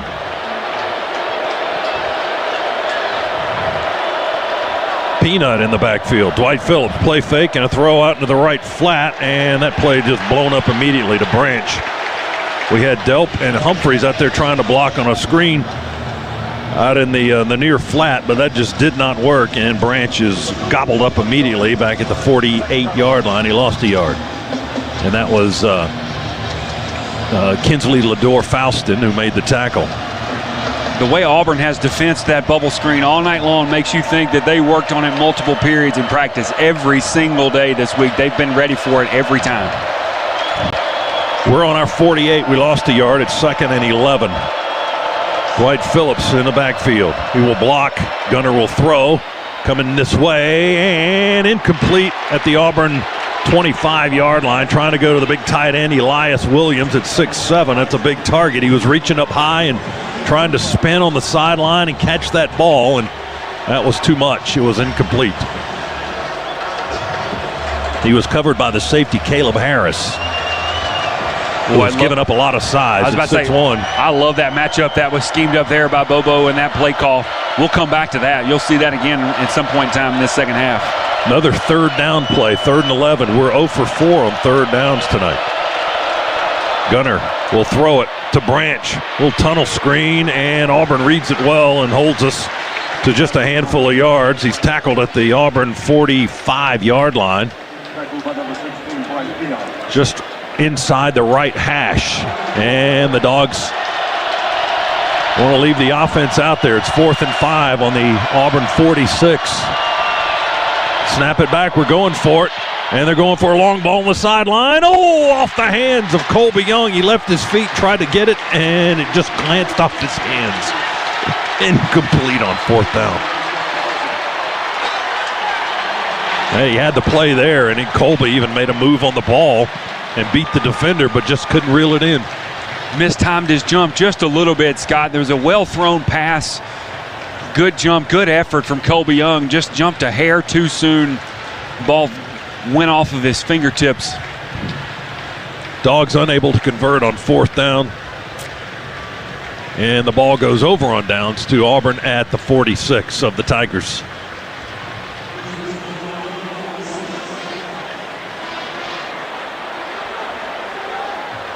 Auburn leads 10-3. They have the ball for the first time here in the third quarter. And Arnold going to hand it to Singleton on a jet sweep to the right, and the Dogs jam it up right in front of our sideline. We had 3 or 4 defensive players led by the linebacker, C.J. Allen. He's having a nice game tonight. He got the stop on Singleton, who's got all kinds of speed. And he lost a couple of yards back to the 44, loss of 2.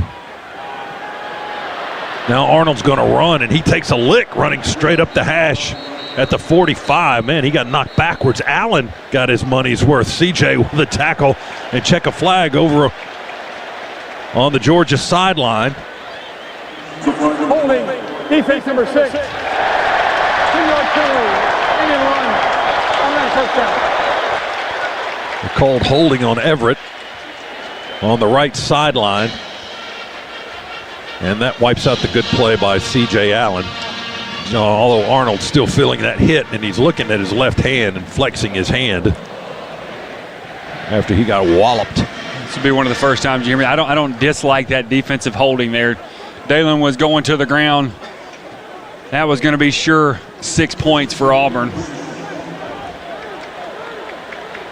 Ball's on the Dogs' 46 now. 1st and 10 Tigers. And Arnold's going to fake it and run it straight ahead. Down the hash mark. Not a lot of space that time. The Dogs played it well. Jordan Hall, Gabe Harris make the tackle for Georgia, and the gain is 2 to the 44. Jackson Arnold been hit harder on this drive alone than he has all night long. And Georgia's defense wants to keep that up. They motion out the back, out of the backfield. Arnold pump fakes, throws. He hits one of their tight ends over the middle. And that's Preston Howard. Dogs defense trying to strip the ball and get him on the ground at the same time. Allen and Wilson, the linebackers, do the job. And he picks up 7 to the 37. It's going to be 3rd and 1.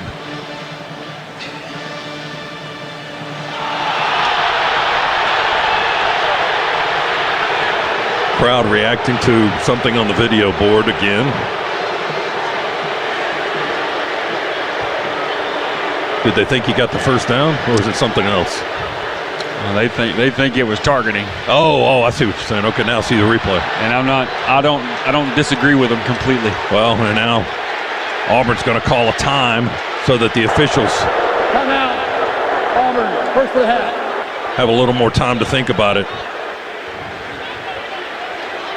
And it'll be a media timeout with 9:56 to go in the third quarter. Auburn leading Georgia 10-3. We got a break in the action. Our second half tonight brought to you by First Franklin Financial. Visit 1ffc.com to learn more. 10-3, Tigers in front of the Dogs. Back after this, Bulldogs Sports Network. It takes hard work to be the best in the game. Planning, commitment, resilience, sweat. That's why Old Dominion Freight Line, the #1 national LTL carrier for quality, works hard to be the best in the game and is proud to support those striving to be the best in theirs. Old Dominion Freight Line, official freight carrier of Georgia Athletics, helping the world keep promises. Okay, who's got a question? Coach Smart, what does it take to be elite in this league? Dominate. You must dominate the competition. Check the stats. 48 consecutive years, Ford F-Series is America's #1 selling truck. That's elite. For great offers on a Ford F-150 or Super Duty truck, visit Ford.com or your local Ford dealer. Proud sponsor of Georgia football. Ford F-Series trucks, built Ford tough. Go Dogs. Based on 1977 to 2024 calendar year industry reported total sales. I'm Drew Bobo from UGA Football, and you're listening to the Georgia Bulldogs Radio Network presented by Georgia Power. They're here for you with the playbook to help you save energy and money. Now that's a winning game plan. If you've been hit hard, on the field or off, you need more than a whistle. You need a law firm that hits back. Morgan & Morgan Atlanta, 191 Peachtree Street, Atlanta, Georgia. Dial Pound Law or visit forthepeople.com. Prior results do not guarantee a similar outcome. Two country music icons, one massive party, live between the hedges, presented by Pruitt Health. Luke Bryan, yeah, that's my kind of night. Jason Aldean. Let's get this thing started. Saturday, April 25th, UGA Sanford Stadium, with very special guests. Wish I could say I miss you. Zach Top, but you know and Lauren Elena. Tickets on sale Friday, October 3rd at 10 a.m. at GeorgiaDogs.com. Produced by UGA. After you work out, you can feel worn out. Reach for Core Power to recover right. A delicious protein shake with 26 grams of high-quality protein to build muscle. Champion your recovery with Core Power. Proud partner of Georgia football. Learn more at CorePower.com.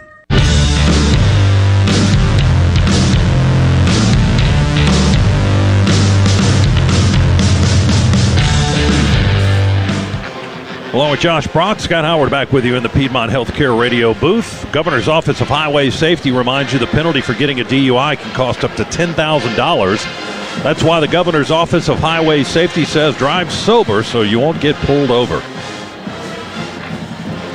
Well, Auburn called a time, but they didn't get what they wanted.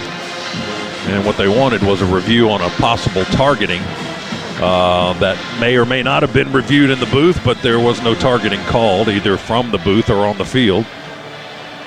So we play on. 9:56 to go third quarter. Auburn leads at 10-3. and on the move. They've got a 3rd and 1 from the Georgia 37. Cobb takes the ball, hit behind the line, I think. Yeah, Q just dove in there, got his legs. Quintavious Johnson hit him behind the line. Let's see where he fell forward to. It's 4th down, Scott. No gain, yeah, he didn't get anything. So 4th and a yard. Auburn will go for it here. 4th and 1 on the 37. Arnold in the shotgun. Now they flip-flop tight ends to the right. Cobb in the backfield. And they bring a man in motion to the left. That's Singleton. Snap it back. Arnold wants to keep it. He lobs it to the tight end, and it's incomplete.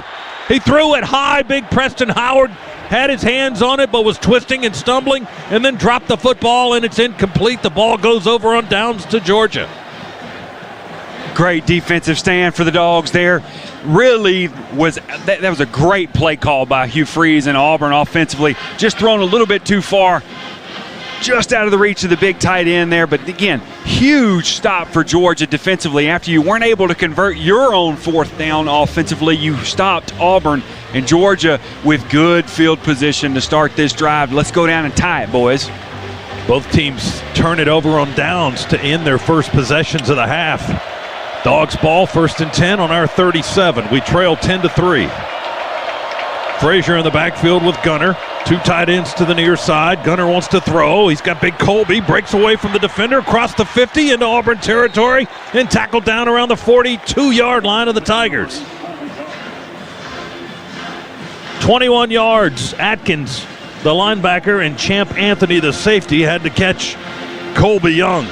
That's a Scana Energy 1st down. Atkins a little worse for wear after tackling Big Colby Young there too. Great job finding him in space.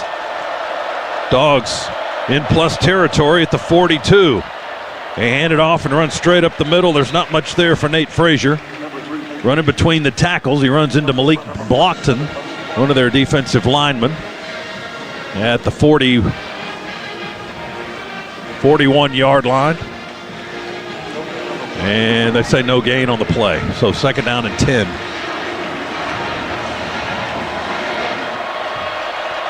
Dogs with 3 receivers to the near side. Now we motion Bell across the formation to the left. Gunner in the shotgun. There's the snap back. In the pocket, chased out to his right. Pump fakes. Now throws. Oh, he almost threw an interception on the Auburn sideline. There's a flag down in the Tigers secondary, and there's another flag on the other side of the field. Field judge says holding on Auburn's defense. I'm not sure what the other flag is. Now the officials will discuss it.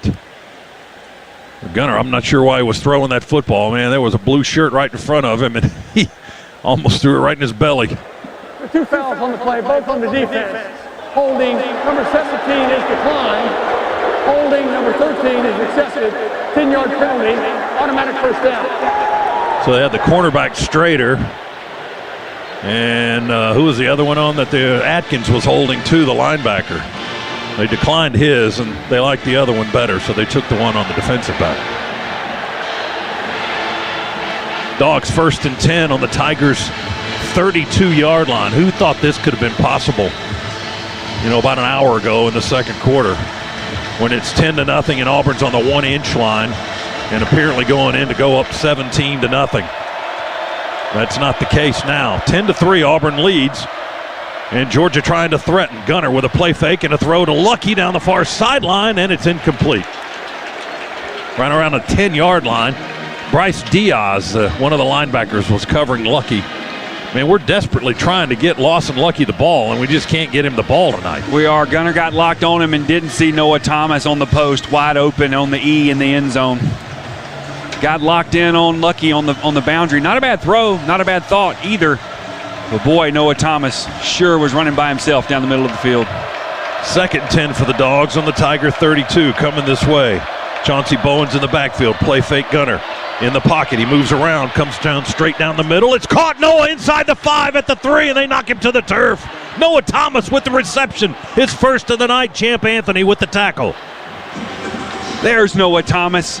Great job move in the pocket, and now here Georgia's ready to go fast. 30-yard gain. They're in the Massey-Ferguson red zone. Dogs goal to go on the Auburn 2. Handed off to Bowens. He goes low. He drives towards the goal line. Touchdown! Touchdown, Bowens!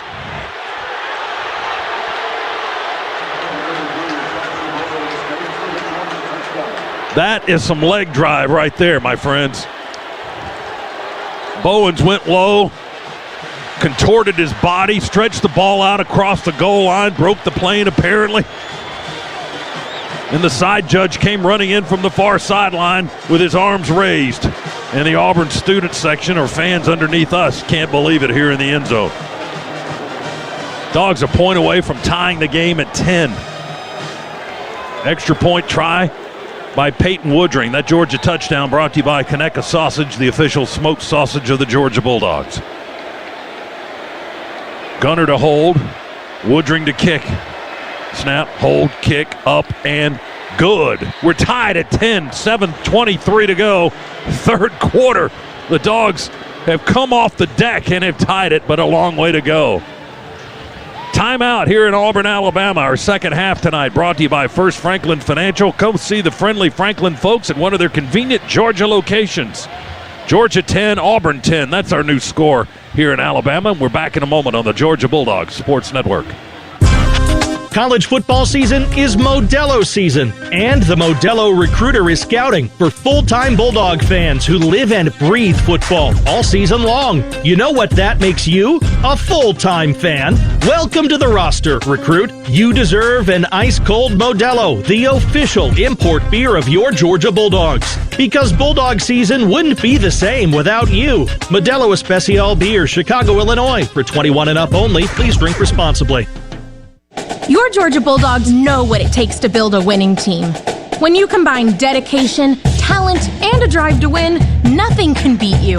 With 20 years of providing natural gas to homes and businesses all over Georgia, Walton Gas combines trustworthy service and straightforward rate plans for the best customer experience.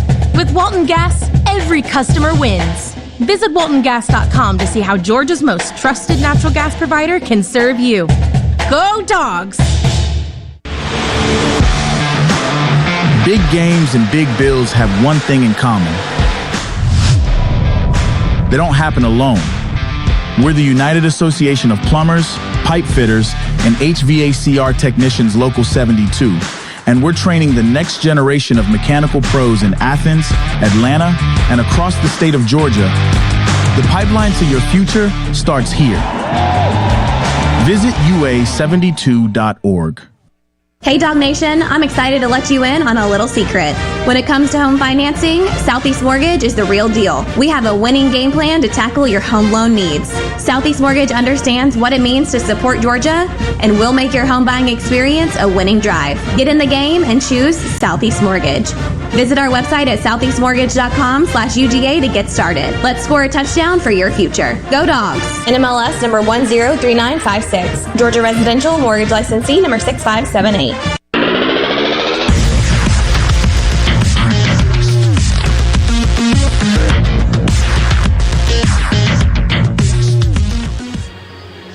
Back with you inside the Piedmont Healthcare radio booth here in Auburn, Alabama. Take advantage of exceptional lease and finance offers on the versatile BMW X3 sports activity vehicle.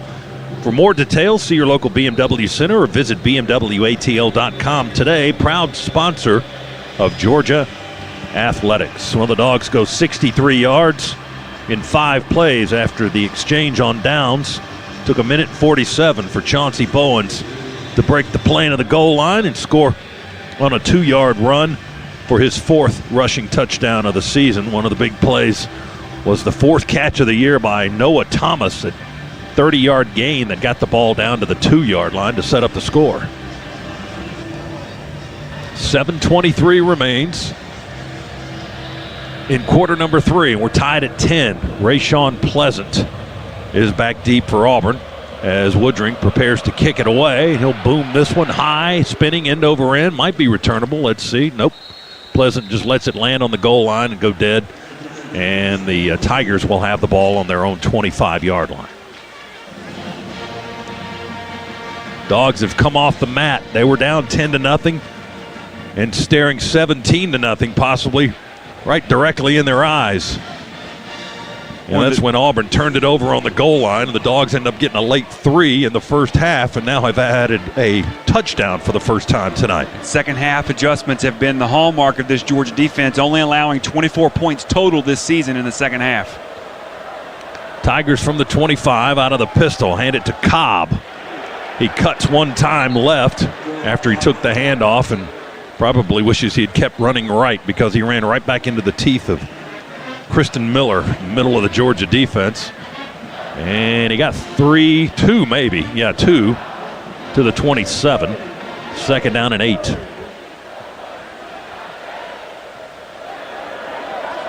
Tight end at the right edge for Jackson Arnold. Now he's going to overlook Georgia's defense, or look it over, and then he looks to the sideline. Now he talks to his offensive line and back into formation with 8 seconds on the play clock.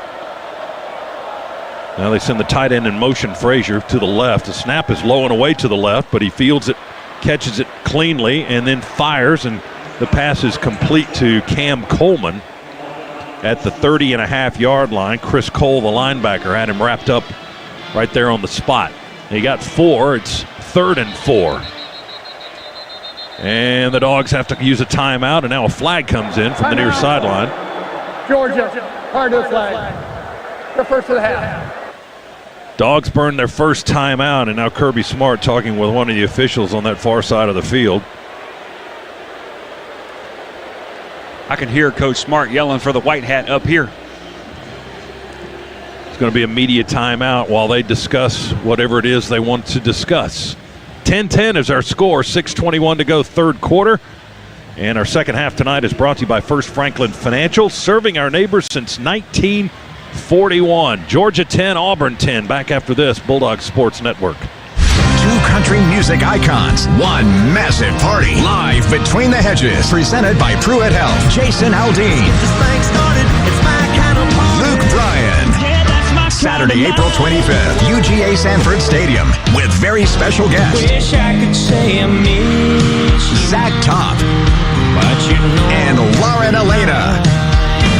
Tickets on sale Friday, October 3rd at 10 a.m. at GeorgiaDogs.com. Produced by UGA. Do you have questions about Medicare? Let us help. Aetna has Medicare Advantage plans that include prescription drug coverage with a $0 monthly plan premium. Plus, plans include benefits for your whole health, like dental, vision, and hearing. Call Aetna today at 1-888-76-AETNA to learn more. There's no obligation to enroll. One of our licensed agents will answer your call and help you pick the right plan for you. Aetna Medicare is an HMO PPO plan with a Medicare contract. Our D-SNPs also have contracts with state Medicaid programs. Enrollment in our plans depends on contract renewal. Plan features and availability may vary by service area.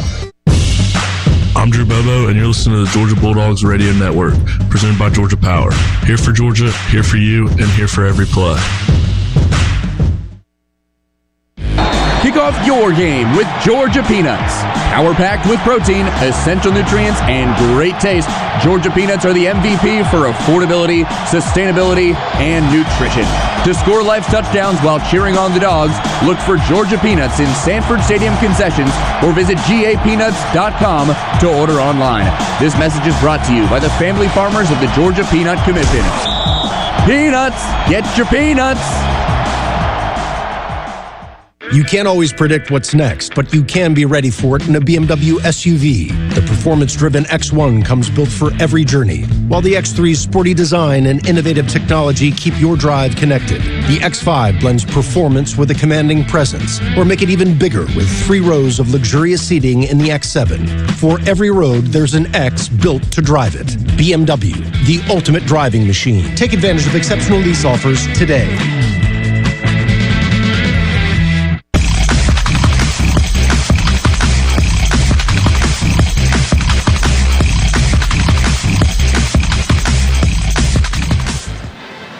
Back with you inside the Piedmont Healthcare radio booth. Georgia football brought to you in part by Modelo, the official import beer of your Georgia Bulldogs. So grab a refreshing Modelo Especial, brewed for full-time Bulldogs fans for 21 and up only, and please drink responsibly.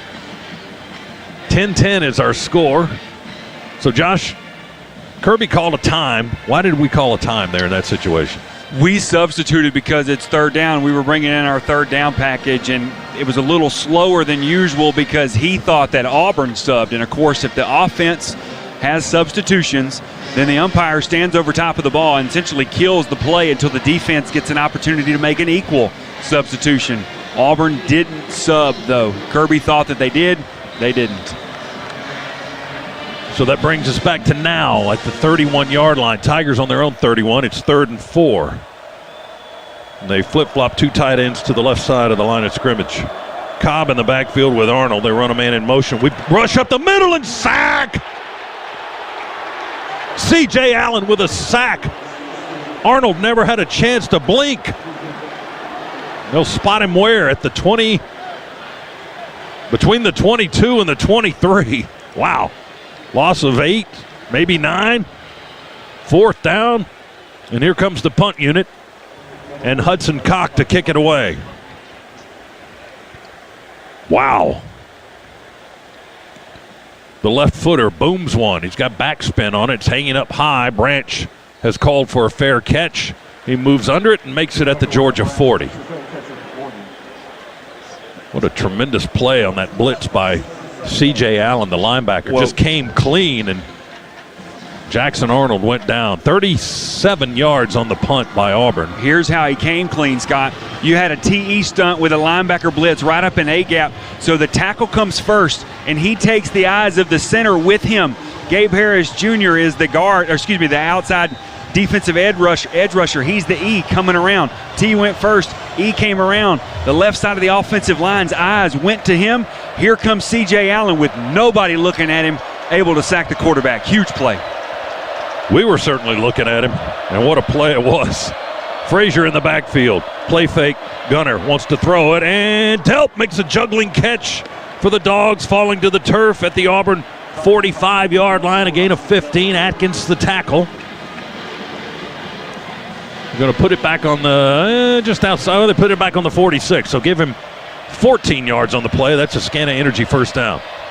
Dogs go fast. Gunner rolls out of the pocket. He's running, and he'll veer out of bounds as he ran out of space. He's going to get some positive yards on the play. And let's see where they mark him. He ran into the Auburn sideline as the pocket was kind of folding on him, and he ran out the right side of it, and he got 7 yards to the 39. 2nd and 3 for the Dogs. Looks like the ball might be closer to the 38-yard line. Actually, it is. In the pistol with Frazier behind Gunner. Bobo snaps it back, hands it to Frazier. Pressure from the edge. They're going to eat up Nate. Melendez, a linebacker, came in unblocked and drops Frazier for a loss on this near side. He was trying to run away from it, never had a chance. He lost 3 yards back to the 42. It's 3rd and 6. Numbers didn't favor you there. Got to check out of that play and go to the other side where there are fewer Auburn defenders. When they come clean, though, I mean, it's pretty easy for the defense. You just got to get there. Gunner on 3rd down to throw. Pressure from behind. He dumps it out in the flat to Cash Jones, who breaks one tackle down the sideline and then belted in the Auburn bench area around the 36 or so. I think he's going to be short, however. It's going to be 4th down. 4th down and 1. So Cash got 5. 4th and a yard on the 37. Great individual effort here by Cash, giving you an opportunity to get this 4th down here. Breaking a tackle on the near side where Auburn's a very good tackling, open field tackling football team. Cash able to get loose and make this an opportunity for us to get after a 4th down. Play clock at 7. Dogs in formation. Gunner wants the ball. He's going to take it and run. He pitches it to Frazier, who juggles it, then maintains possession, runs towards the far sideline, and he got the first down. Wow, that was almost a disaster. And all of Bulldog Nation just exhaled. Oh, my goodness. Pitch was a little bit behind Frazier, high on his right side. He was able to control the ball and still run and get the first down at the 32-yard line. He picked up 5 while he was doing a little juggling act. Bowen's in the backfield now. 1st and 10, Dogs on the Auburn 32 in a 10-10 ball game. Getting late third quarter, less than 3 minutes remaining. Branch slides in motion to the near side. We run a reverse with Dylan Bell, who will throw it. Branch wide open. Oh, he overthrew him. Dogs run a trick play. Dylan Bell tried to hit Zachariah Branch, who was wide open at the 20 on the Auburn sideline, and he had too much under it and threw it into the boundary. Oh, just gather yourself and throw it. It was there. Tried to throw it on the run. Perfectly timed play call, though. Had him fooled completely. The safety was coming up on the play for Auburn, but he was still 7 or 8 yards downfield when the ball flew over Branch's head. Dogs had a chance there. We missed the opportunity. 2nd and 10 on the 32. Dogs will run it at right tackle. And not much there for Bowens. Bowens on the carry to the 30. Picked up a couple.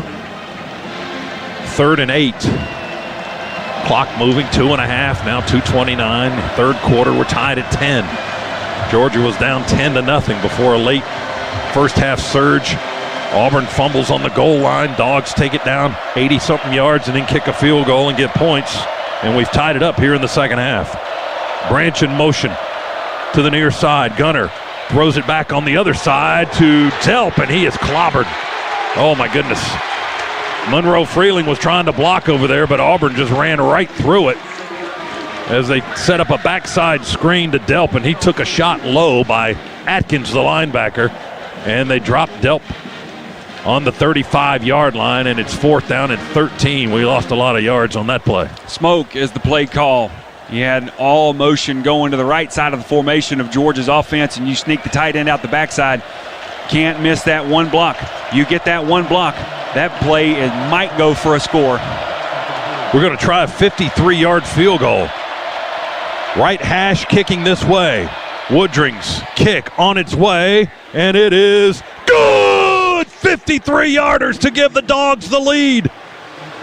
Wow. 53 smackers on that one from Peyton Woodring. And with that good kick, the good hands at Allstate will contribute to the Georgia Bulldogs athletic scholarship funds for student athletes across all sports. Thank you, Allstate. And thank you, Peyton Woodring. 53-yard boomer to put the Dogs up 13-10 with 1:22 to go in the third quarter. 53, that was good from 63, boys. Woodring just absolutely let it loose. And you see Kirby Smart on the TV in our booth just absolutely exhaling completely. What an emotional game. What a comeback in the last hour and a half. First 50-yard plus try for Woodring this season, and he connects as he's 2 for 2 tonight, now 6 for 6 on the year. And that kick has given the Dogs the lead. So 13 straight points for Georgia to overcome a 10-0 deficit and take the lead with 1:22 to go in the quarter. Pleasant, the deep receiver, back for Auburn. And Woodring's kick, high, hanging, spinning end over end, lands in the end zone about 4 yards over the head of Pleasant. He'll let it bounce, and they'll take the touchback. Let's go down to Shock on the sidelines, brought to you by attorney Ken Nugent. DJ. One of the more important things they talked about at halftime defensively was stopping the QB counter. They went through it from 4 or 5 different scenarios, and we see in this third quarter, Jackson Arnold has not been able to get loose on that QB counter. They even tried it multiple times, and they've blown it up. So there was an emphasis on that one particular play because it hurt them a lot in the first half. Auburn on the 25-yard line, final minute and change of the third quarter. Now trailing for the first time tonight. Play fake, Jackson whips it out to the left side, and it's caught by Coleman. We try to rip the ball out of his hands, and then we tackle him around the 30-yard line with Ellis Robinson and Raylan Wilson. Robinson kind of pinned him in, and then Wilson finished him off, and they were trying to rip the ball out of his hands all at the same time. He got 5, second down and 5 on the 30. Less than a minute to go, third quarter.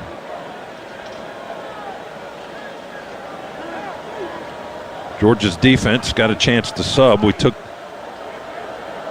Joseph Jonah Ajonye out of the game. And Jackson Arnold will hand it off to Cobb, who just bends over at the waist and runs with his head down right into the line of scrimmage, and there's not much there. He was trying to spin out of a tackle, but it was Miller and Hall, our two interior linemen, that converge on the stop and a 1-yard gain to the 31. Again, Auburn subs, and now Georgia defense subs and takes its time. Plenty of time on the play clock. They just couldn't go as fast as they want to. 20 seconds on the play clock. Snap to Arnold. Time in the pocket. And he throws a short ball, incomplete at the 38, trying to go to Perry Thompson. We had Elo Mendoza down there fighting to stay off the turf and fight off the block and try to grab at the quarterback. He was almost getting to Arnold's legs, but he didn't quite make it, but he may have altered the throw. Arnold throws an incomplete ball, and it's 4th down. Scott, Auburn started this game a perfect 5 for 5 on 3rd down. Since 3 for 9. Great adjustments by this Georgia defensive staff.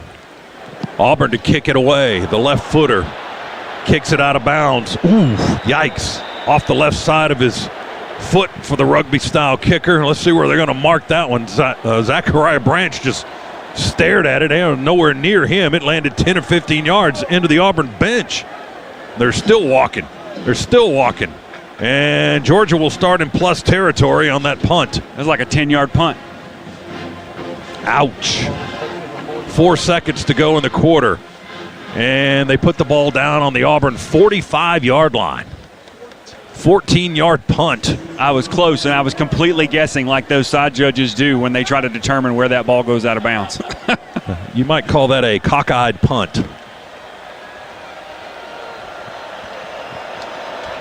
If you know the punter's name. Or you might not. Dogs on the Auburn 45. Here we go. Handoff. Oh, almost got through the line of scrimmage there, and all those blue shirts. Nate Frazier, he almost spit out the other side of that pile. As it was, he got 3 to the 42. Needed to break maybe one more tackle, and he was into the secondary. That's the last play of the quarter. Dogs pick up 3 on the last play of the 3rd, and they'll start the 4th quarter. 2nd and 7 on the Auburn 42-yard line, leading in the game now, 13-10. Georgia in front as we go to the 4th quarter. Our second half tonight is brought to you by First Franklin Financial, serving our neighbors since 1941. Timeout. 4th quarter up next on the Georgia Bulldogs Sports Network. When the game's over, keep the action rolling with Massey Ferguson compact and utility tractors. These straightforward and dependable machines are built to handle your toughest tasks in the yard or around the farm. Don't let the season slow down. Visit your local Massey Ferguson dealer today. After you work out, you can feel worn out. Reach for Core Power to recover right. A delicious protein shake with 26 grams of high-quality protein to build muscle. Champion your recovery with Core Power. Proud partner of Georgia football. Learn more at corepower.com. Hello, I'm Neil Pruitt, Chairman and CEO of Pruitt Health. As a proud partner of the Georgia Bulldogs, we appreciate the importance of a strong team. For over 55 years, Pruitt Health has been helping people recover and return to doing what they love. With therapy, skilled nursing, home health, assisted living, and personal care services, our mission is to get you back in the game. To learn more, visit PruittHealth.com. At Pruitt Health, family makes us stronger. There's team pride, and then there's extra Bulldog pride. When I'm carrying the Georgia Bulldogs Regions Visa debit card or prepaid Regions Now card, that's exactly what I get. Whether I'm grabbing some extra Georgia gear or picking up an extra dozen wings for the game, this card always brings it. Sometimes I get an extra Go Dogs from the cashier too. Visit Regions.com/Go Dogs to get yours. Extra changes everything. And at Regions, Extra is our ordinary. Official bank of the SEC. Member FDIC. Hey, Sokobi, you got your jersey ready for Saturday? I laid mine out days ago. Jacory, your jersey's in the laundry. Wait, did you just tell me my jersey's dirty? To the avocados from Mexico jingle? I mean, bad news just sounds better that way. Kind of like how avocados from Mexico make everything better. True. Let's fire up some guac, throw in our lucky socks, and still make it a win. It's good. Avocados from Mexico.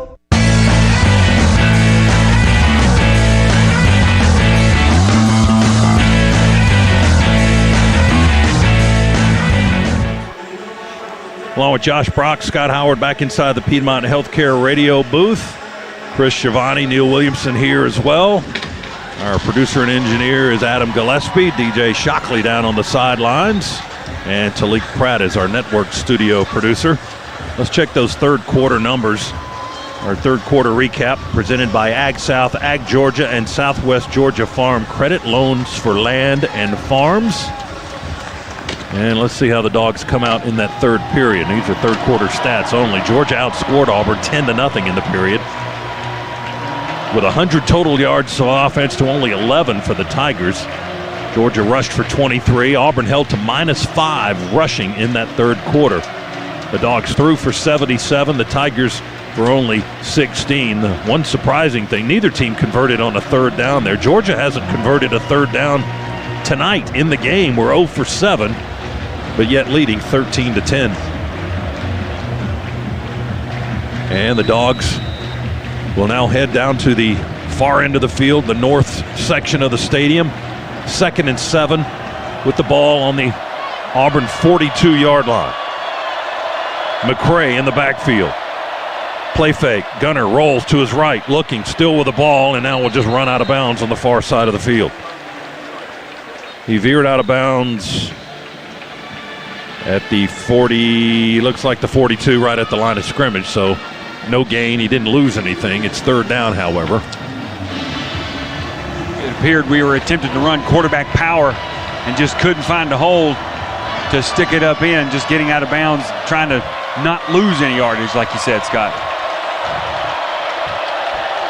3rd and 8. Here's a good time for our first third down conversion of the night. Quick throw out to Branch on the hash. Branch breaks one tackle. He's got the first down and more as he's tumbled down at the 29 of Auburn. Tigers with a couple of players slow to get up back on the other end of the field. One still on the ground. At the 29-yard line, 13 big ones for Branch, and that's Crawford, their edge rusher. That's still on the turf and being tended to now by the Auburn training staff. And they're going to take a media timeout for the injury. Branch with a big play. Gunner got him the ball and let Zachariah do the rest. And he came up with a little bit of an explosive play to give the Dogs their first third down conversion of the game. We've got a timeout here at Jordan-Hare Stadium. It's Georgia 13, Auburn 10. Our second half tonight brought to you by First Franklin Financial. Visit 1ffc.com to learn more. Back to Auburn, Alabama. Georgia and Auburn. 13-10, Dogs in front on the Bulldogs Sports Network. It takes hard work to be the best in the game. Planning, commitment, resilience, sweat. That's why Old Dominion Freight Line, the #1 national LTL carrier for quality, works hard to be the best in the game and is proud to support those striving to be the best in theirs. Old Dominion Freight Line, official freight carrier of Georgia Athletics, helping the world keep promises. It's college football season, so you need all the energy you can get. Luckily, Georgia Power knows a thing or two about saving energy. We understand that energy costs are an important part of your budget. That's why we're dedicated to providing tools and assistance that can help make a difference, so you can save your energy for the game. Visit georgiapower.com/myenergy to learn more. This is Drew Bobo from the Dogs, and you're listening to the Georgia Bulldogs Radio Network, presented by Georgia Power. My team has my back, and Georgia Power has yours with reliable energy you can count on. Is that Tacoma towing a pink mechanical bull? Sure seems like it. Well, I'll be. Truck like you truck with a great deal during Toyota Truck Month. Get $1,000 in Conquest bonus cash for new Toyota customers on a new 2025 Toyota Tacoma. Valid through November 3rd, 2025. Offer entitles $1,000 Conquest bonus cash on certain new 2025 and 2026 Toyota pickup trucks for current non-Toyota owners of small, midsize, and large pickup trucks. Exclusions apply. See dealer for details. Toyota. Let's go places. No flight is just a flight. It's a new beginning. Hi, nice to meet you. A love story. Will you marry me? A launch pad. It's your next step. How about some light? Thank you. You're gonna do great. And at Delta, we're proud to help you take it.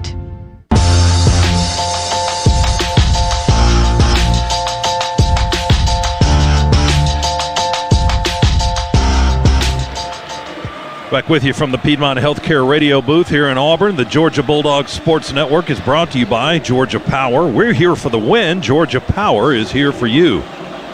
Dogs trying to get the win, coming off the deck. Scored 13 straight points to take the lead here in the second half. 1st and 10 on the Auburn 29 at the moment. They break the huddle and ready to go. McCray in the backfield with Gunner, who's in the shotgun. We flip-flop Bell from the right side to the left side. He's in tight. Now he widens out a little bit on the left edge. Snap high. Stockton pulls it down, hands it to big Josh McCray. And there's a bit of a gap at right guard, and he finds his way through there. Get a little bit of positive yardage. Big Josh running. And they only say he got a yard. They're way down at the other end of the field. He got one at the 28, so it's 2nd and 9. Looked like he got more than that from this angle, but this is not a good angle. 2nd and 9 on the 28. Drew Bobo flanked by Glover and Morris at guards. Play fake and a throw. Gunner one-on-one with Noah. Tried to one-hand one and fight off the defender as they fall out of bounds. Incomplete. Pleasant and Noah Thomas were doing a little hand fighting, and they forced Thomas towards the sideline. He tried to one-hand that ball, but unsuccessful down around the 10-yard line. And now it's 3rd and 9 after the incomplete pass, as Auburn may have had a fistful of jersey on that play as well. No flag, by the way. All right, we're going to go with 3 to the right. Branch and Lucky and Bell, and Cash Jones in the backfield, and Colby Young to the left for Gunner Stockton. He wants the ball. Play clock at 1. Oh, and Georgia had to call a time. Play clock was running out. And Kirby off the field, and he's wearing into one of the officials on that sideline over there again.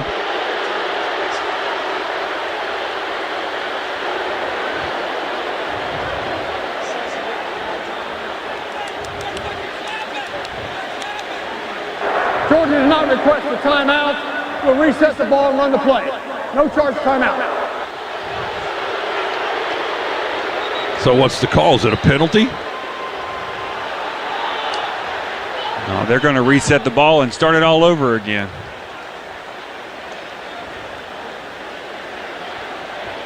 I'm confused. I'm looking at a replay. Kirby was on the sideline calling for a time, and then they give him a time, and then the official says no time, and they reset and do over.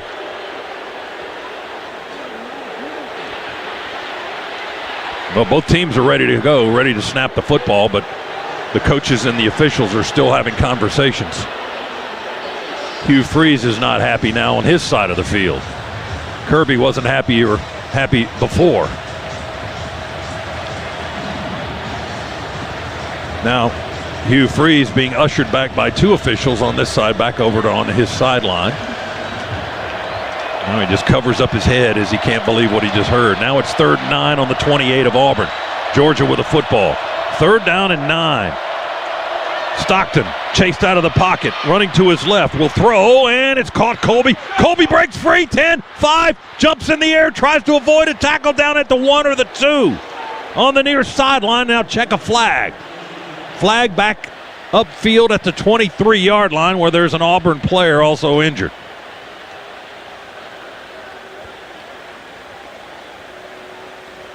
That's Bryce Diaz, one of the linebackers that was slow to get up. The flag in that vicinity. They've marked the ball down on the 1. That's where Colby Young ended up. He tried to leap over the last defender. He got a piece of him and got him to the turf at the 1. But let's check the call now after the penalty marker. Blindside block on the offense. 15-yard penalty. Final foul. Now that hurts. So we don't have it on the 1, but it's 15 yards from the spot of the foul. So the ball will likely be in the 30. Let's see where they set it down. He's still walking back close to the 40. Ouch. Back on the 38-yard line. What an absolutely pitiful call. That is not a blindside block. They were running face up to one another. They called that on Cash Jones. That was in no way, shape, or form a blindside block. 3rd and 19 now. That takes the Dogs off the 1-yard line on the 38. 3rd and 19. 3 receivers to the right. Jones out the widest on the right side. Stockton. The field opens up. He will run it straight up the middle. He cuts. They grab at the ball. He keeps the ball in his right arm, and now he's tackled short of the 25-yard line, between the hash marks, it would appear. Put it back on the 27, I think. As he got 11, and it's 4th and 8 on the 27. The ball's in the middle of the field. Gunner knew at least to do that, didn't he? Kept the ball in the middle of the field for the field goal try. Yeah, it was a quarterback draw designed there. Field opened up very nicely for him to stay in the middle, as you said, Scott. So Peyton Woodring from the 35, 45-yard try, kicking away from us, far left end of the field. Snap, hold, kick in the air. Kick is no good.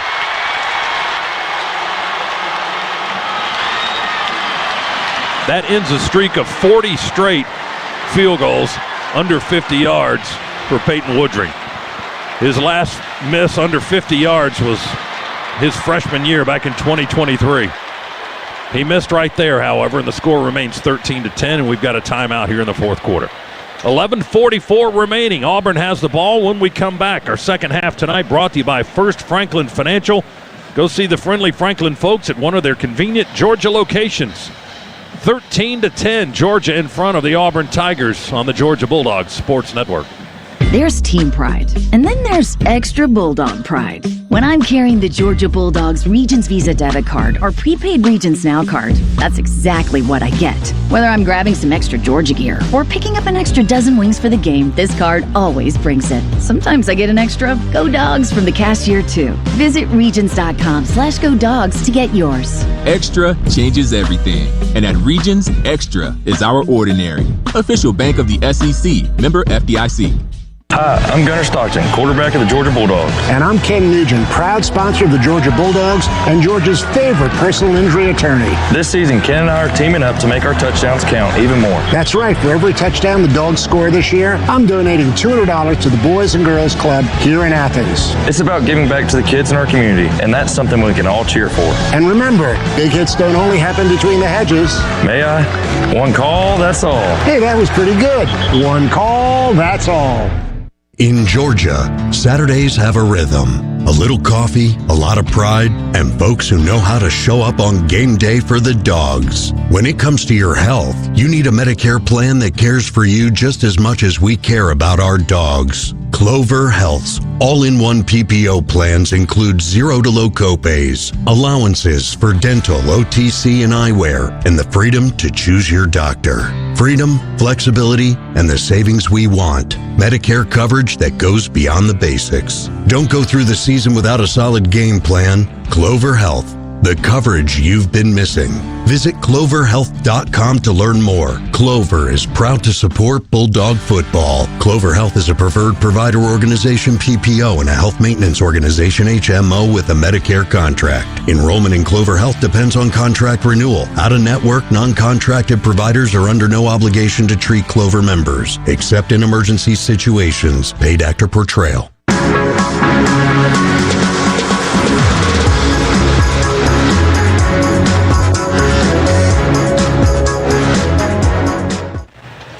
Back in the Piedmont Healthcare radio booth, 13-10. Georgia leads Auburn here in the 4th quarter. Let's check the Modelo scoreboard. A&M has defeated Florida 34-17.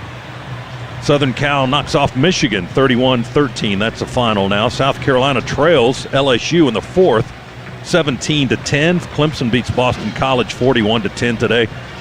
Arizona's taken a halftime lead over BYU 17-14. Texas Tech 35, Kansas 17. They are in the 4th quarter. Thanks to Modelo for those scores. Here, as we said, 13-10. Georgia missed a 45-yard field goal try to the right. Peyton Woodring's first miss of the year. And Auburn takes over on their own 27-yard line. Arnold out of the shotgun. Hands it off. They run it straight ahead right into Jordan Hall. That was Jeremiah Cobb running straight up the gut. Hall makes the tackle after a 2-yard gain to the 29. 2nd and 8. Auburn goes quickly. They play fake it this time, and Arnold wants to throw. He's got a man wide open, a diving effort, and it's incomplete as he hits the ground. At the Georgia 35-yard line, that was Singleton leaving his feet and stretching out, laying out, trying to bring it in with palms up.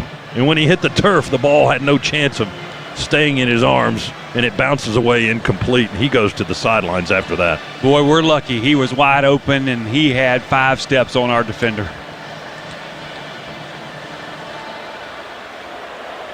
3rd and 8 on the 29. Tigers trying to come this way, trailing by 3 here in the 4th. Arnold has the ball, pressure up the middle. We get an arm on him, but that's it. Now he breaks another arm tackle and then dives forward across the 30. Quintavious Johnson was the guy that got to him first, but unable to get him on the ground. Then Gabe Harris was the guy that got an arm on him. He was able to escape the pocket, but not enough for a first down. It's 4th and 6. He only managed to get a couple of yards to the 31. And now it will be Hudson Cock to kick it away and Zachariah Branch to return it for Georgia. He's on the 25. Left-footed punter. Kicks it to Branch's left. He slides over right on the numbers, makes a fair catch. Looked like around the 22-yard line or so. Let's pause 10 seconds. Station identification on the Bulldog Sports Network.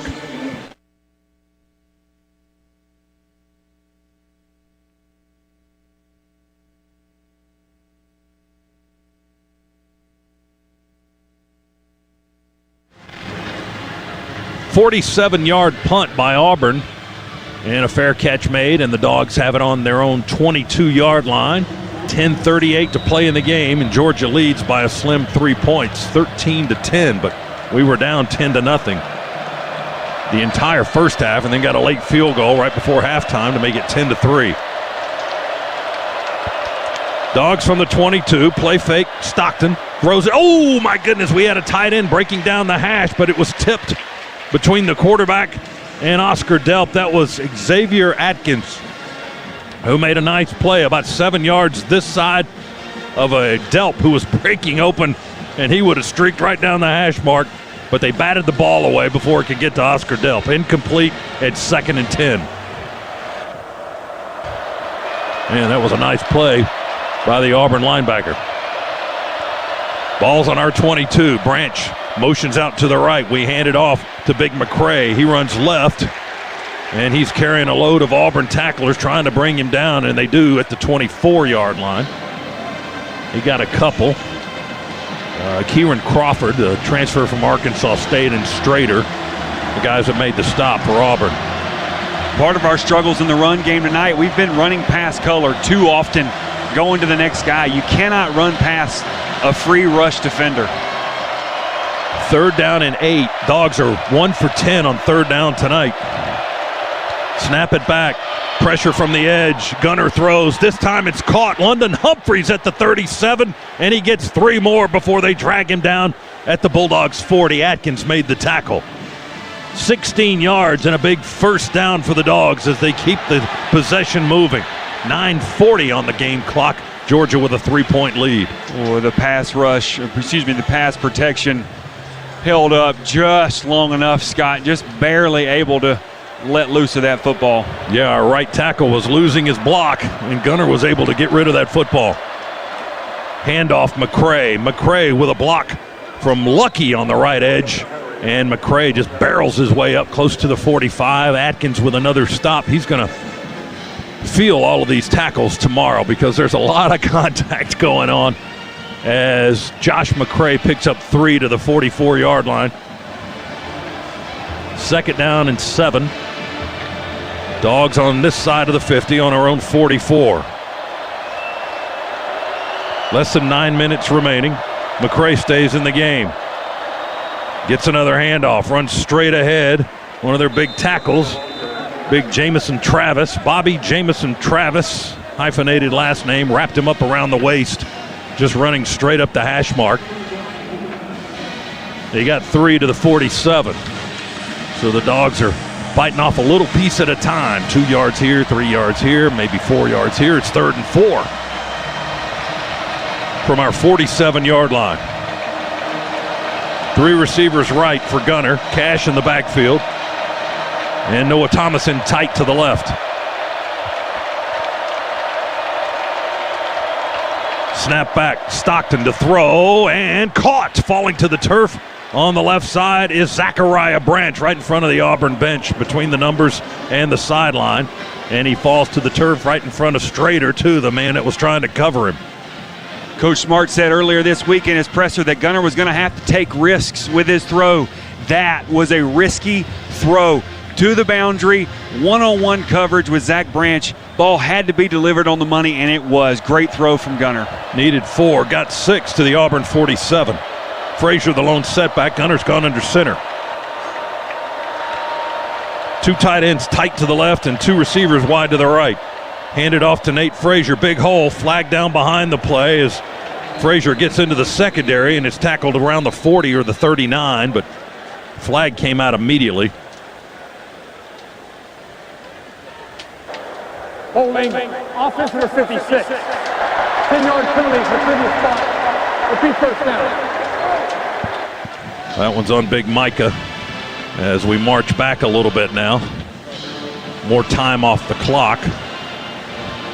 7:21 remaining. The ball back on the Georgia 43. Yeah, you can't hook your guy, Scott. They frown upon Well, that. you can. You just try not to get caught. Mm-hmm. Yeah. And he got caught. So it's 1st and 20 on our 43-yard line. Delpin motion to the left. Snap it back to Gunner, and he'll throw it. A short little dump pass over the middle. Right on the logo, Zachariah Branch jumps in the air, makes a nice soft catch. Woodyard, the linebacker, makes a quick hit at the 48 or so of Auburn. So that's a gain of 9, and it's 2nd and 11. Got a good chunk of it back. Clock continues to tick. Georgia leads 13-10 as we approach 6.5 minutes to play. Frazier in the backfield with Stockton. Tight end, Delp, tight to the left. And Gunner wants to hit Branch. He's in open territory. A little Billy Sims high kick on the leg action there on this near side as he caught it and went right in front of the Auburn bench down the sideline before he was knocked out of bounds. I can't see down there. There's too many bodies. Where'd they knock him out of bounds? About 38-yard line, it looks like. Yeah, you saw the little high step there to get the safety to slow down just a little bit. And as soon as he did, Zach Branch turns into the physical run after the catch that he is and absolutely bowls his way for a first down. So we had it 1st and 20. Now we got it 3rd and 1 on the 38. 3rd and a yard to go. McCray's in the game. Hand it to Big Josh. Oh, he ran straight, and then he tried to bounce out left, and they grab him behind the line. He's going to lose yardage. I think if he'd stayed on that path straight, he would have got it. He had the hole there, just had the yard to gain too, and then as you said, Scott, just tried to bounce it out. Just stick your head up in there, big fella. You had the opportunity to get there. Oh, he did. Looking at the replay now, he had it. Glover had cleared some space, and Bobo, the guard in the center, and he could have just hit right up in there behind him. Instead, it's 4th and 3 on the 40. Lost a couple of yards. 4th down. Dogs are going for it. Gunner rolls to the right, rolls the pocket right. He throws and hits his man. London Humphreys makes the catch on 4th down and gets the first down. Scott Shock and I talked about in halftime one of the adjustments offensively that you could make because the pass protection was not holding up. So let's get Gunner. Let's move the pocket. And you see what we're able to do with him moving and throwing the ball on the run. 8 yards and a first down. Ball's on the Auburn 32. Dogs are driving and eating clock. 4:40 to go in the game. Georgia with a 13-10 lead. Frazier's in the backfield with Gunner. Hand it to Frazier. Breaks a tackle behind the line, gets over the line of scrimmage, and then Auburn's defense pushes him back at right tackle.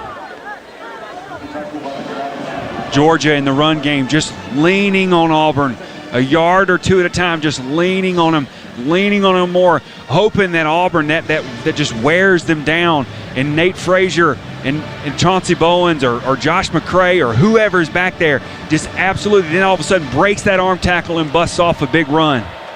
We got 2 that time. It's 2nd and 8 on the Auburn 30. Frazier stays in the game. Stockton wants to throw. He's got Branch with a blocker out on the right edge. He makes the catch, darts behind Dylan Bell trying to screen for him, and then finally out of bounds at the 23-yard line. It's close to a first down. Didn't quite get it. It's 3rd, and we still need a yard. He got 7 to the 23.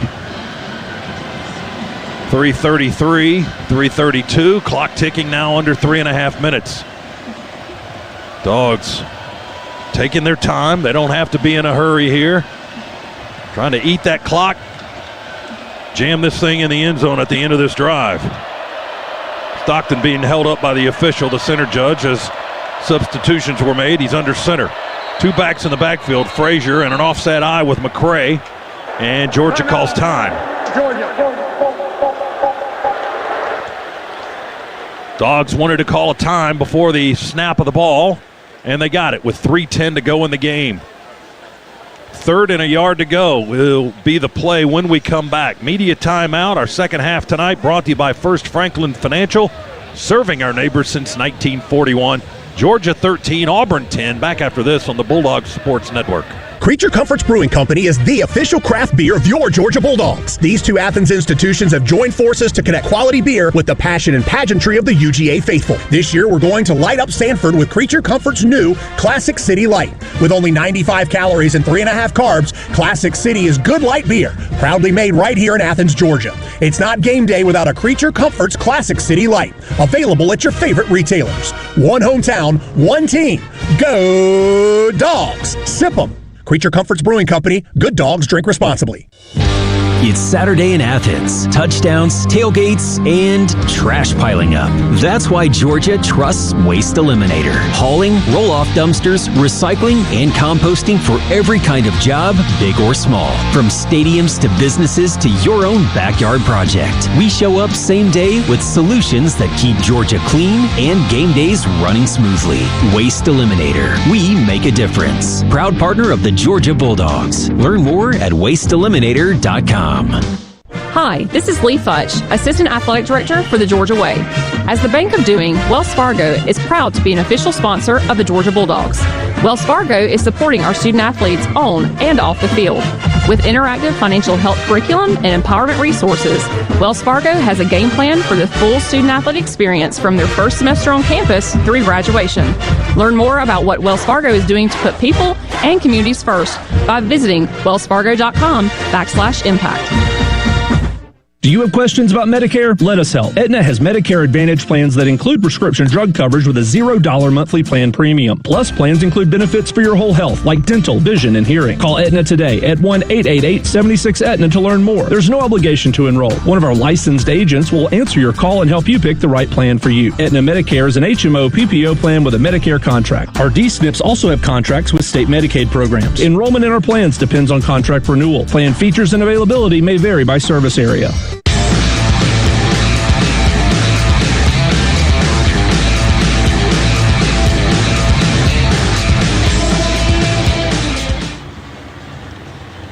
Getting down to brass tacks here with 3:10 to go. Welcome back inside the Piedmont Healthcare radio booth. Georgia 13, Auburn 10. Dogs with a 3rd and 1 play coming up on the Tigers' 23-yard line. Dogs have 1 timeout remaining. Auburn with a couple. And as we said, only 3:10 on the clock here remaining in the game. Dogs are huddling. Ball's on the right hash as Georgia moves away from us in our broadcast position down on the far end of the field. They break the huddle quickly. Stockton under center, Frazier in the backfield. Going to roll to the right. Throw to Frazier. Oh, he caught it. Tumbles to the turf. He got the first down. Nobody around him, but Frazier just wanted to catch that ball and get down quick. And he did. Riddick and Falk were all in Stockton's face with rush pressure. But he beat them, got Frazier the ball. He caught it and tumbled at the 18-yard line. He picked up 5 and a first down. Secure the catch, get down inbounds, let that clock keep running. Georgia now really only has to run one more play before this clock winds down to the 2-minute timeout. 2:31 to go. 3 tight ends in the formation. 2 to the left and 1 to the right. Hand it to Frazier. Frazier at left tackle. Still upright at the 15-yard line after he ran through a hole at left guard. Delp's a little slow to get up. They finally slow up Nate enough. I don't think they ever got him on the turf. They finally blow the whistles and stop the forward progress. And Auburn will call a timeout as Nate got the ball down to the 15-yard line, a 3-yard pickup. They were holding him up, trying to get that ball out of him, which Nate's prone to fumbling. He was holding on to that thing for dear life. No one was going to claw that football out of his hands. Auburn uses its second timeout. They have 1 remaining. Georgia has 1 remaining. 2:18 left in the game. And the Dogs have a 2nd and 7 coming up with the ball on the Tiger 15-yard line. Let's go down to the attorney Ken Nugent sidelines and DJ Shockley. Give us some good news, Shock.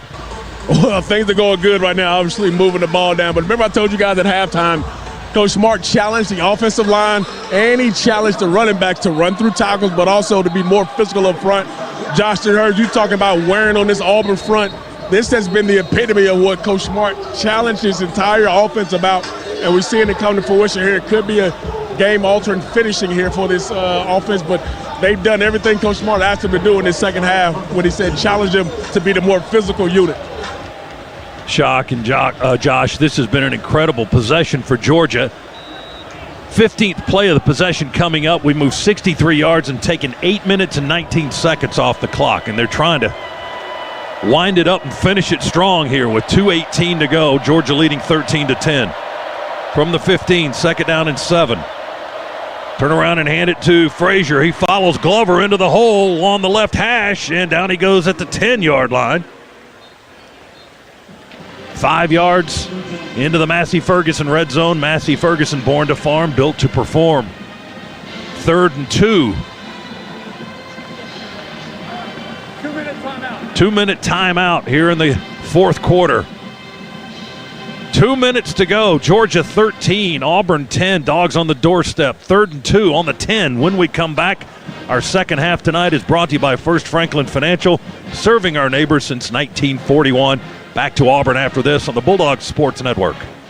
Ask any dog fan, and they'll tell you, offense wins games, but defense wins championships. You know who else knows that? The team at the Hoffman Financial Group. They know that winning doesn't just happen. It's the result of having a good coach who draws up the right strategy and makes the necessary adjustments along the way. So think of the Hoffman Financial Group as your retirement defensive coordinator, protecting your lifetime of savings against inflation, market loss, and a pick six from greedy old Uncle Sam. With their complimentary portfolio x-ray, you'll find out what's working or what's not. Have a solid game plan for the second half of your life. Call the Hoffman Financial Group, 770-758-6288. That's 770-758-6288. Or online at unleashyourmoney.com. The Hoffman Financial Group is a proud partner of the Georgia Bulldogs. Investment advisory services offered through Brookstone Wealth Advisors, a registered investment advisor. Insurance and annuities offered through the Hoffman Financial Group, Inc. Georgia Insurance License 163546. If you've been hit hard, on the field or off, you need more than a whistle. You need a law firm that hits back. Morgan & Morgan Atlanta, 191 Peachtree Street, Atlanta, Georgia. Dial pound law or visit forthepeople.com. Prior results do not guarantee a similar outcome. Getting hit hard isn't just part of football. It's part of life. A car crash, a bad fall, an injury that takes you out of the game, you don't shake that off. You fight back. With over $25 billion recovered, Morgan & Morgan helps injured people across the great state of Georgia get the compensation they deserve. Because when life hits hard, you need a law firm that hits harder. Morgan & Morgan Atlanta, 191 Peachtree Street, Atlanta, Georgia. Dial pound law or visit forthepeople.com. Prior results do not guarantee a similar outcome. After you work out, you can feel worn out. Reach for Core Power to recover right. a delicious protein shake with 26 grams of high-quality protein to build muscle. Champion your recovery with Core Power, proud partner of Georgia football. Learn more at corepower.com.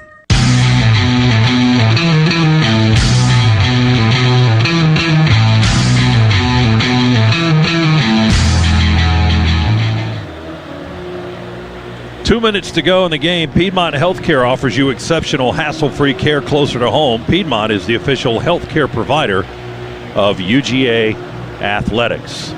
Let's recap the quarter for you. Presented by Ag South, Ag Georgia, and Southwest Georgia Farm Credit. Loans for land and farms to this point in the fourth quarter.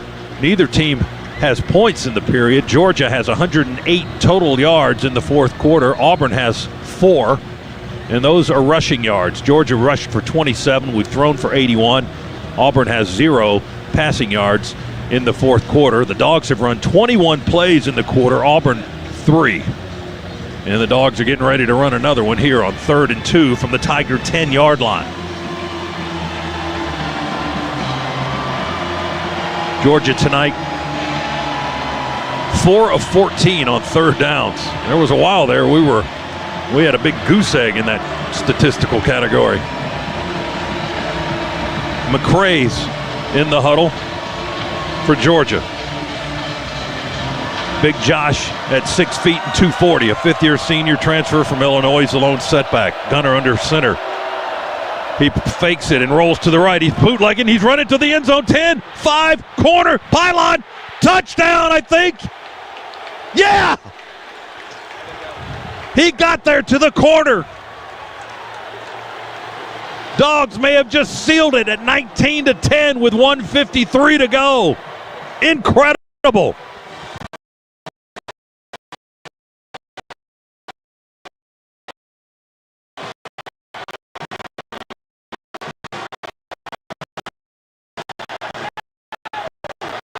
He dove over the at the last second, but he was going to get in there any way, shape, or form that he could. What a play call from Mike Bobo. The tendency all season long in short yardage situation when number 2 is in the backfield is to give it to Josh McCrae on an A-gap run. We gave them that look. Gunner pulls it, bootlegs for the touchdown. What a play call. Point after by Peyton Woodring. Right down the middle. It's good, and it's 20-10. Dogs lead, 1:53 to go. 20 straight points for the Dogs. That Gunner Stockton touchdown is brought to you by Conecuh Sausage, the official smoked sausage of the Georgia Bulldogs. And now really for the first time tonight, 88,000 don't have a whole lot to say, and many of them are looking for the exits. I said earlier this year at Tennessee, there are a few places on this planet that are more enjoyable to turn silent. I was referencing Jordan Hare. Jordan Hare is my favorite place to turn silent. We've seen this place go this way many times over the years, and man, what a response. What a response from this young Georgia football team. You talk about a championship drive, Scott. 16 plays, 78 yards, 8 minutes and 45 seconds taken off the clock, and your quarterback, who was doubted when this season started, was the one who finished it off with a touchdown run to seal this game. The defense is the most rested group on the Georgia sideline after that performance by the offense here in the fourth quarter. Here's Woodring's kick, pleasant, over, underneath, and did it get into the end zone or did it kick out of bounds? It was close to the pylon, and it was just inside the pylon in the left corner of the end zone. So it's going to be a touchback for Auburn. 1:53 to go. They're down 10, and they have one timeout.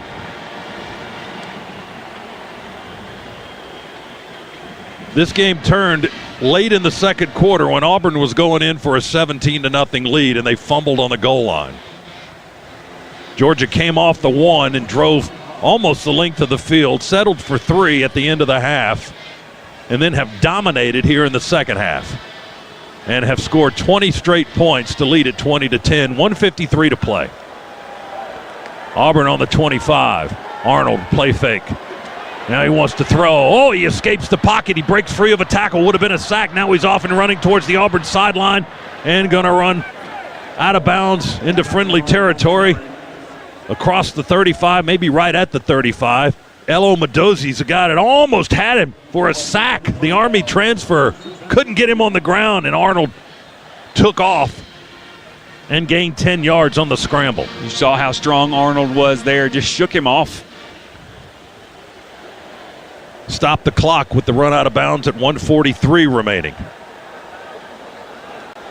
Arnold motions Cobb to come into the backfield with him, so he shifts off the H-back spot and back into the backfield. Snap it back into the shotgun. Arnold wants to throw over the middle and almost intercepted Dalen Everett. He had it in his arms and dropped it as he stumbles to the ground, trying to go to Perry Thompson. That would have been a cherry on top, but Dalen couldn't hang on to it. He broke in front of Thompson, crossing the middle, and dropped the interception. 1:39 to play. Second down and 10 for Auburn. They're down 10. Dalen ran a route better than the receiver ran the route. He just didn't catch the ball. Well, that's why he's a cornerback, Scott. That's right, but he's good at running routes. You just said it. All right, Arnold's got it in the shotgun. Want to throw wide to his left, and his receiver was running towards the end zone, and the ball lands about 7 or 8, 10 yards behind him. Cam Coleman, some confusion there between the quarterback and the route run by the receiver. It's an incomplete ball into the Georgia sideline. 3rd and 10. Clock stops at 1:35 remaining. Auburn 8 of 15 on 3rd down, but they haven't been too steady with that in the last couple of quarters. They go with an empty set here from their 35-yard line. Pressure up the middle. They hold tough and keep the pocket clean, and Arnold fires it out to Coleman on the Auburn sideline. We wrestle him out of bounds with Dalen Everett. And out of bounds where? At the 42-yard line. 43-yard line. It's going to be 4th and 2 as they pick up 7 yards. Auburn ready to go. Clock at 1:29. They run it on 4th down and 2 straight up the gut. And they got it. They got the first down by just a smidge. They got enough to the 45. 3-yard gain. Auburn ready to go. Clock moving at 1:20. 1:19. Arnold bounces in the pocket, dumps it over to Cobb. He threw it short, threw it at his feet. Cobb couldn't catch it, couldn't lift it up off the grass. Incomplete on that little 7 and 8 yard throw from where Arnold was in the pocket to where his running back was, wide open, just a little bit downfield. 2nd and 10 on the 45. Minute 17 to play. Georgia with a 10-point lead. Dogs with only 2 linemen, really. Elo Medozi. We bring 3, and we pressure Arnold. Miller almost got to him, but he unloads and throws it into the Auburn bench, and their receiver, Thompson, can't make the catch right on the sideline. Incomplete. Kristen Miller and Justin Williams had great pressure on Arnold that time. Justin Williams was the free rusher, but Kristen Miller dispatched his offensive lineman so fast he looked like the free rusher. Stadium continues to thin out. 3rd and 10 on the 45 for Auburn.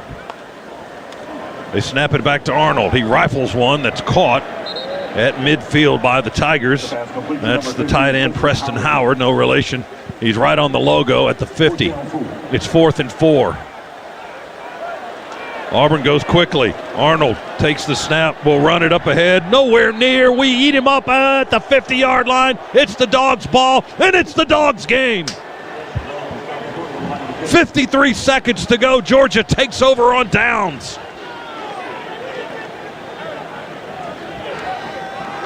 Auburn came off the tracks after they had a 10-0 lead. And we're going in the end zone for a 17-0 lead, and they fumbled the ball and never recovered after that. That was in the second quarter late. Georgia with 20 straight points to lead at 20-10. Now they've got the ball back at midfield and 53 seconds to go. The rideshare lot's about to get real busy, Scott. Hopefully you got your own wheels. I got my own wheels. I'm talking about these Auburn fans walking out of here. Victory formation for Georgia. Anything sweeter than saying that in this location. Gunner takes a knee. Clock moves, 45 seconds to go. Auburn has a timeout left, but they're not going to use it apparently.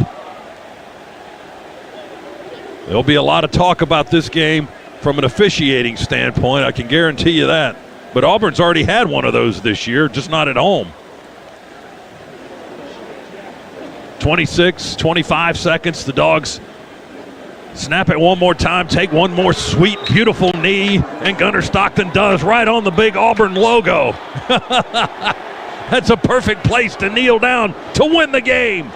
Dogs are winners tonight, 20-10. They've won 9 in a row in the series. That matches the longest winning streak in school history in this series. Georgia now 5-1 on the year, 3-1 in the SEC, and what a comeback off the deck. I mean, we were going to be dead and buried, Josh, if they punch it in on the goal line late in the second quarter. And when the ball came loose, when Raylan Wilson punched it out of the arms of Jackson Arnold, and Georgia recovered that fumble on the one on the